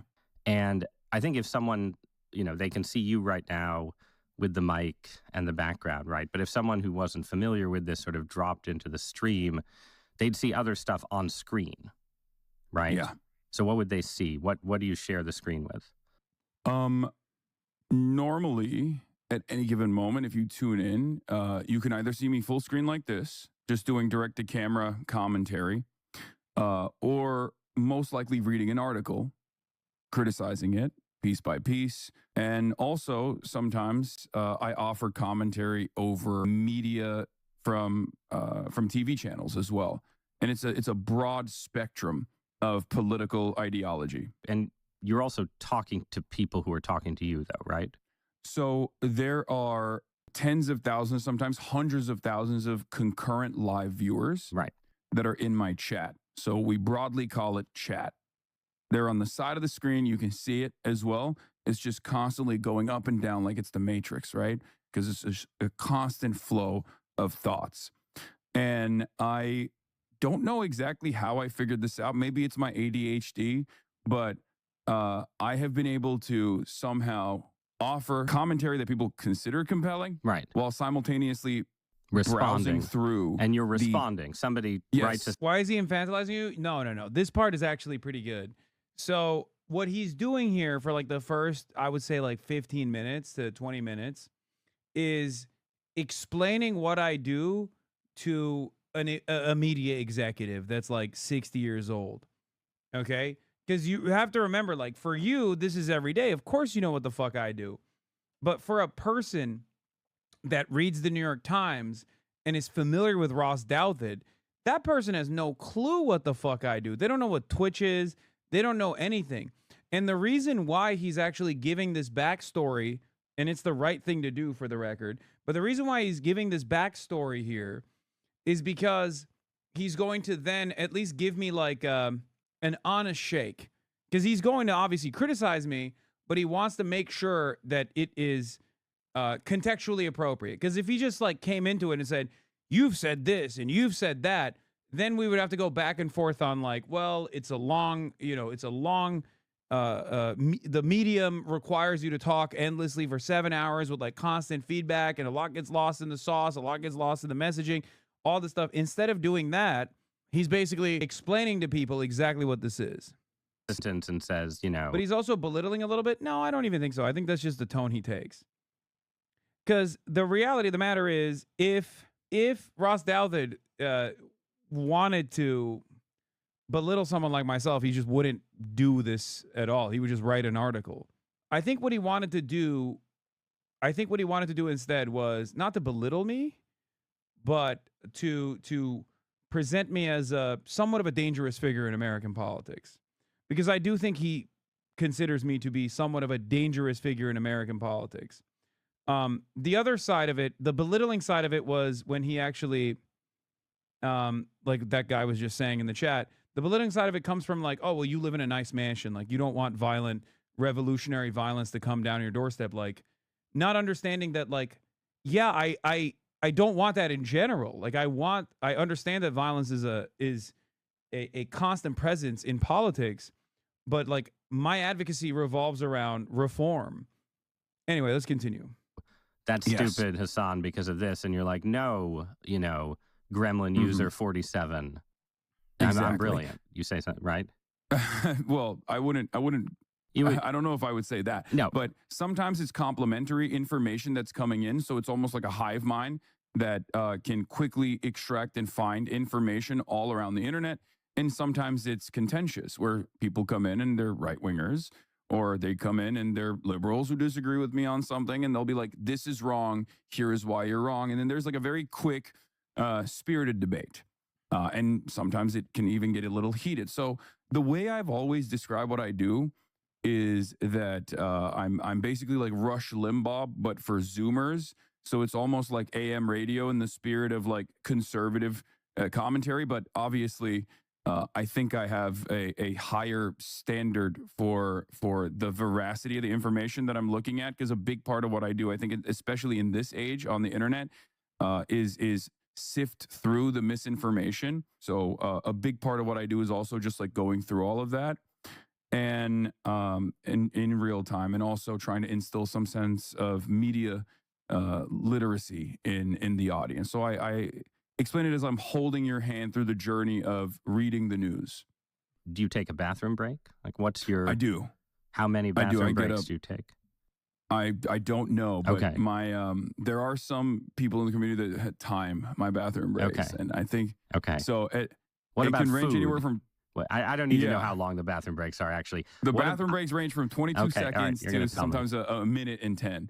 Okay. But and I'm away from the screen for a brief moment. Yep. And oftentimes I'll just have like the video running, like the live video feed running. And I'll stay tuned to it so that I'm not like missing anything. I'll have my father, who comes and stays with me over extended periods of time, make me a meal, and I'll eat that on camera as well. Because I'm live for 7 hours a day. Right. I eat at the same time every single day. I have a very strict regimen. And so regimen. So like, how does your body feel? So after I podcast, this is, too much confession, but it's like I'm kind of exhausted in a way that is not the case if you sit down and write a column, I assure you, right? Like, it's a physical experience to talk to someone or interview them in a way that I didn't expect before I got into this business, right? And most of the time, you do have guests, but most of the time you're not doing interviews, but you are arguing with people in real time, right? Like, are you just spent at the end of the 7 hours, or do you like go off and exercise? Like, what is the lifestyle? Well, the lifestyle that your paper's style section actually documented was... I read that piece. Yeah, so it was quite the controversial title for that piece that everybody seemingly got mad at, but you're absolutely correct. Wait, what was the title? What was the title? I think it was a progressive mind and a MAGA body or something. Yeah, that's right. Yeah. Yeah. So it depletes my social battery unlike anything else that I've ever done. After the end of like a 7, 8, 10-hour broadcast, I do oftentimes feel the need to just like kind of unwind, and I have a hard time just like talking to people I can in the imagine. immediate aftermath of that. Because the way I see it, like, you're constantly on. You have to be entertaining every single second of the 8-hour broadcast. Like, you can't have dead air. You have to be constantly entertaining people, or constantly trying to educate people. So there are some difficulties in that. You're also constantly online, and in order not to feel super isolated and super sheltered from how regular people operate and how they feel, I always find I ground myself basically by being around what I like to call normies or civilians. And I spend most of my time offline directly outside, going to public parks, hanging out with my friends, and also working out is a big part of this as well, obviously. Well, you can't have the MAGA body if you aren't working out, right? Yeah, that's what that they tell me. I haven't put it to the test yet, but what? So you mentioned you're 34, right? So you're too old. You're too old to go for 9 or 10 hours. You have to go for 7 hours. You don't have a family, right? You're not married. No. Are you going to be doing this at 50? At my age of 45, the ancient years? I think so. Okay. Yeah. The reason why I say that is because I've designed everything in my life so that I can continue doing this. This is what I'm good at. This is the only thing I'm good at. Well, you've designed it, but not to play the social conservative advice giver, right? But do you want to have kids?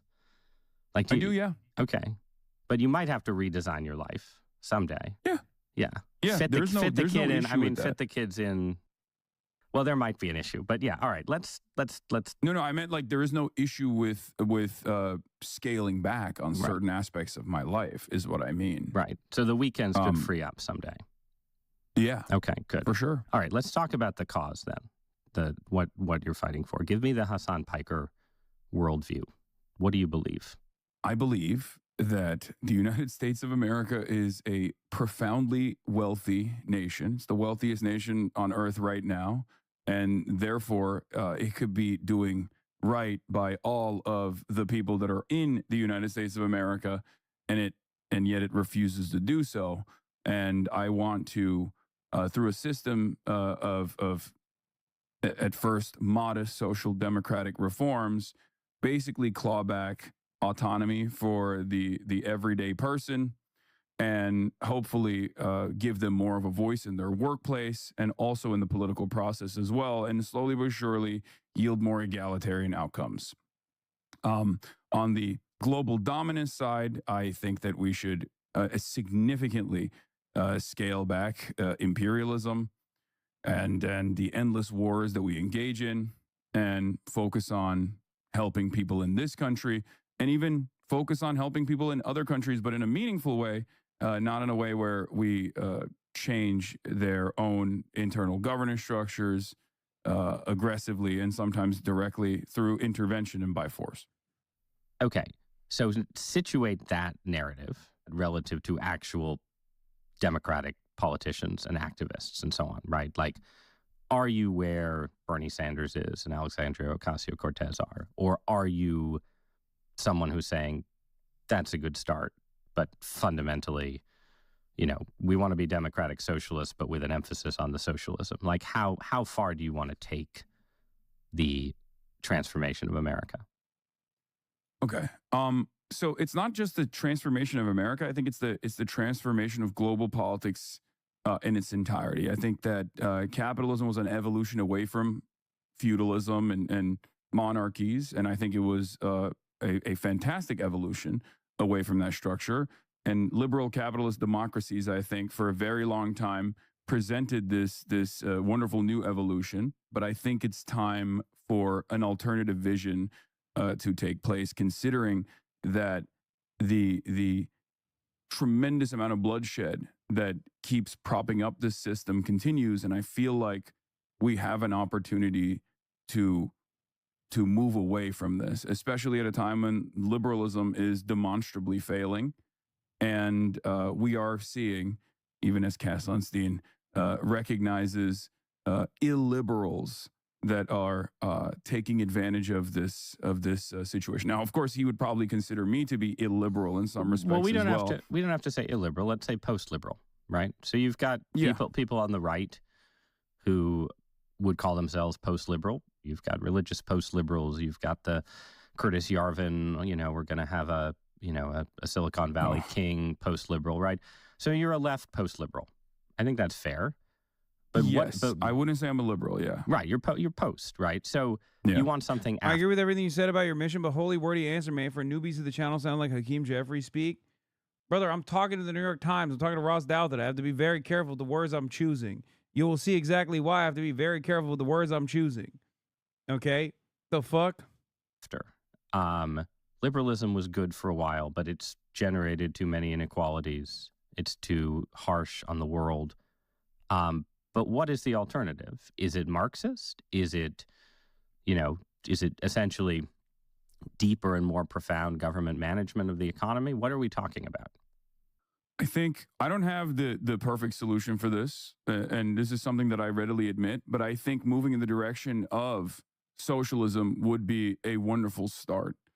And the reason why I say that is because, as you mentioned, like a lot of the post-liberal conversations almost always revolve around unifying strength in the hands of one singular figure or one person, going back to a neo-feudalist or like a aristocratic crypto monarch structure that Curtis Yarvin advocates for. What I'm advocating for is more democracy, principled democracy, not even in the anarchist sense where everything has to be handled with or all unjustifiable hierarchies must be abolished through direct participation, but at least like having a more democratic process and getting people more involved, starting at the point of commodity production and then moving all the way to political participation.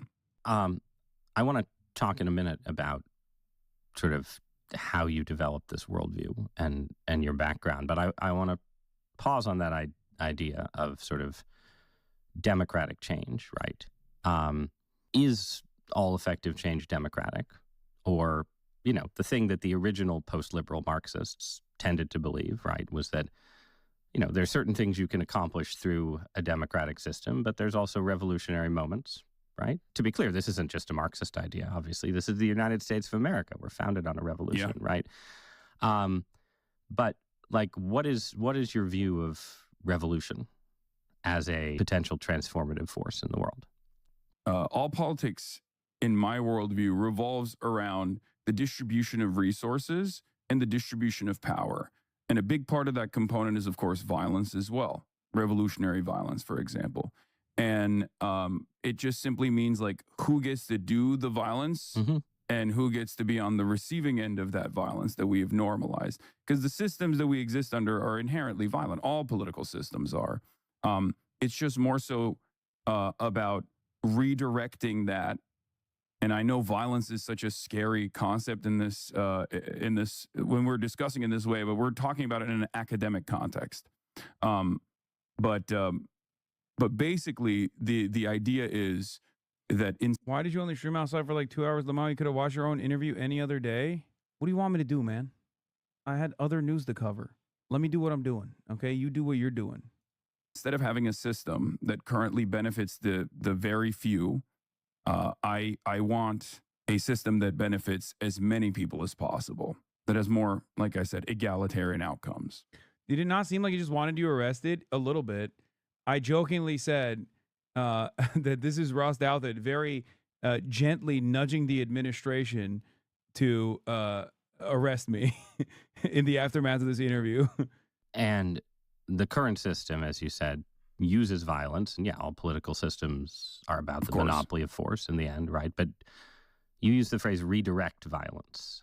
What does it mean to say we need to redirect violence? I mean, first of all, I abhor violence. Let's just start there, right? But violence in this abstract concept would be equivalent to the structural violence of poverty, for example. So when I'm talking about violence, I want to make it very clear. I'm not talking like go out, take up arms and like start shooting people, right? I'm talking about the structural violence of poverty. Redirecting that in the same way would be the structural violence of equity. Right. Because the structural eradication of unjust wealth. Would that be fair?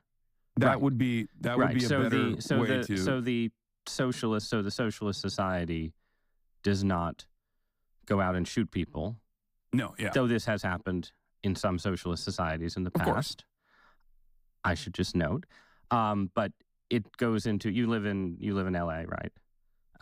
So it goes into Beverly Hills, or something, and it says today the city council has voted to expropriate your. Dude, I'm convinced of it. He used the Reddit talking points. No, he didn't. He didn't use Reddit talking points. This is fucking Ross Douthat. Hassan is not a revolutionary. He just appreciates violence, and he used a clip from Asman when he half-sourced it from you. No, calm down, okay? This is the fucking New York Times. They did not source their target. This is not the free press, okay?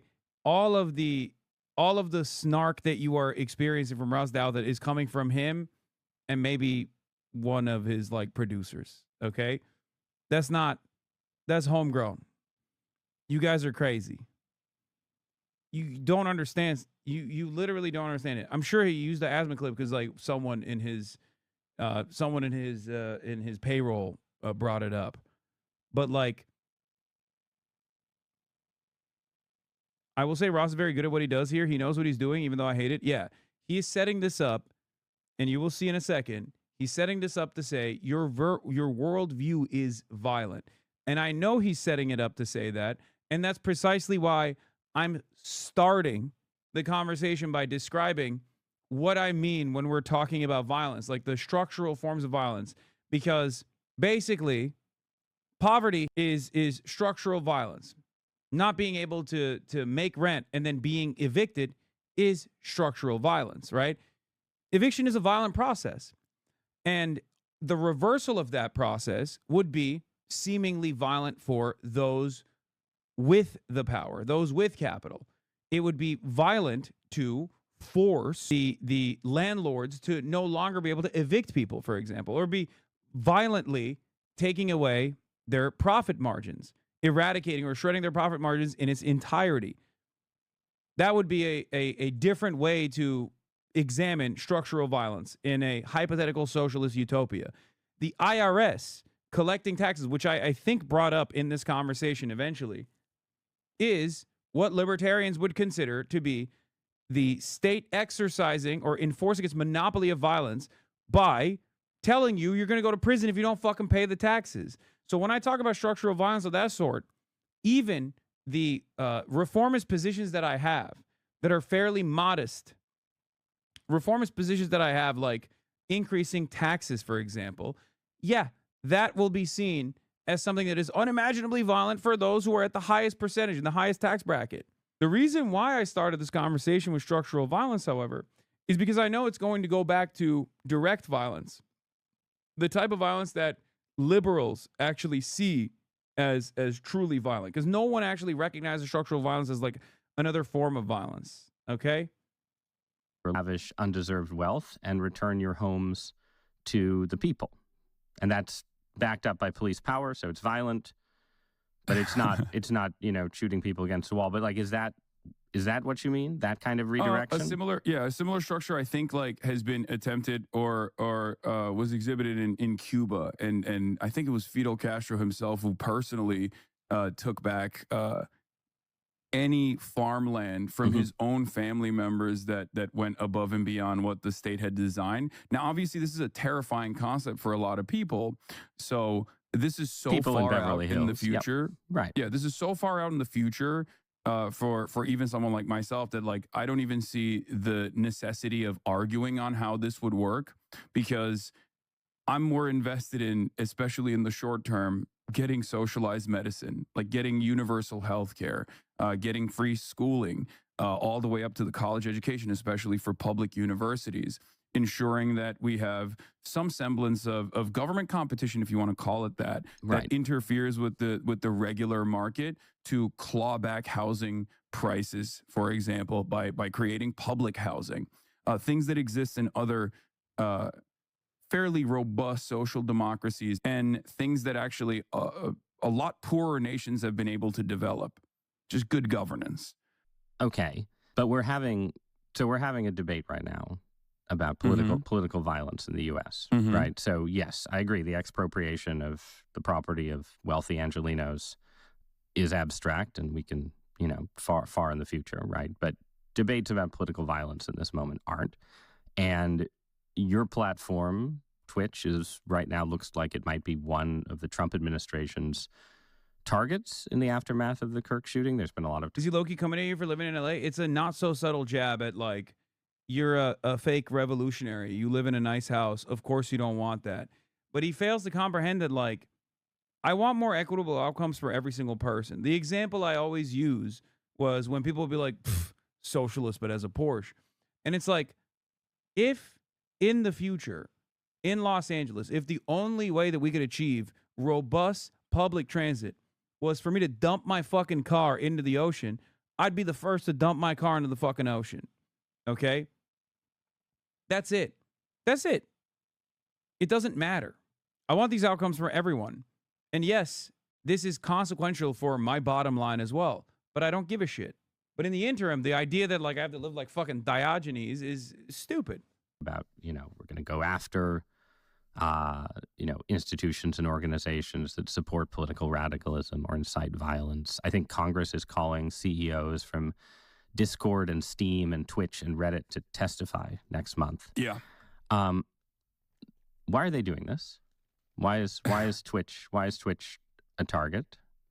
I suspect a big part of the reason why Twitch is a target here, even though it was not mentioned in the investigation at all, like there's no evidence that Tyler Robinson, the alleged shooter of Charlie Kirk, was ever on Twitch. He might have been, right? But there's no evidence for it whatsoever. But the reason why they're being called in, I think, is specifically because the administration currently is, in my opinion, perhaps in a very cynical manner, utilizing Charlie Kirk's death as a way to bring about significant clawbacks of the First Amendment, free expression and free organization, free organizing of the political left.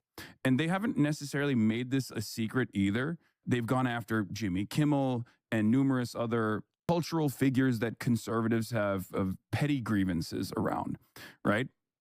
And they've done so in a way where even the most vanilla, the most timid assessment of events is enough for the administration to pull the FCC in to demand taking Jimmy Kimmel off the air. And this has created tremendous backlash from even Republicans, as a matter of fact, because a lot of people do love free speech. I love free speech. I come from a country that does not have free speech. I came to the United States of America from Turkey originally, a country that actually does jail political dissidents and journalists quite frequently. And I don't want that to happen here in the United States of America. Right. But but that is what they're going towards. Right. So you have the Jimmy Kimmel controversy as of yeah. Look, he's like, his position basically is, he doesn't ever fully say it, but his position basically is, yeah, it's really stupid that they went after Jimmy Kimmel. They should have went after you instead, because you do deserve getting arrested for your speech. As of this conversation, he's back on the air. But what they're doing with calling in Twitch and so on, like that's kind of about you, right? Like you are a target for sure, right? And are you a target? Are you a target just because you say, you're some kind of Marxist who wants to be post-liberal, or is it something else? I think conservatives have a really great way of designing a narrative that makes sense to as broad of an audience as possible, even though their own setback is oftentimes how hard they go after certain people.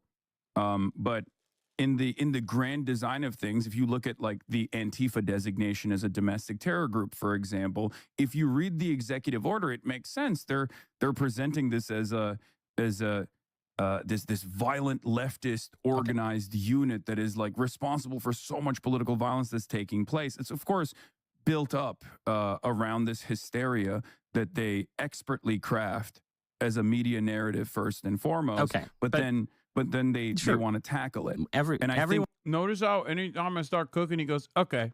And he has to interject. Like, I want to talk about some serious shit. And he's like, okay, but what about you? He's teasing the idea of you being violent might have more validity than you're leading on to snarky and gross. No, I know that. I knew that going in.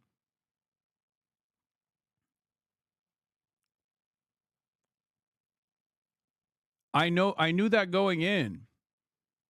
That's why I have to keep steamrolling through it to get to the meat of the matter, because I also know the environment that I'm in.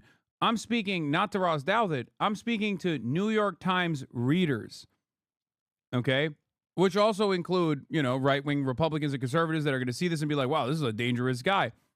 So on the one hand, that's what I'm cognizant of. But also on the other hand, I know that the real thing that Ross Douthat is not interested in talking about, because he is a Republican, is the fact that the administration is doing that, right? But he wants to legitimize the administration's actions in that direction by simply saying, well, you kind of deserve it, though. So if they do come after you, don't you think you deserve it? And yes, the New York Times readership is liberal, but Ross Douthat is not, or unless you mean liberal in like the actual political theory. What were your objectives? Inform and convince them? No, my objectives were to talk to a right-wing figure at the New York Times who is a pretty decent interviewer and get across some of my fears. Get across some of my fears about the Trump administration so that as broad an audience of New York Times readership as possible is also aware. It's the same shit that I do here every day. Everyone is in the business of crafting media narratives, Yes. right? And I wish Democrats were a little bit better at it, to and be the, fair. the media narrative around Antifa, right, exists at some level of hype, but also some level of reality, because if you lived in Portland, Oregon in the year of our Lord 2020, you had a lot of experiences of political protest and violence that involved people who called themselves Antifa. That was not fake, right? And it's also not fake that you are a provocateur, right? Like they're not, you know, there are plenty of people on Twitch who... We also will add a second thing onto the back end that I agree with, because like I do agree with being a political provocateur. I don't agree with the Antifa designation, but I agree with being called a political provocateur. So in that vein, like it looks like I'm agreeing with everything he's saying, but I'm actually agreeing with the second half of the statement. Are, you know, who are not highlighted by conservatives, right? I just want to give you one more chance to describe the things about you in your own words that people are going after before I describe them for you. Yeah, no, I'm sure that we'll get to that point as well. But like I said, in just a second, we will. The things that I advocate for are pretty clear. But of course, this is something that conservatives have experienced and have considered cancel culture or like wokeness in particular for quite a bit, where you can just like reframe someone and smear them, especially in the format that I exist in. It's quite simple to take people completely out of context or make it seem as though they are incapable of using metaphor or incapable of being insincere or hyperbolic in moments, right? And so it kind of goes back to the same thing as like Antifa is a serious threat to American stability and order, and it's an organized unit that must be tackled because they're justifying violence against, and what do they think you police are? What officers do they think, and things of that nature? The equivalent of that would be conservatives saying that you're inciting violence, right? Yes, I think that is precisely what they're going to try to do, and not just like inciting violence necessarily, but inciting terror, right? Revolutionary terror, you might say. Yes, exactly. And I think that is the grand design and the ways in which the conservative apparatus is going to try and stamp out any sort of political discontent, like any sort of political dissent, really. Because that much has been clear to me, where it's not just about people like myself who they can single out and target and say are like, very scary individuals, but it's also Gavin Newsom, right? Like Gavin Newsom will come out and make this symbolic gesture where he has no power over federal agents, but he'll say that in the next year, ICE agents that are conducting ICE operations in California state have to be unmasked when they're doing this, right? And this is, I think it's a fairly reasonable provision, even though it's ultimately symbolic. Having said that, however, the conservative apparatus will point to that as like Gavin Newsom wants to kill ICE agents and dox them. Like that's not the case, right? I mean, that's ridiculous. All right, so let's make this a little more. Yeah, he hated every single time I compared myself, every single time I packaged like what the administration is actually doing. He would just get a little annoyed and try to get it back to just me. Because his entire framework, his entire framework is like, the administration might come after you, and when that happens, it's actually totally just because you're a rabble rouser. Now, of course, obviously, he doesn't fully subscribe to that notion, because if he thought I was like a dangerous terrorist, he wouldn't be having a non-contentious conversation with, or somewhat contentious conversation with me. Okay? But he is actively in this conversation trying to separate me from the likes of Jimmy Kimmel and separate me from the likes of Gavin Newsom. But from the administration's perspective, there is no stopping. And that's my point. There is no stopping at Hasanabi Piker, the dangerous radical, because I'm not a dangerous radical to begin with, I think. He might consider me that, but he's also, you know, a pro-life Republican and someone who's very right-wing. Like, I consider him to be a dangerous radical, right? So basically, the goal here is to separate me from the rest of the crop of, like, you know, high-profile liberals that the administration is going after. But unfortunately for him, the administration is going after them even harder than they're going after me, okay? So that's why he keeps getting annoyed. And it's not even that he's annoyed with me. It's more so that he's annoyed with the administration. Did you think you were a moron going into this? He really undermined his own approach by letting you humanize and contextualize these topics before his analysis? No, I think that was fair of him to do so. I don't think he thinks I'm a moron, but I think he thought that I would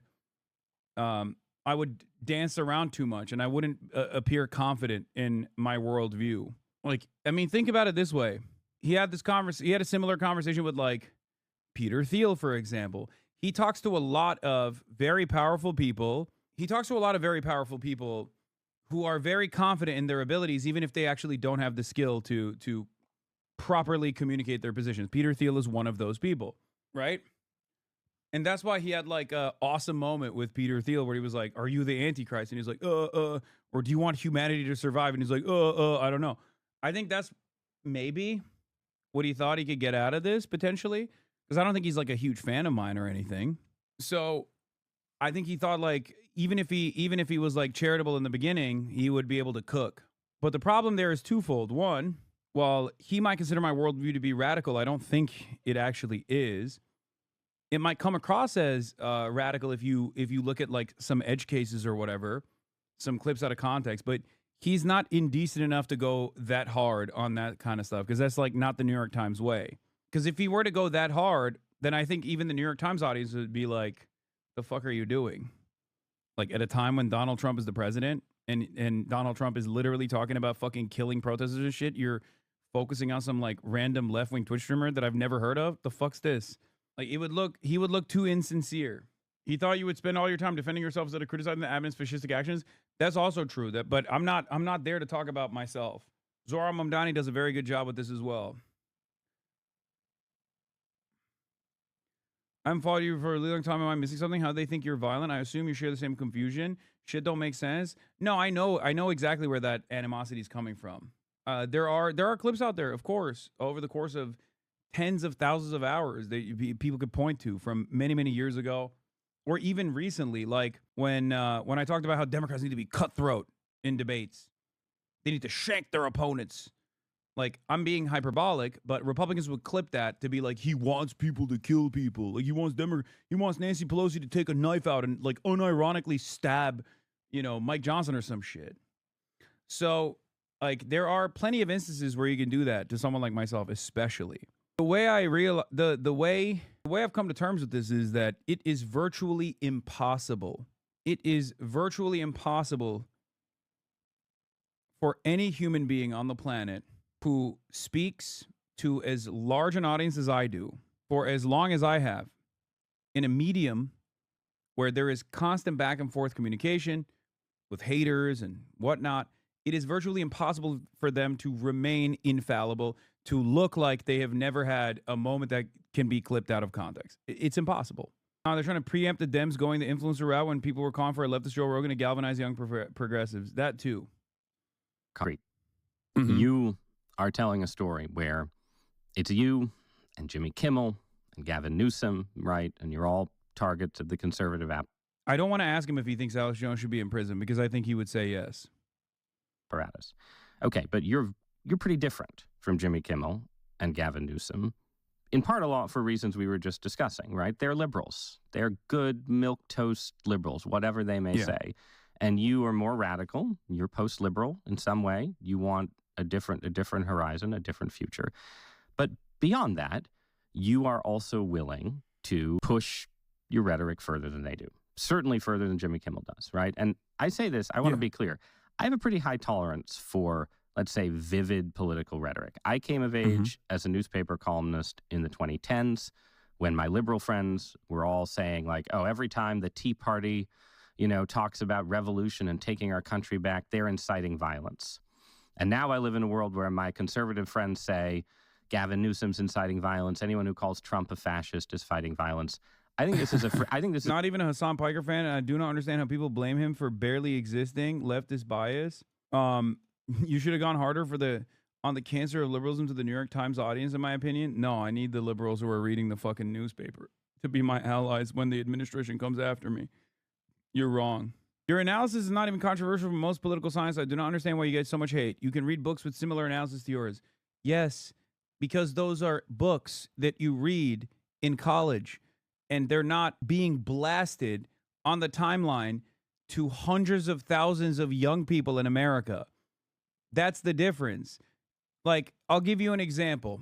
The indigenous the indigenous rights professor at Cornell University, who's Jewish, was recently suspended for teaching a course on Palestine. Okay, the professor is Jewish. And that professor was suspended after, there was a Unit 8200 IDF guy in the class. He was filming people. He was being disruptive, whatever, right?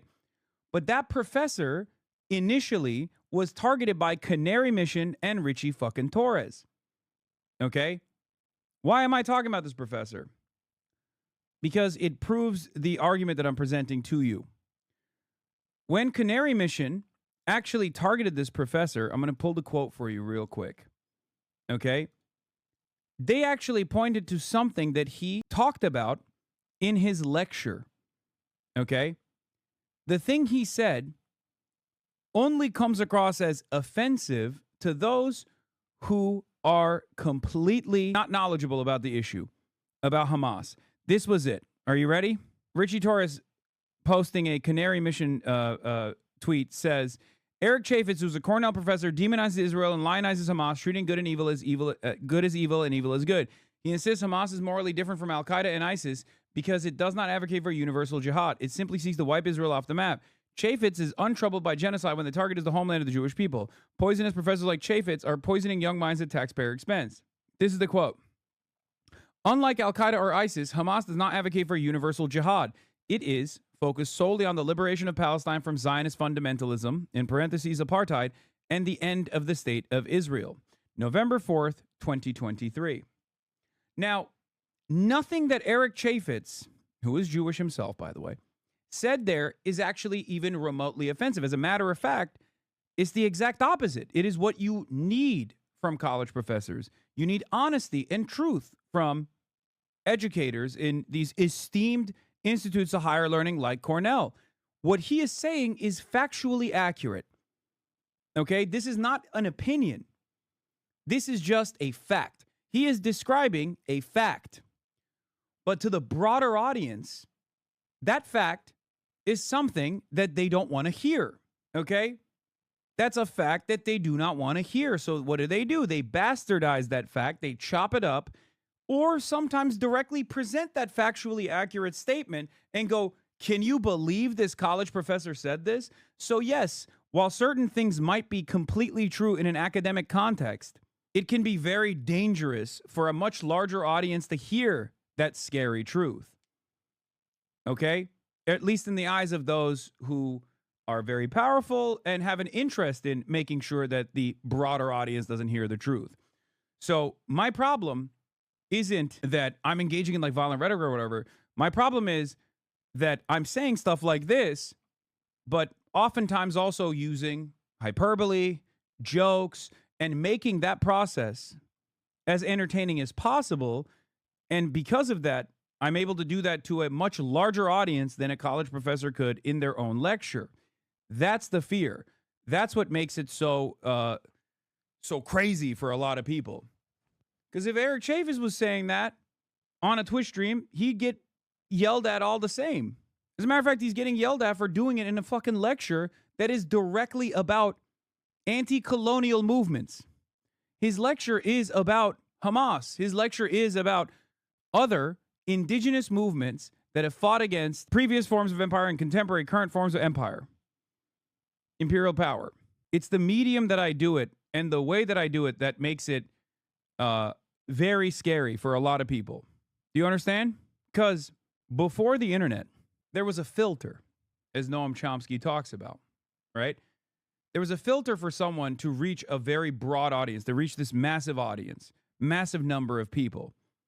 You could only get there if you were from an aristocratic family or you went to the right schools, you kissed the right asses, and you chose your words very carefully, and you got elevated through the regular process in mainstream news, okay? And therefore, people self-censored in order to get to that level, in order to be in front of, in order to have the privilege of being in front of a massive audience and to be able to influence them. Whether they were going through that process in a newspaper or whether they were going through that process through a television channel, doesn't matter. But now that the internet exists, you can have even larger audiences than CNN while sitting in a fucking hotel room or while sitting in your own living room. Okay? And you don't have to filter yourself in that same way. But that's what's so scary about what I'm doing. That's what's so worrisome about what I'm doing, because you can't have people being like Israel's a fucking illegal criminal entity that is doing genocide. Because if there weren't more independent voices on the internet, if there wasn't TikTok, there wasn't like people on Twitter and whatnot saying this over and over again, you wouldn't see this level of mass discontent. It's about controlling flows of information. Why do we think TikTok was sold to Larry Ellison? Because the algorithm that was previously controlled by a foreign government was allowing unique thoughts to flourish in that algorithm, allowing speech that normally would not ever be heard in front of as broad of an audience as it was being heard on TikTok. If this wasn't so important or so scary for those who want to control flows of information, if they didn't consider this to be dangerous, they wouldn't have sold TikTok. They wouldn't have forced TikTok to be sold to someone who is one of the biggest donors to the IDF, right? Yes, even after the sale, it's still controlled by a foreign government. I know. It's Israel instead of China. I know. Doesn't matter. Country. I think if you want to call Donald Trump a fascist, you're free to do so. If I want to call you a commie, I'm free to do so. People do it all the time. People do it all the time. Yeah. But this is my reading, and I'll let you tell me why I'm wrong in a minute. I think you push further, and I think you like to play the rhetoric of violence. So, like, you were suspended from Twitch, I think, for a day. Still, you are arguing for a process of consolidation that should be normal in a functioning democracy, not calling for anarchy or violence. I know, but his entire purpose here is to say I am actively calling for violence. And if I were to, like, when he initially started asking me about, like, you know, what my worldview is, he wanted me to say, like, no, through a system of violence, we will seize the means of production or some shit. So he could just start talking about how dangerous of a rhetoric it is. And for the record, there are plenty of people who do believe that. And no, that's not a fucking dangerous rhetoric either, okay? That's not. Let's be real. That's not fucking actually dangerous rhetoric. Partially because it's completely marginal, and partially because of the same exact underlying principle that I mentioned as well, which is structural violence being a constant and permanent part of people's existence. And yes, people resisting against that. I'm Osama, you ain't like us, you fucking loser. What? Anyway, I don't know what the fuck that guy was on, but my point is, there are people who do believe that, and they are either marginal figures or overall, at most, they're talking about like historic examples that have existed. And the only reason why we see that as like a form of violence, as opposed to like World War II being a form of violence that is like permissible, is because they're on the other side. They're on the opposing side. We're capitalists. It's that simple. If the entire world was socialist and you had a bunch of capitalists living in a fucking socialist government, and they were fantasizing about capitalist forms of violence, the socialist government would look at that and go, this is dangerous. This is violent rhetoric. It's that simple. We live in a capitalist country. Of course, any sort of redistributive policies are looked at with tremendous scrutiny. Obviously, that's the reason why people even fucking yell at me when I say we want to give socialized medicine to Americans. Like, that is seen as a dangerous prospect, a dangerous proposition for many people. It was an argument you were having about Medicare fraud, right? And the GOP was going to crack down on Medicare fraud. And you said, well, if they really cared about Medicare fraud or Medicaid fraud, you would kill Rick Scott. This is the Florida Senator. People always try to paint you as more radical than you actually present yourself on stream for some reason. You don't even really advocate for violent revolution. You make fun of the revolution now, vanguardists. But they always simultaneously call you a dangerous revolutionary, but also a fake LARPer at the same time. Yes. The reason why people present me as a much more violent and much more radical figure than I actually am is because for the current time frame and for the current material realities that we exist under and for the current political realities that we exist under, my rhetoric reaching this many people is dangerous for them. Okay? Israel gets to mutilate children with regular frequency every single fucking day. Israel gets to annihilate the Palestinian population. That is not seen as violence because that's the state doing that. Okay? How dare you call that out? But on the other side, if you turn around and say, no, people do have, under international law, a complete fucking legal right and moral responsibility to resist against a genocidal apartheid regime destroying their lives, then you're the fucking violent one. And it's a reference to the fact that Scott's company paid some huge fines for, they were engaged in some kind of Medicare fraud, right? But you didn't say we should put Rick Scott in jail for Medicare fraud, right? You said, if you cared about Medicare fraud or Medicaid fraud, you would kill Rick Scott, okay? You wouldn't make Rick Scott, former governor of Florida, Rick Scott. This is not an Asmongold clip. This is from my own YouTube video, chatters. You wouldn't make him a prominent part of the Republican Party.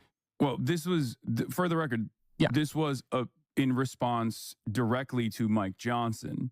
And it is something that I take ownership over. I did apologize for the language that I used instead of saying, like, you know, just you should jail Rick Scott, right?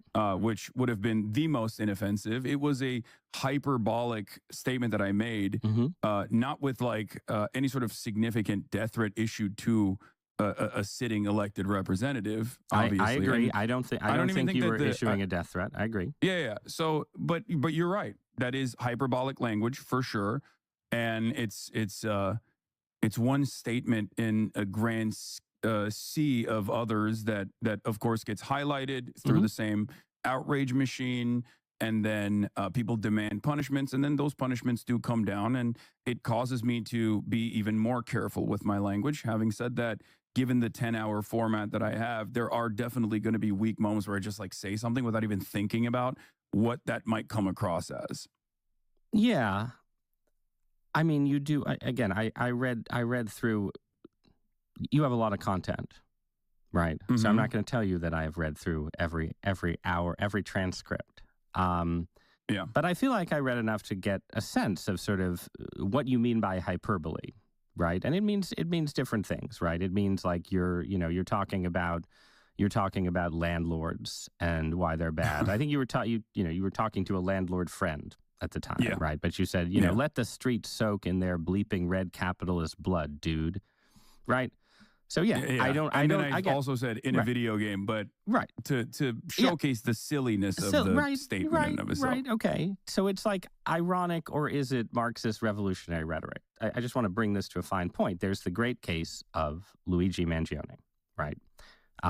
Who is charged with murdering the CEO. Unsurprising that this is presented as some kind of advanced level tone policing critique. Yeah, I mean, that is what it is. Why is he talking to you like the school principal? Because that's what's going on. AKA, he read whatever viral conservatives think this guy wants to genocide the whites clips.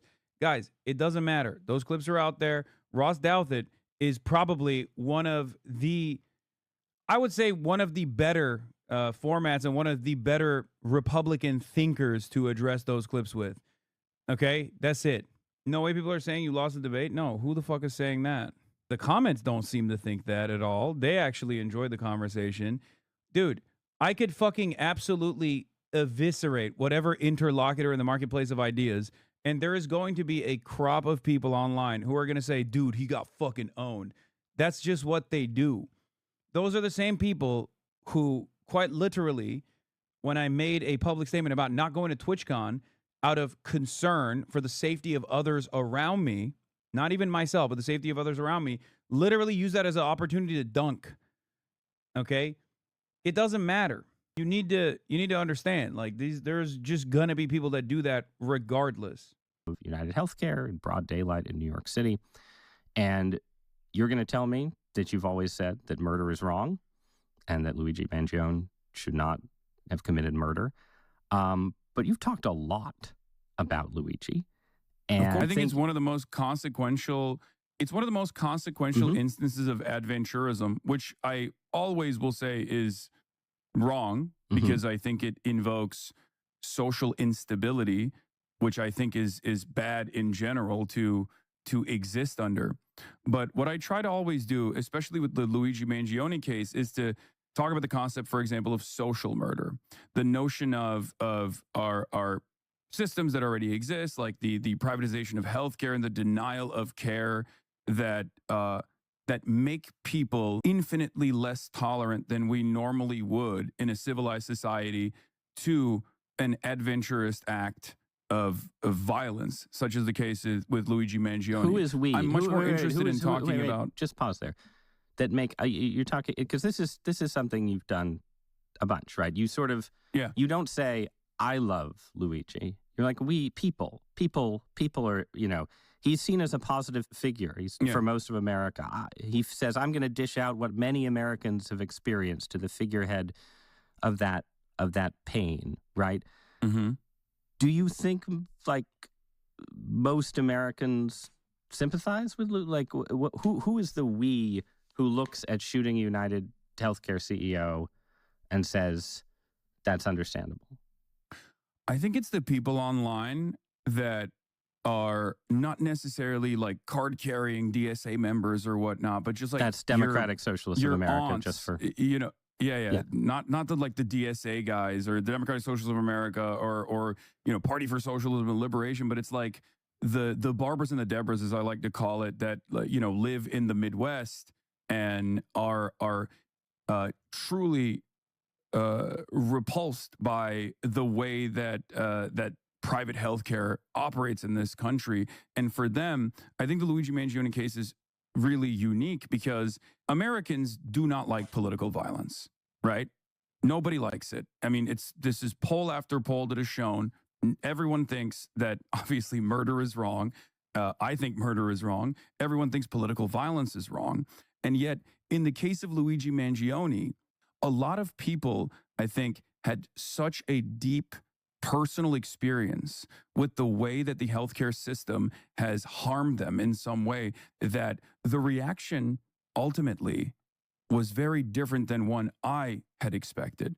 From the moment that, before they even found out who the alleged shooter was, from the moment that people recognized that the victim was the faceless CEO of a healthcare company, everyone immediately understood what the motive not was. Faceless, right? No, I'm saying like for most people, the healthcare company had previously been faceless, and now there was a dead man who had a face, right? Exactly, and I think that was a unique case that needed to be examined, and that's precisely the reason why the media was covering it in the same way as well. The only difference is that, tonally speaking, they were just more so outraged by the reaction in of itself, rather than trying to examine why people felt this way. And I think what I try to do in this situation, I mean, look at this, bro. Look at this. YouGov, December 17th, 2024. Net favorability of Luigi Mangione, 18 to 29-year-olds, plus 9%, 30 to 44-year-olds, minus 1%. I mean, that's crazy. 18 to 44, either as a positive opinion or like 50-50 split on them. Yeah, if people have more financial security, then they have they have less interest in this kind of like dangerously unstable moment. That's it. If people are hopeless about their future, they end up leaning on adventurism. That is my argument. That is the point I'm making. It took people recognizing who the victim's job was, not who the victim was, but just what the job was of the CEO or of the person who was shot, for them to immediately know, oh, I know what happened here. If Luigi Mangione went out and shot a cop, they would not have responded that way. Okay? If he went out and shot a politician, even people would not have responded that way. But healthcare is such a universal burden on all Americans that they literally understood exactly what the fuck was going on and responded the way that they did. And many others is to explain why people feel this way. Because for them, when their grandparent has cancer and then that treatment is denied or the coverage is denied, even though they're paying these incredibly costly premiums to this healthcare company, they view that as murder. They view that as a tremendous wrong that was done to them. And I seek to address these problems so that there isn't decentralized forms of violence where people make up their own minds and assume that they have the righteous vindication and they're going to go out and do things like this. I don't know, man. I think you're kind of a hype man. Yeah, but that is not a good counter to what I just said. Okay? If we're just going band for band on just debate, okay? We're talking about this from just the perspective of a debate, okay? I laid it out exactly. I said decentralized forms of violence is a risk. It's a risk for societal collapse because for many people, society is already unwinding. They understand they have universalized this burden of private healthcare, okay? For them, they're like Brian Thompson, for the perspective of the average person, people like Brian Thompson are responsible for a death of a loved one, okay? By denying them coverage. I know he's a cog in the machine and I know he's not directly responsible for it, but that's precisely how people reflected on it. And of course, I think it's worthy of analysis. And he goes, yeah, I don't know, man. How is that how is that? That's not a counter. I don't know. I think you like it. Okay, well, why did I describe everything then? Check the comments. Everything is negative, and he pinned the one neutral comment. Yeah, I have it right here, by the way. I don't know what he personally or what the New York Times personally pinned, but the reader picks are cooking him. I'd love to have in a conversation that he's ostensibly leading. Hard to not see this whole exchange being emblematic of the media landscape. The traditional media seems to be operating in an outdated paradigm that stopped in Trump's first term, which was nearly a decade ago now. There's no doubt in my mind that Donald Trump is far more inflammatory than anything this man Hassan Piker can possibly say. And Donald Trump and his disgraceful minions have proven that they will attempt to carry out even every one of their violent and divisive acts in the name of my government. Whatever Mr. Hassan expresses, and I'm not at all familiar with him, I cannot express how disturbing I find the blasé manner in which Mr. Douthat attempts to associate people like me with violent rhetoric wherever it rears his ugly head, especially while he winks away through the disgrace of this administration. He explicitly says he doesn't endorse violence, so strange title. The double standard that the left has to be a paragon of virtue while they say everyone deserves healthcare, food, and a roof over their head is insane. Advocating for policies that end state violence is far less violent than what the right does and says. Hassan has a better grasp of political working class politics and the youth vote than 99.9% of elected Democrats. Now do the version where you investigate most of all political and cultural figures on the right. You don't see permission for violence in Kirk saying that gays should be stoned to death, in Kirk saying that he's willing to accept some gun deaths to maintain American gun culture, in Kirk saying trans people should be lobotomized. This is like people dunking on this Patrick guy who I guess said something like negative about me. You found the original Patrick comment? I'm not MAGA, voted for Harris, but I'll take 10,000 Charlie Kirks over... But I'll take 10,000 Charlie Kirks over 10,000 Hassan Pikers any day of the week. Pikers all over the map, as you'd expect from someone who streams his consciousness 7 hours a day. But there's an unmistakable permission for violence that runs through his interview. Charlie Kirk never did that. Ezra Klein took a lot of grief for complimenting Kirk's style, but I much prefer the one-on-one logical argumentative style over the run-on, formless dialogue with unseen and unheard viewers, peppering him with cash tips that characterizes Piker's whole shtick. By which I mean... Piker was a great interview subject. Nicely done, Mr. Douthat. I'm sure that many of your readers/listeners had no idea who Piker is or what he does, or the way he offers excuses for shocking violence under the banner of socialism and progressivism. And every one of the New York Times readers is like, what the fuck are you talking about? This is ludicrously revisionist about Charlie Kirk's public stances. Things like Islam is the sword of the left is using to slit the throat of America. Do you think that that's a call for his followers to engage in reasoned, measured debate with conflicting viewpoints to allow themselves to be convinced of things? Come off it. Marxists believe in ending the capitalist system just as liberals believe in ending the feudal system. Whether that process is violent or not is ultimately up to the ruling class. Patrick, more Patrick dunks. If you truly... Dude, they went crazy on my boy Patrick, okay? Patrick simply wanted to get a fucking slam in there and be like, fuck this Hassan guy. Charlie Kirk is so much better than him. And the New York Times readership is eating his ass alive. If you truly believe that Kirk never flirted with permission for violence, then you are very forgetful. Charlie Kirk was very nonchalant about excusing violence. For example, when thugs assaulted store workers and destroyed store property during the Pride Month in 2023, he further encouraged such displays of violence by painting them as shows of force. Literally, tonight we show them that they're the losers. Or when Paul Pelosi was attacked in his own home and Kirk encouraged his followers to bail him out while painting the attacks as karma against the Democrats. Or when he called the biblical passage that calls for the death penalty against homosexuals the perfect rule. Charlie Kirk was not the calm, reasonable, debating type you desperately pretend he was. Bro, if you get this dogpiled this hard by a bunch of fucking Barbaras, Deborahs that are New York Times readers who take the time out to fucking comment on a New York Times article, you gotta fucking unsubscribe from the New York Times, okay? You're cooked. You're getting, this is like getting fucking dunked on in the Pornhub's comment section, okay? Like, they said, smoke them.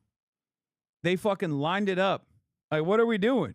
Douthat responds to Piker using the term adventurism. We already covered this. Today on Interesting Times, Ross pushing harder on a streamer from the left than he does when he interviews people on the right with actual power and incite the perpetuate actual violence. Peter Thiel and JD Vance. It's so obvious how we ended up here as a country and continually discouraging that our media continues to hand us the shovels that we use to dig ourselves deeper into a failing state.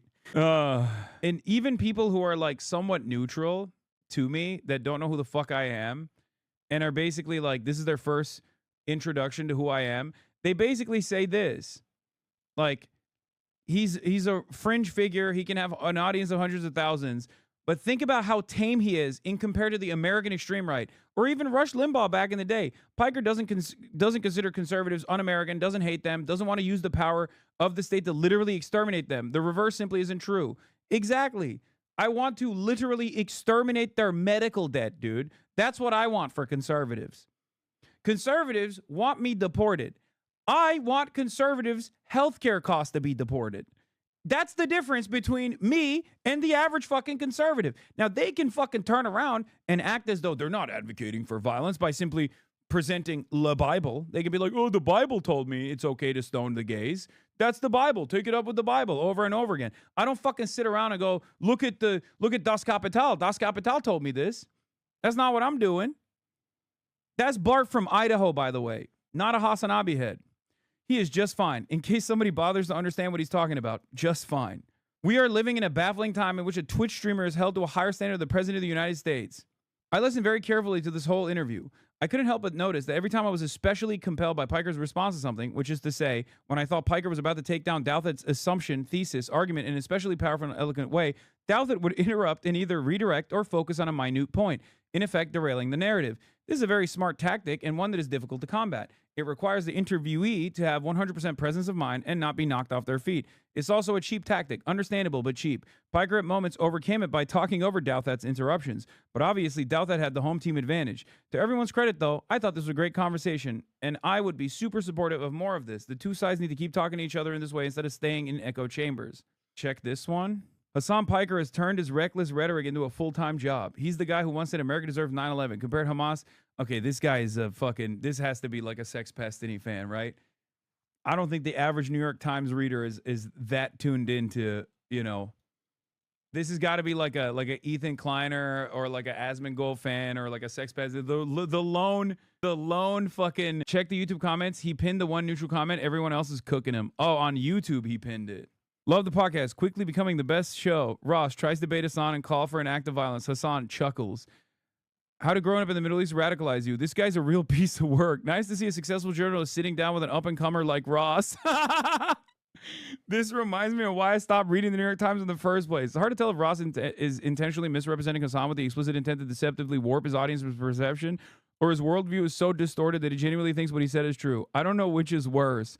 Insane interview. Ross putting words in Hassan's mouth and basically saying, I don't believe you when you say you don't advocate for violence is embarrassing. Hassan, people are being murdered by health insurance companies because they refuse to provide payment for curable illnesses, diseases, etc. That is structural violence. Ross, I don't know, man. I think you're hyping up the violence. That literally just happened. We just paused it right there. Like literally, that is verbatim a summary of the last 5 minutes of me like thoughtfully trying to describe to him, dude, hated you before the interview, now hates you even more after reading those comments. No, I think like this'll work well for him because he got his point across, I think.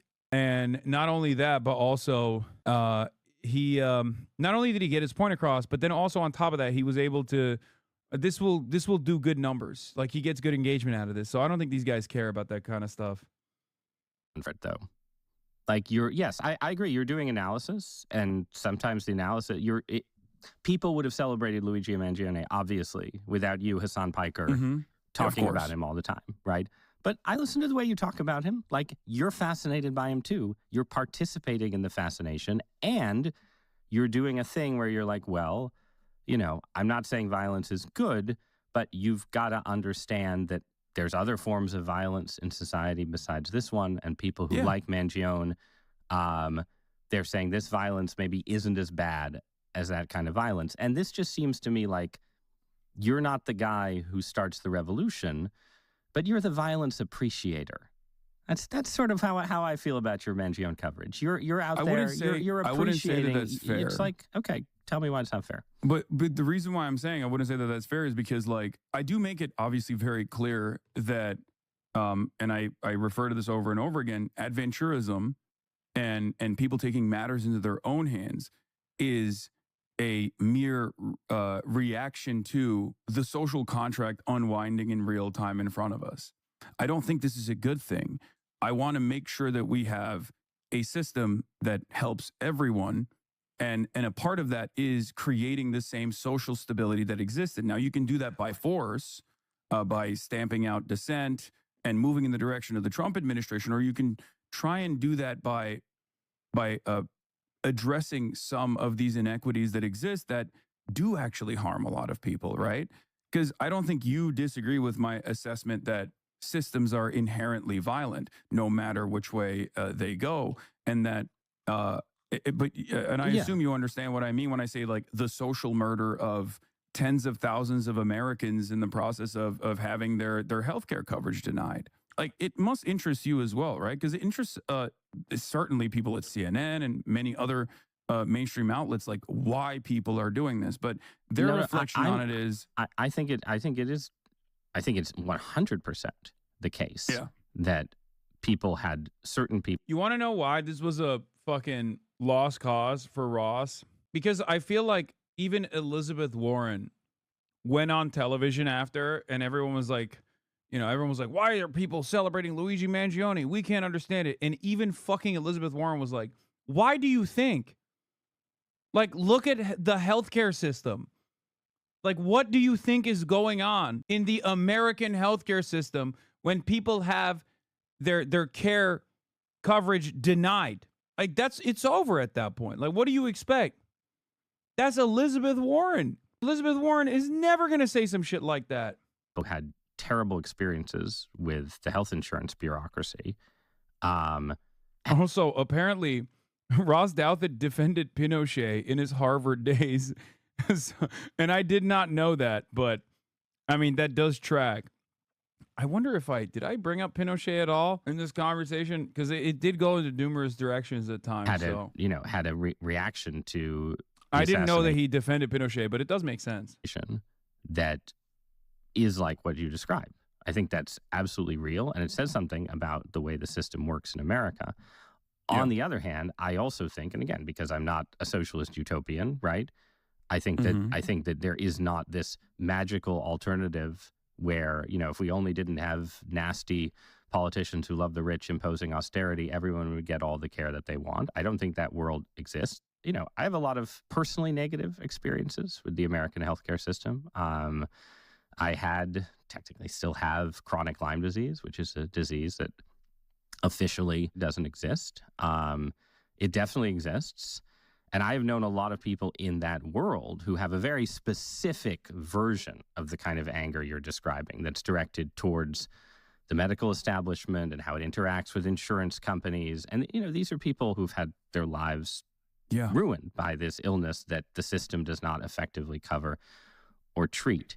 But it's really important, right, as a society, that if one of my friends who had chronic Lyme disease went out and killed someone who they felt was involved in denying them treatment, and maybe was, right, that you wouldn't do, that it would be irresponsible for me to do a podcast and be like, man, that person looks badass.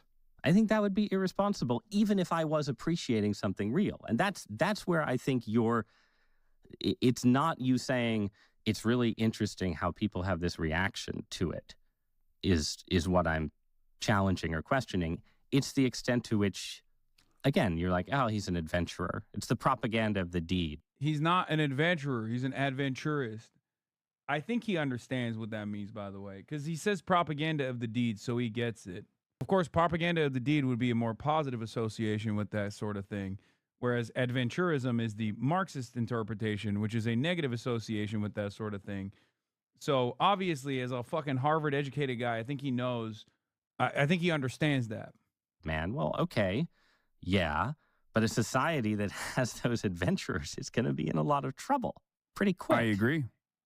I don't disagree with you on this. I think it's a reflection of the very social fabric that keeps us together and keeps us stable. According to Ross, the proper course of action to respond to Luigi Mangione is to keep watching it happen and do absolutely nothing other than look at each instance of violence and go, that's bad, that's bad, that's bad, that's bad, in perpetuity. You, on the other hand, can go, maybe we can put an end to it, perhaps. Yeah. I mean, it's the same with, like, fucking gun violence. It's the same with gun violence. Like, I feel like I lost my mind a long time ago, constantly trying to understand, like, constantly trying to make sense of the senseless violence that exists in America, okay? Where I was just like, what are we doing? Like, this is insane. Please, some sensible legislation, please. Can we have some sensible legislation, please? Nope. Nope. It just doesn't make any sense. In real time. America is a very violent country, right? But we have systematized this violence and we have normalized it. And inevitably that violence has also come back to the domestic front, where there is unlimited bloodshed happening at schools. I mean, Charlie Kirk's assassination was the 46th school shooting, technically, a shooting that happened at a school. And then the 47th happened only an hour later in Colorado. And our reflection on these sorts of events is that because it's so normalized, because the system must continue, because there are numerous different interests at play here, specifically gun manufacturers, for example, a very important part of our domestic manufacturing industry. America is an extreme, and a big part of American culture. America is an extremely libertarian, personal liberties devoted society in ways that have right-wing connotations, like lots of gun ownership, and left-wing connotations too. But yes, go on. Certainly. And what I'm trying to say is that in the absence of any sort of significant initiative to claw back some of that, to have some kind of reasonable policy that will say, all right, guys, like, we all like guns. I like guns. I like shooting guns, right? I do not have any sort of gun culture in my development.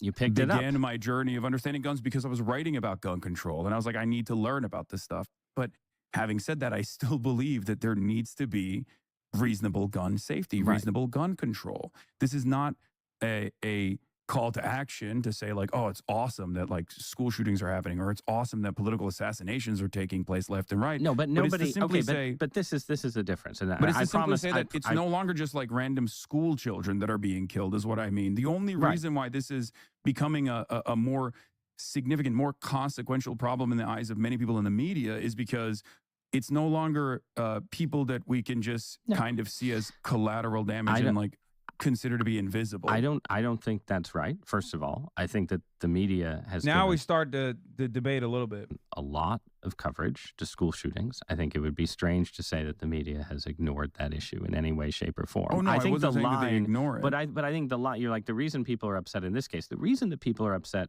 in this particular case, right, is that when school shootings happen, right, there is, except in very online communities, there is not valorization of the school shooters. Nobody calls a school shooter an adventurer, right? Mm-hmm. And the people, obviously we don't want to live in a world with school shootings, but we especially don't want to live in a world where it seems like people who are sort of in the public scrum, like you, right, Mm-hmm. are sort of appreciating violence. Like if I'm pro-life. I think abortion is a form of murder.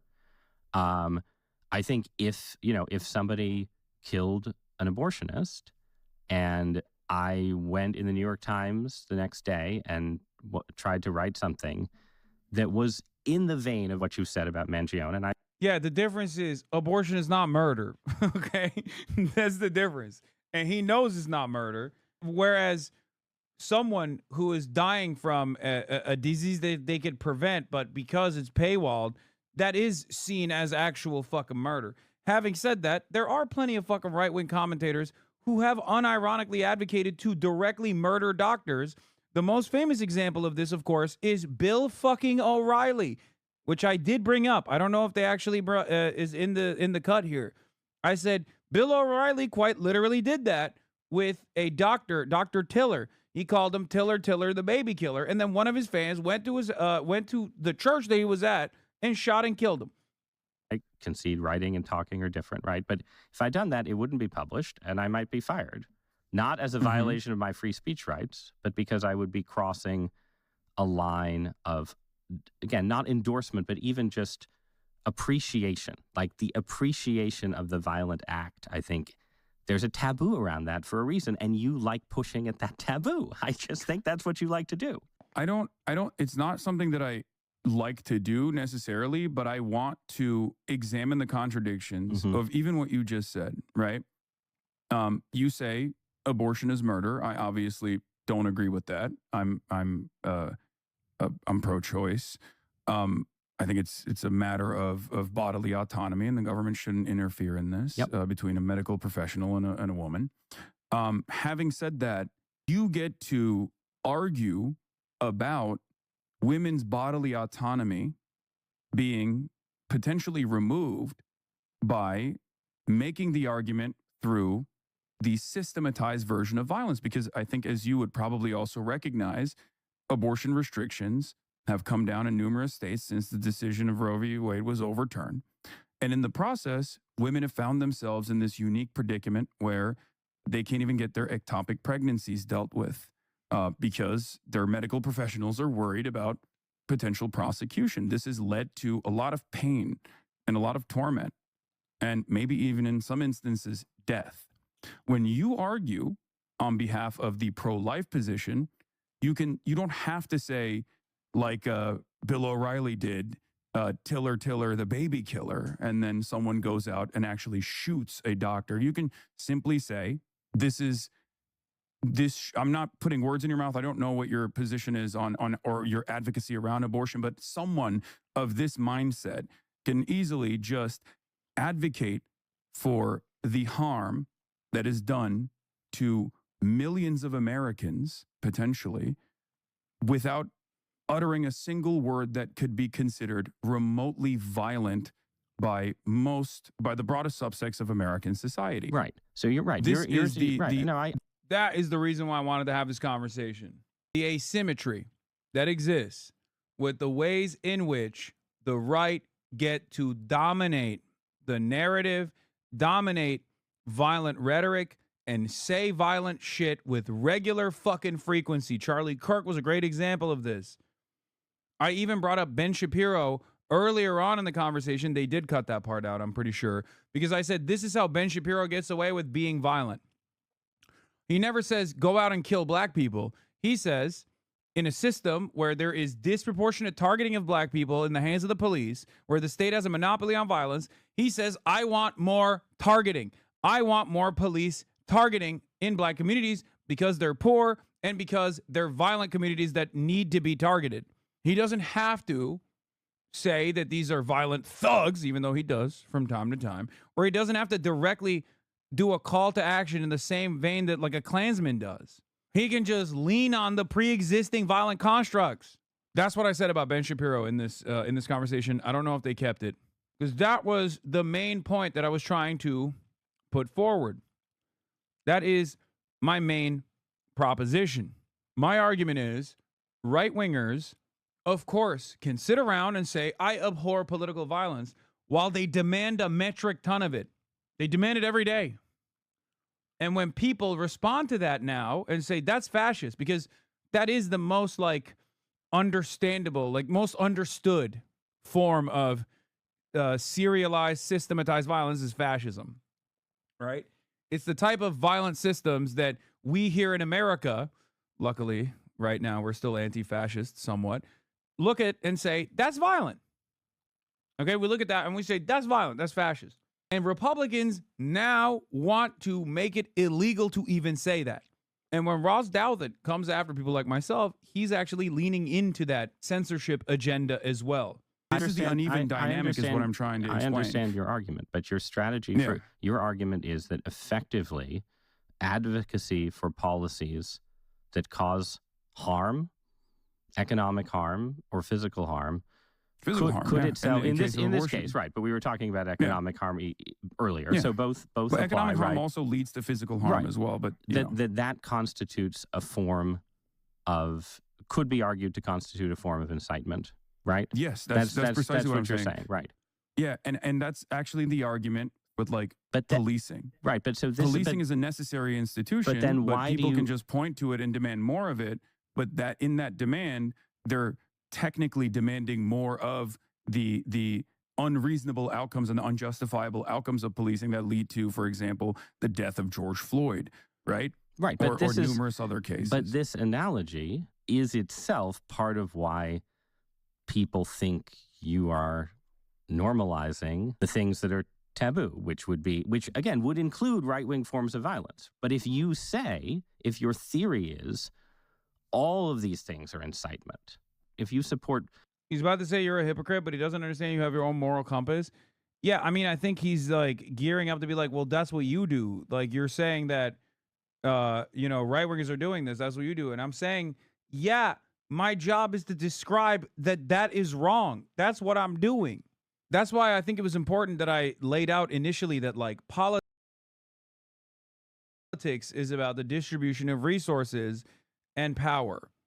And one of the key components of the distribution of power is the distribution of violence. Like, who gets to do it? Who gets to be on the receiving end of violence? So, like, in that sense, it is a constant. Yikes, this dude. Yeah, right-wingers do that for police brutality. I say it is unacceptable. Those systems of violence are unacceptable. And one of the undesirable yet inevitable outcomes of such a violent structure is going to be violent resistance. Sometimes that violent resistance is going to be just. Sometimes that violent resistance is going to be unjust.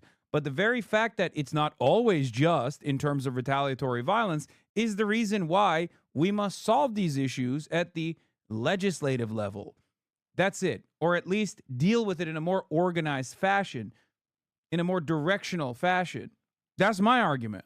Putting more people in jail, that's incitement. If you support, border security, that's incitement. It's incitement all the... Political violence is not protected speech in the country that you live. What? First of all, the fuck are you talking about? Political violence is a vague term. If you're talking about like actual like killing people, yeah, that's illegal. But if you're talking about like political rhetoric that could be potentially inciting violence or whatever, that is such a vague and nondescript way to describe anything that, yes, free speech would in most circumstances until recently would have kicked in and said, nah, fuck that. You can't prosecute that shit at all. Way down. Like, you're basically saying the person who incites violence against a politician is in the same position as the person who supports border security. And that seems like an argument that lends itself to encouraging people to commit political violence, because you're saying, oh, it's all normal already. What's a little more? What's one more act of incitement in a world of incitement? You're just normalizing it when you make that argument. Yeah, my argument is that I'm not normalizing it.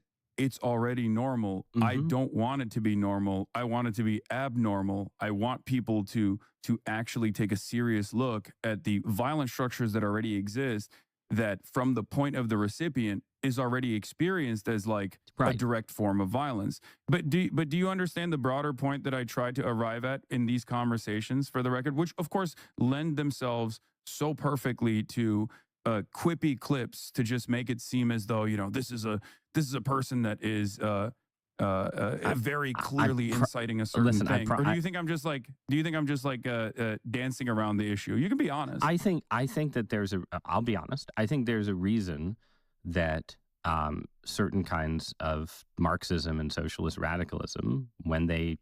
You ain't challenging me? Come on live. It will be? What the fuck? Are you trying to go meat for meat? What's this? Are you trying to go sword fighting with our penises? Take power or trying to come to power tend to resort to violence, and it is inherent in the argument that you've made. I'm not saying it's an argument that doesn't have a certain power. If it didn't have a certain power, lots of people wouldn't have believed in it, right? There is an inherent violence in the use of state power. There is an inherent coercion in all kinds of policies, including policies that I support, right? You know, I support restrictions on drugs, right? That probably you do not, that absolutely involve coercion. I believe in restrictions on bodily autonomy enforced by state power that uses violence. I believe in that.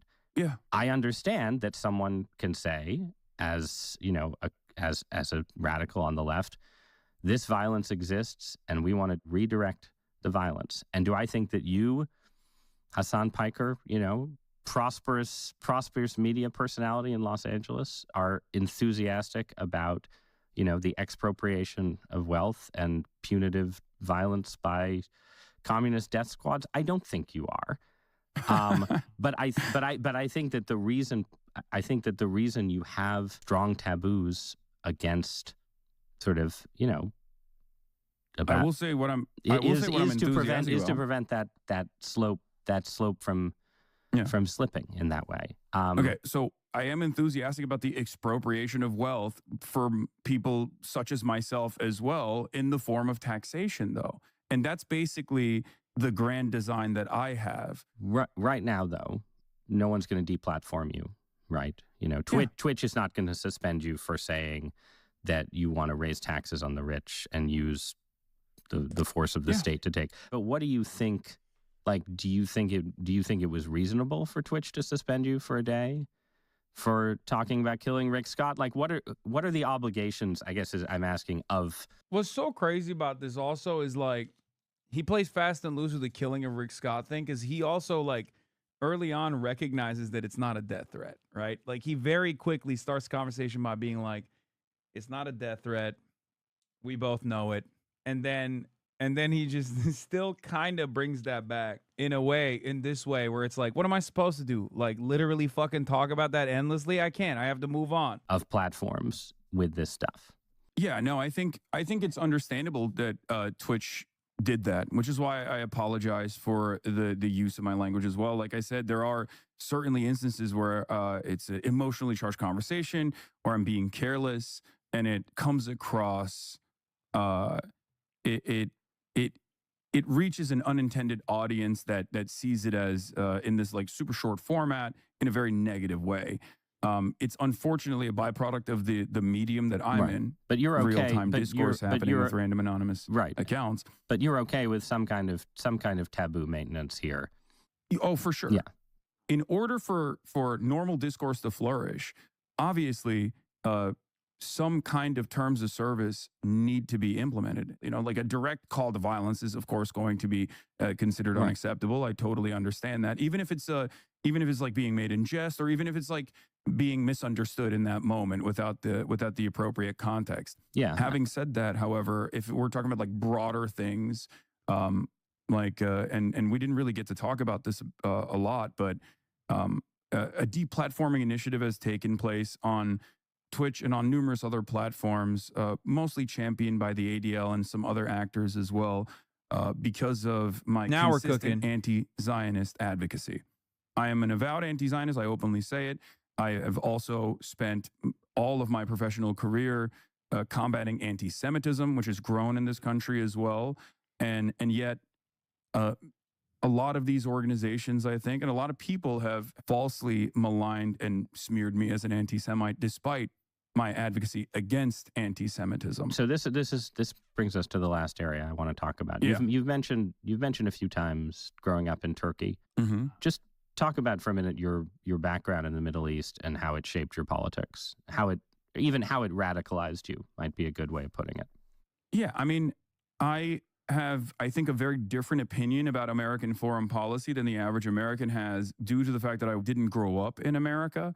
I had more proximity or a closeness to, I guess, the recipient of American violence and American intervention, being someone who grew up in Turkey. And yes, bro, Middle East is a wild way to talk about it, but it is what it is. Come on, just move therefore, on. my starting position is very different to the way that the American world police narrative was designed in the United States of America, admonishing its enemies, making them seem as though they're barbaric and deserving of some kind of direct military intervention. These are things that I obviously considered to be not only wrong, but also incredibly consequential. This kind of sentiment was incredibly consequential for people who had to live in these countries and had to be victims to boots on the ground military warfare and even the drone wars that greatly escalated under Obama. What do you think about the government of Turkey? I am not a fan of the government of Turkey, and I've written extensively about my criticisms of the government of Turkey, and that's part of the reason why I can't really go back to Turkey, even though my whole family lives there, out of fear that I might be jailed.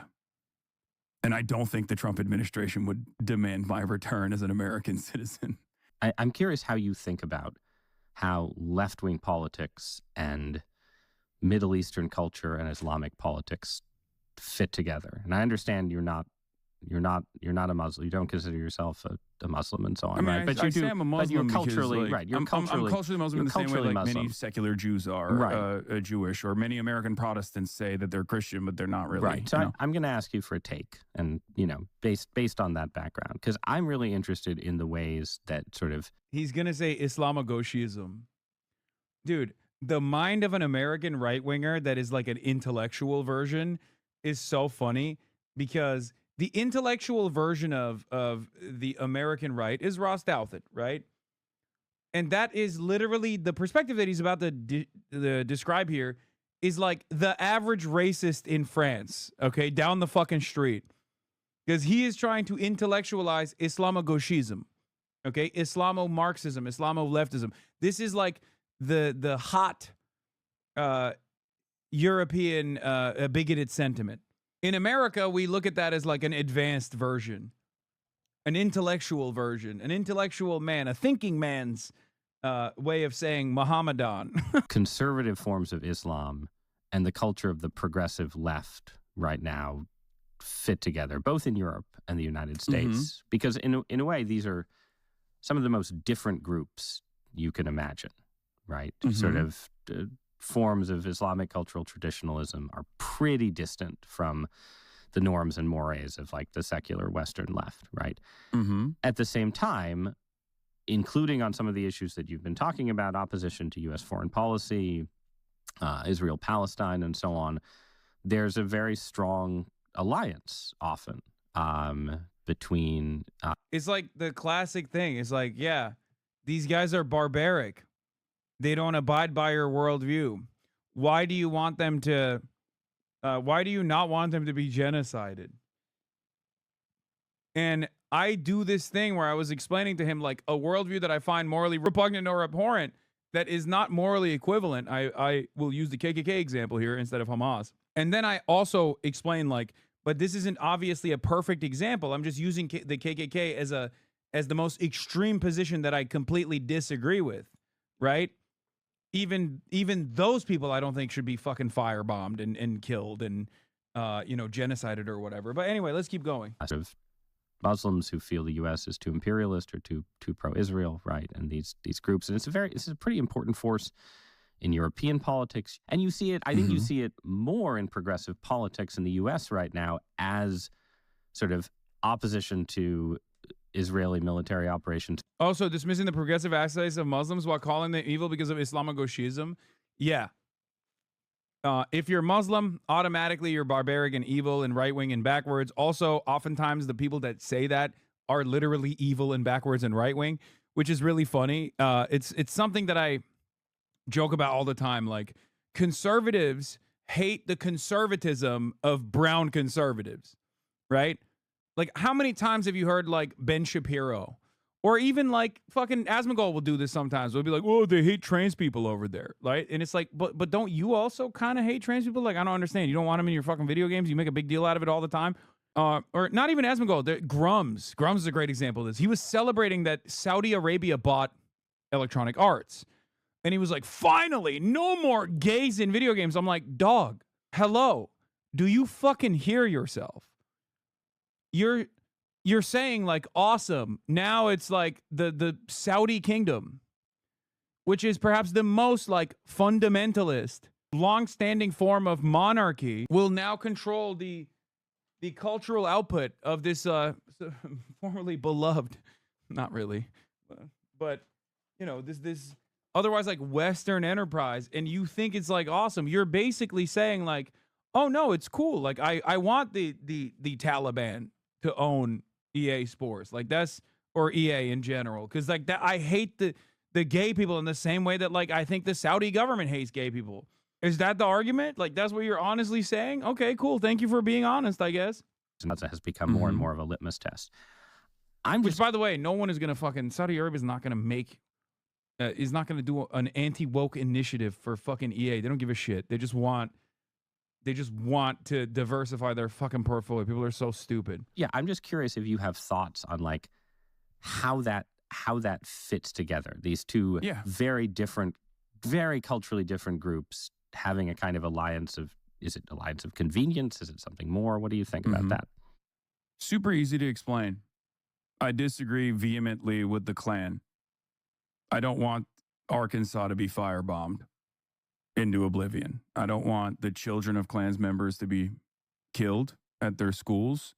I don't want the hospitals that Klans members go to be bombed as well. And I'm not even making an equivocation between the Klan and, for example, Hamas, which I consider to be a resistance group. They have a emancipatory movement, ultimately. I don't agree with their internal politics, their domestic affairs. I don't agree with a lot of the things that they represent or a lot of the things that they say. But these are utterly inconsequential in the grand scheme of things, in the overarching hierarchy, where the number one most consequential wrong that's taking place is not only 78 plus years of brutal occupation and apartheid, but then also the ongoing genocide for the past 2 years. I feel like that is far more important to address than any number of different, like, civil liberty initiatives that Muslim countries could engage in. And I think a lot of people see it that way as well, where they're just like, I don't think this should be happening. I don't think that this violence should be happening. And we need to solve that first and foremost. It's not necessarily that leftists in the West are, like, firm and committed believers in, I don't know, whatever kind of, like, stereotype version of Islamic fundamentalism. No, I don't. I don't think they are at all. That people present.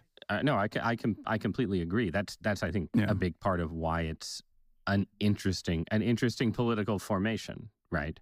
I'm going to run with the Klan analogy just because you offered it to me, right? Like, if there was a war against a small political state controlled by the KKK that followed in the aftermath of the KKK going out and killing a lot of African Americans, black women and children, and the larger region consisted of a bunch of regimes that, even if they weren't fully KKK, had some sort of white supremacist. He thinks this is a gotcha, but it's not, and you'll see why. Just, elements at all were authoritarian and so on, right? Like, I feel like a lot of people would see a little more complexity in that drama than you do in the way you talk about Israel and Zionism.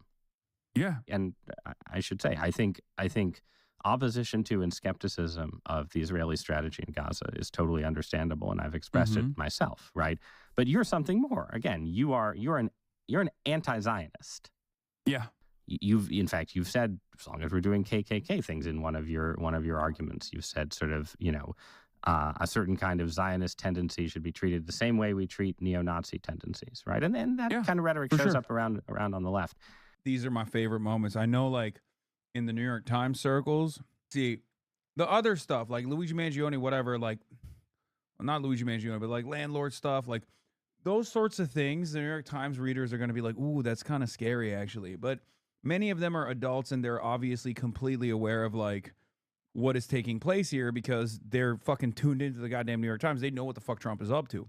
But these guys think that those statements are actually reflected on poorly by the audience. When the audience hears me say those things, his audience, New York Times readers, when they hear me say those things, they're going to be like, oh, I agree with everything that you just presented as, like, violent and negative commentary. Because the reality of the matter is, when he tries to present this as like, well, Zionists should be treated like the KKK, it's like, yeah, I agree.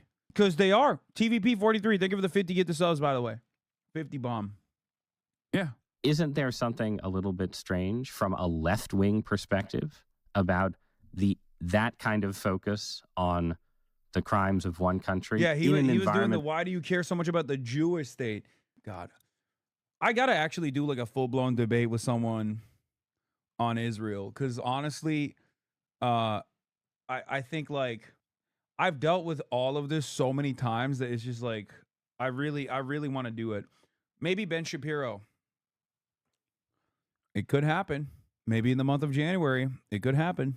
That you've just yourself analogized to the KKK? So, great question. The reason why I made certain to mention that I find the Klan's political opinions to be repugnant, but I still would not advocate to firebomb them, but then also made a distinction between Hamas as an emancipatory movement that is evolved over the years to fight back in ways that I might even personally find to be inappropriate or morally repugnant.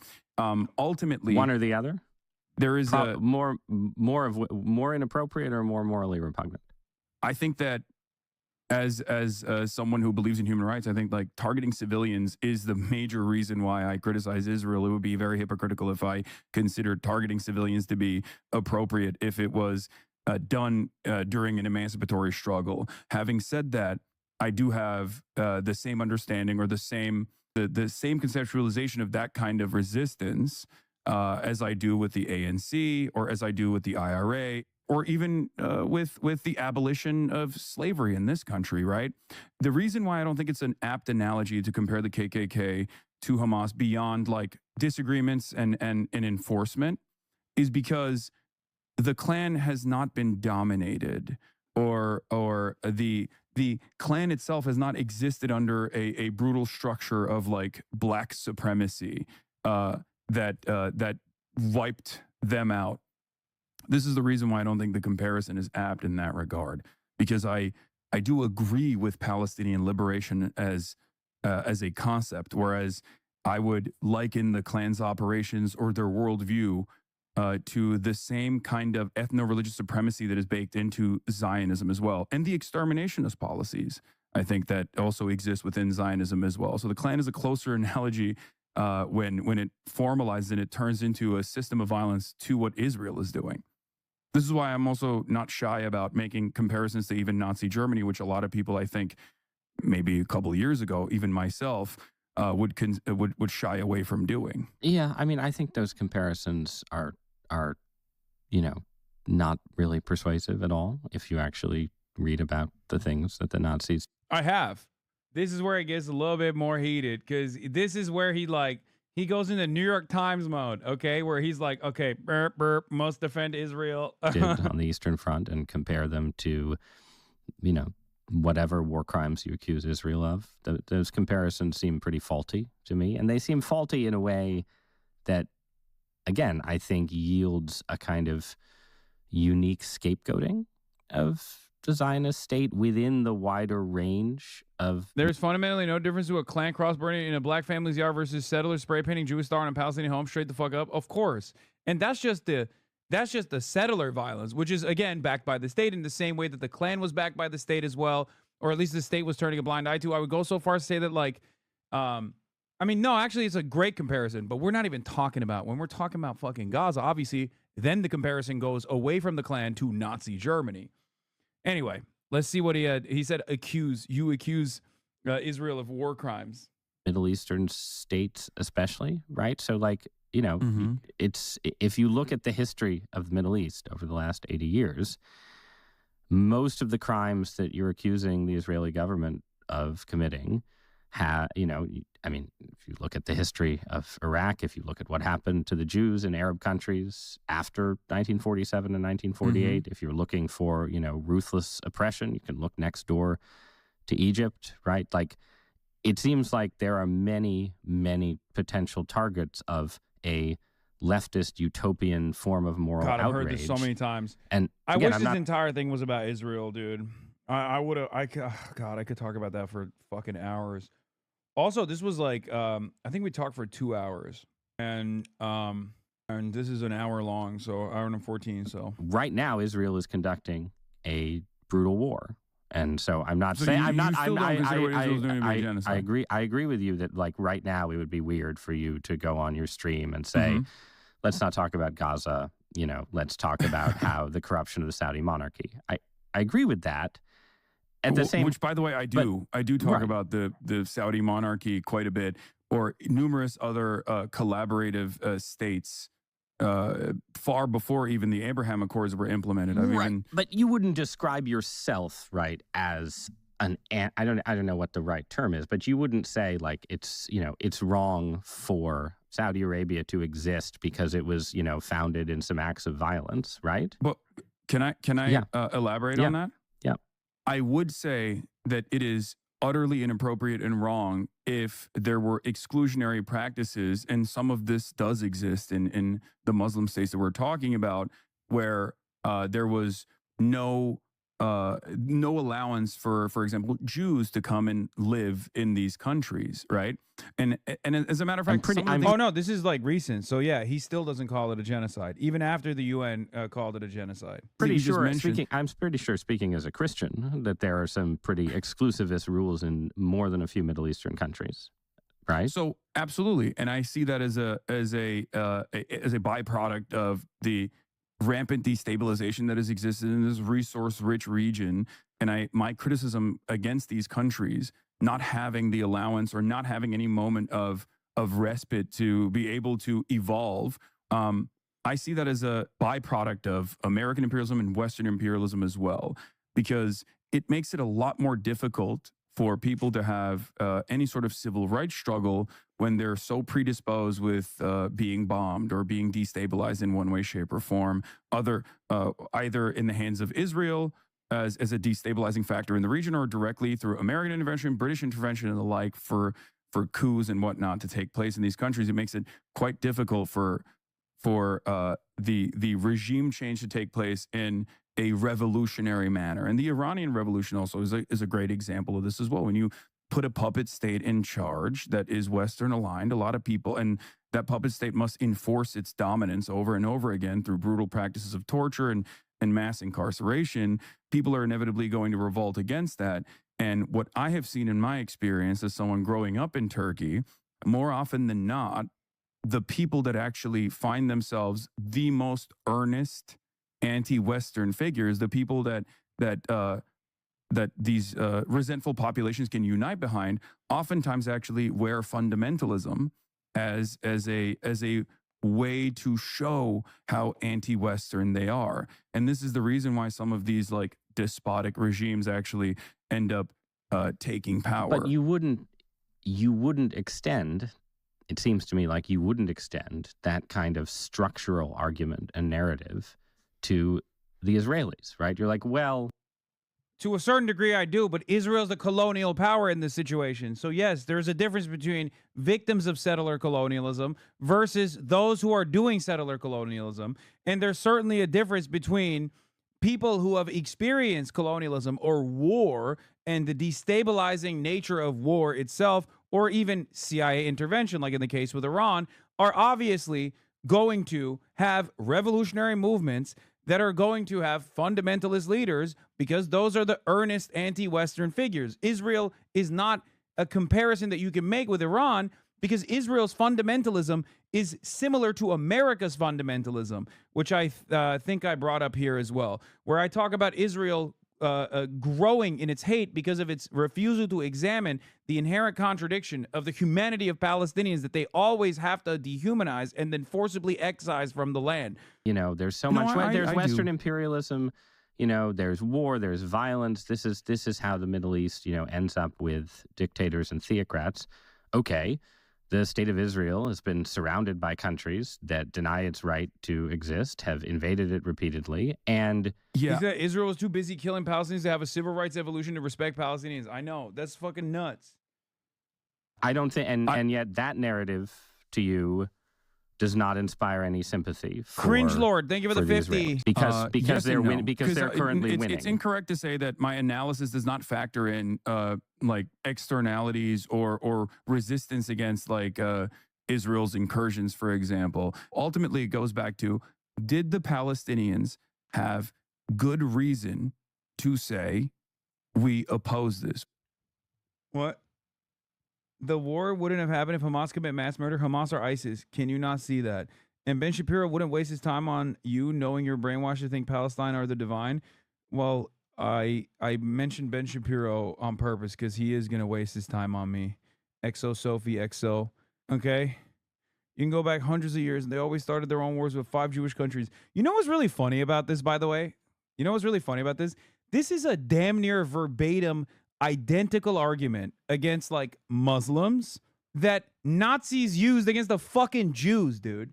That's what's so crazy to me. Like, Jewish Nazis straight up took what anti-Jewish Nazis were saying about Jews and made it their own thing. This is literally verbatim the 109 countries narrative, bar for bar. When you hear Nazis go, oh, it's got to be a reason why Jews were kicked out of 109 countries. That's what these fucking stupid Zionist Nazi morons are doing. They don't even realize it. There's not even a fucking shred of irony in this situation. Okay? Not even a little bit of an irony. Like, you don't even understand it. You don't understand that you are literally a fucking neo-Nazi. Okay? You are a Jewish neo-Nazi. How is this so difficult to fucking comprehend? This is unironically the exact same thing that neo-Nazis say about Jews. There's a reason why they got kicked out of 109 countries, right? That's what they say. That's what neo-Nazis say about Jews. You're saying that about Muslims. All of the, oh, there's a reason why nobody wants the Palestinians. God damn. I feel like half of the people that were sitting in like Holocaust studies were taking notes to be like, this is the most scary shit I've ever heard. We got to make sure this never happens again. And then the other half was sitting there being like, well, that's pretty good. I think we can use this one. Wow, they really cooked on this one. Okay, maybe not the oven thing, but we could just use conventional munitions.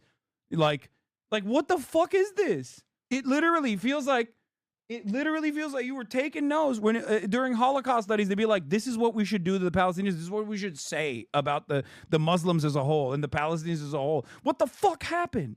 Jesus Christ. They dusted off old recipes, man. What the fuck? Opposed the Israeli state. Was it born out of ancient anti-Semitism? Check her reply bar for bar. What'd she say? What'd that dumbass say? It's facts, nothing Nazi about it. Yes, Nazis say that about Jews, dumbass. And when they're called out for it, they turn around and say the exact same thing. You're so stupid. God damn. That's just fascism. That's just fascism. There's no better description that this is a fascist ideology than this exact conversation that just took place.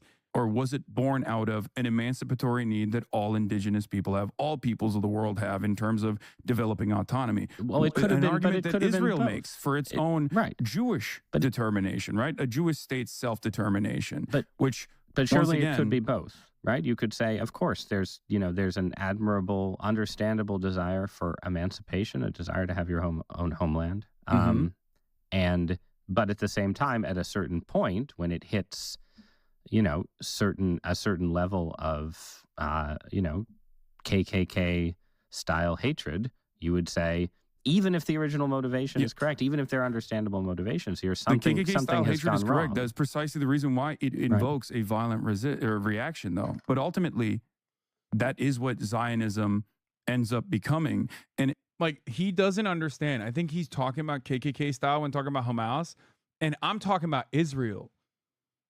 Like, that's why I was like, yeah, you're right. Of course the KKK style hatred is going to invoke some kind of violent resistance. And I'm like, no, that's why Hamas is resisting violently.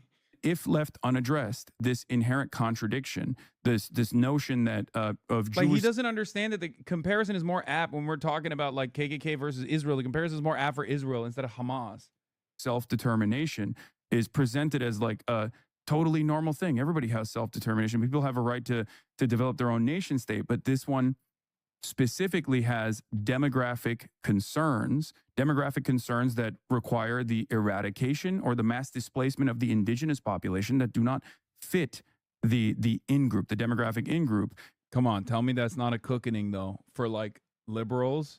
I mean, yeah, everybody has a right to self-determination, but you can't do that by being like, my self-determination requires me to be an ethno-state. Sorry. That's a cookening, all right? And that is at the heart of this problem of how certain societies get more and more comfortable with fascist violence. All right, I see this as a dual problem in America as well as Israel. So let's just take that, because I know you have to go stream. This is the last. I mean, I can talk about this all day, by the way, especially on the New York Times. I mean, this is not. I'm sure you will be talking about it all day. Some of us. I told the facts, the history, brainwash to think different is facts. Dude, check it. Your and your followers are in a woke world that will make you see. What are you talking about? Like, what are you talking about? What are you talking about? Dude, you literally said Palestinians are getting kicked out all the time. Arabs are the ones who always start the wars. And you're straight up using Nazi rhetoric when talking about Jews, okay? Like, this is what Nazis say about Jews. If that's not enough for you, I don't know what else to say. You're wrong. You're fucking wrong. You're just straight up wrong. Okay? Jewish people were not, or Jewish people were there. 2% of the population in Palestine was Jewish, but Jewish people did not like materialize there. And then all of a sudden, everyone was like, whoa, what the fuck? Like, we have to purge the Jews because we're anti-Semitic. Like, that's not how this happened, okay? It was a settler colonial occupation deliberately designed to slowly but surely, through a process of aliyahs, through a process of immigration initially, pilgrimages, okay? In the same way that like the early colonists did in the United States of America, came in and caused a lot of chaos. The indigenous population understandably resisted against it. There were riots and protests and whatnot. Some of that even turned bloody and deadly. But ultimately, the colonial power pulled back, and the Zionist brigades took over and mass slaughtered and then ethnically cleansed. It seems like about 75% of the comments like you and about 25% don't. Yeah. Anyway, ethnically cleansed the Palestinians. Oh, God, I can't believe we're doing this. Too scared to read the whole thing. 99% of the population think the way I do. Dude, you are literally fucking schizo. Straight up, no one agrees with you. The overwhelming majority of the population is anti-Israel, and a scary percentage of the population is now also anti-Semitic as well. They're not even just anti-Israel. They are unimaginably anti-Semitic too. And a lot of dumb fucks, I don't even know where they fucking exist, but they just straight up think that that's not the case. She's defo in Israel, and in that case, she's right. Yeah, the only place on the planet where that position is the majority position is Israel. That's it. Some of us, though, don't have the same stamina. So I'm just going to ask a last question off that point, right? You're talking about parallels between the Israeli situation and the U.S. situation. You know, you're talking about, you know, the idea that the Israeli situation represents fascism facing resistance. The U.S. situation, obviously, lots of people on the left consider Trump a fascist. This is a very dark narrative. And one of my recurring sort of themes over the last month has been watching the left as an outsider and seeing it go dark, in effect, get really, really pessimistic. So I want to ask you about that, about nihilism and despair. You have a worldview, that has a very bleak. Bro hit the NVE talking points, by the way. Like, even the nihilism. The last point is like, even the nihilism. Like, if I was transgender, he'd be calling the authorities. You know what I mean? It's like dangerous, violent rhetoric, anti-capitalist sentiment, anti-American sentiment, anti-Israel sentiment. Like, this is straight up like the last thing that I don't have, which we didn't get into, was like the dangerous gender rhetoric, extremist rhetoric around gender. And if he had hit that one too, because nihilism he's talking about too. Wait, he deadass thinks you have a nihilistic worldview? No, I don't think he thinks I'm a nihilist. I don't think he thinks that. I think he's just asking that question because there is a lot of nihilism out there. Of the U.S. empire as a global force. I wouldn't say that. Okay, so tell me why you're optimistic. Let's end there. Yes.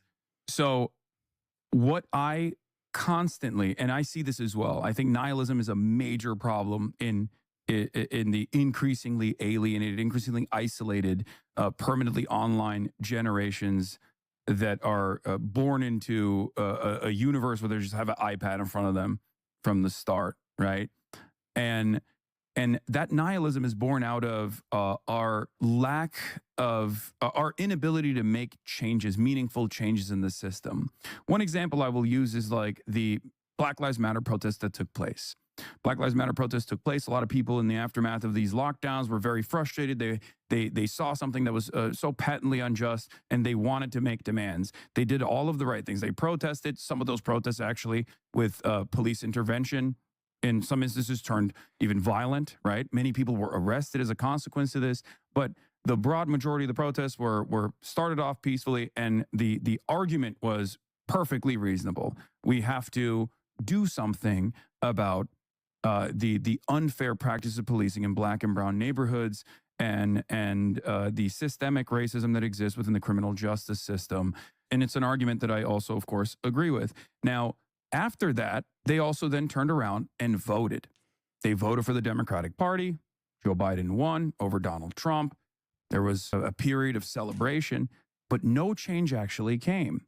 The same structures of oppression existed, and the Democrats actually presented an alternative. They spent most of their time criticizing the activist-born defund the police movement without trying to understand exactly what that meant.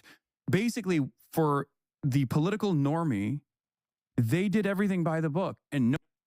Blake Neff, this Douthat Hassan Piker interview is deranged. Look, I'll just summarize it. The structural violence of equity. Yeah, that's the kind of term you hear 10 minutes before a commissar shoots you in the head. Okay, dude, keep fantasizing. Okay, producer for the Charlie Kirk show. Like, what am I supposed to do with this? What am I supposed to do with this? Like, that's just your fantasy. Okay? You have derived a fantastical narrative, a hysterical narrative off of this conversation. That's not my fault. Like, how am I supposed to literally be like, well, I guess you have a sincere fear here. Go ahead, sir. Lock me up. Like, what do you mean? Does he still think the show's going? That's crazy. It is going. It's Erica Kirk's show now, okay? 40K Nazi spotted? Where? When I'm talking about violence, it's an abstract concept, so I don't go to jail. Okay, dude. No change came. What do you expect in the aftermath of that but nihilism? But my solution to that has always been to maintain revolutionary optimism. I tell people not to succumb to nihilism all the time. I tell people to maintain revolutionary optimism. And the reason why I say that is because I myself understand how change takes place, how long it takes for actual systemic change, seismic shifts to take place in society, even in a democratic one that maybe is a theoretical democracy but doesn't actually abide by the democratic wishes of the majority. I know that these things take time. And one thing that I have seen that has given me tremendous confidence has been the attitude, the societal attitude on the issue of Israel. I think the sheer brutality of Israel's conquest over the Palestinians, what and the international community now recognizes as a genocide, has, I think, made people, in spite of the media sanitation, made people reflect on that and made people recognize the truth. So that actually gives me a little bit of hope that I think people do have the capacity to see exactly what's going on and have the capacity to recognize right from wrong and to demand change, no matter how impossible said change feels. Hasan Piker, thanks so much for joining me. Thank you for having me. You're very welcome. I gotta talk to Ezra, bro. That's what I gotta do. I gotta talk to Ezra. Give me Ezra. I'm going after all the New York Times guys one by one. Drop the T on what he cut. I don't really know. I think Hassan actually walked an impressive line in this interview. No rage bait, but politically advantageous considering the audience here. You can see the exact moment Ross finds out you can't throw Hassan around like a chunky Reese Witherspoon. Wait, what? Insane interview. Ross putting words in Hassan's mouth and basically saying, I don't believe you when you say you don't advocate for violence is embarrassing. For those who are not aware, the guy on the right is 45 years old, only 10 years older than Hassan Lamau. The hilarious way with Hassan will describe his worldview, then this New York Times dude tries to reframe Hassan's statement by inserting as many violent semantics as possible, and then just ask Hassan if he agrees with it. This isn't a debate, just an agonizing series of attempted gotchas. The U.S. is literally in the middle of a far-right coup that will probably never be undone, and the centrist intellectuals think the problem is socialist, same as it ever was. That's why the right-wing worldview is so funny. Because, I mean, this guy perfectly describes it. The audacity of that interview calling the left dark after saying he's okay with systematic violence on women and denying the genocide is actually wild. Like, this is why I have hope, okay? Because there are so many liberals themselves who look at what's going on right now and are understandably disturbed, understandably terrified about the future, okay? Understandably terrified about the future. And therefore, they're trying to make this a thing. Yeah, this is the takeaway. The main takeaway from the New York Times thing is like the right wingers are trying to use only this clip to be like, well, you know, there's a lot of liberals that are being shifted by this. I hope so. But basically, Ross, I think you lack the understanding of the term adventurous and its meaning in the leftist circles. You keep saying adventurous if it's on the hunt. Meant it as a compliment. Aventurism is frowned upon by most Marxists, seen as a lack of understanding of theory and discipline. Well, actually, one of the things that I got taken out was I think I was talking about, what was I talking about? In the adventurism conversation, there was another thing that I brought up that I can't remember now. But I don't think they took anything like super significant out of that conversation. Oh yeah, there was a point about like taxation that I brought up as well. Like libertarians consider taxation to be violent. Your haters are dumb as rocks. Hassan haters are a different breed. The bozo who posted the LSF video that ContraPoints reposted also said that Hassan is too afraid to go outside because of the environment he helped create. Hassan is in Paris, France right now. Meanwhile, Hassan is too afraid to go outside because of the environment he helped create. Chatter said they showed their mom and they were surprised that their mom liked you, Lamau. No, I think liberals will look at that interview and not... They won't leave that interview with like a very negative approach or a negative taste in their mouth about like what I'm talking about. Let Mr. Piker run for president, please. Maybe then, once he's decisively rejected, we can find more common ground. America to mimic France. Regrettably, once a politician is elected, what the fuck?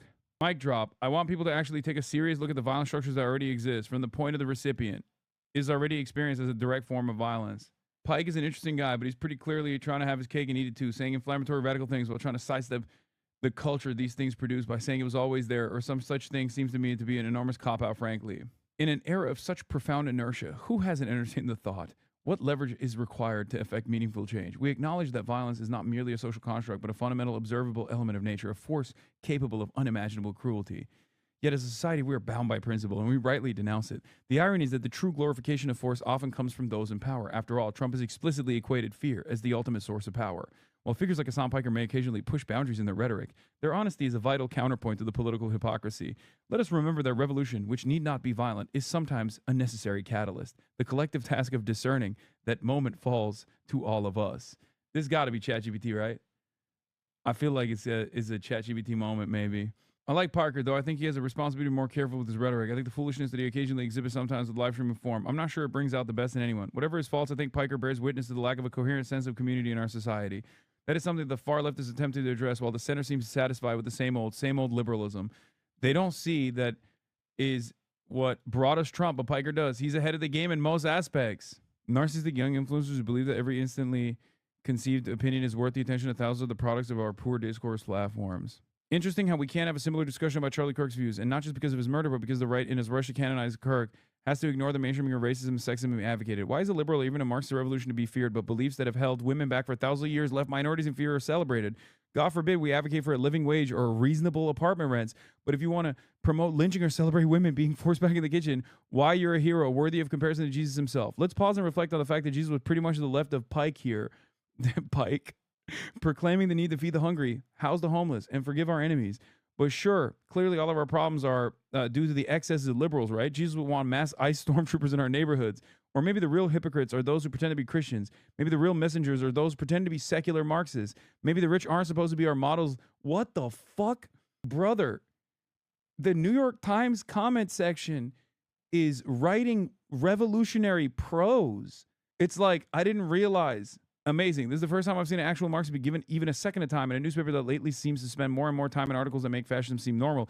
If people heard what actual Marxists and anti-imperialists had to say, they might actually find themselves agreeing with us, which I have to assume is why we are so rarely allowed to speak in this space. I sincerely appreciate Douthat allowing this rare glimpse of a different world. I really enjoyed the arguments put forward by Hassan, but this interviewer is really bad. He regularly interrupts Hassan, and he keeps trying to imply things that aren't true about him. It's really gross and condescending, especially considering how the current administration is cracking down on free speech. This guy... People like this guy cracks me up. Free schools, free healthcare, free everything. Sounds fantastic. Problem is someone has to pay.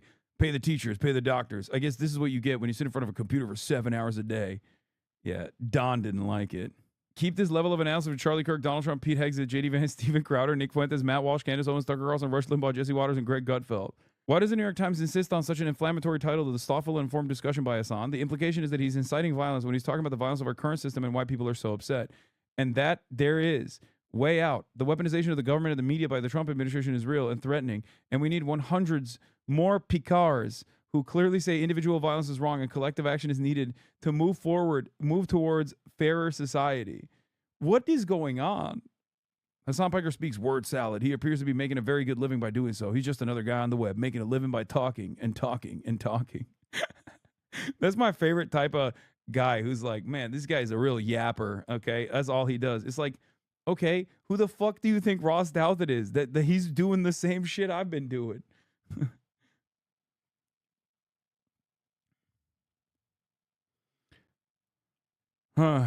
What is this? To be a socialist, to understand how hollow those symbols are without a commitment to those in power little represent. Too much wealth is concentrated in too few hands. And now those hands are pulling the strings of a fascist administration. Our democracy is dying while they get rich. They are the enemy. The sooner you accept that, the sooner we can start fighting in earnest. Oh my God. What is happening? New York Times comment section being like, we must engage in agitative propaganda in our lives in order to foment a revolutionary sentiment in the proletarian now, not tomorrow, but now. We must not wait. I am taking action immediately. This Penn lecturer is full of himself. I listened to the first 20 minutes or so of Ross Douthat, stopping at the point where he becomes clear he has no understanding of politics at all. Senior lecturer in political science at Penn. And to be clear, it's not that Douthat was really tough, let alone unfair in the interview. You just let Piker talk, and in talking revealed he has no understanding of politics at all. Yeah, I mean, yeah, you're gonna, if you have, no. Barry Weiss to be named editor-in-chief of CBS News, so not just a boss, the boss.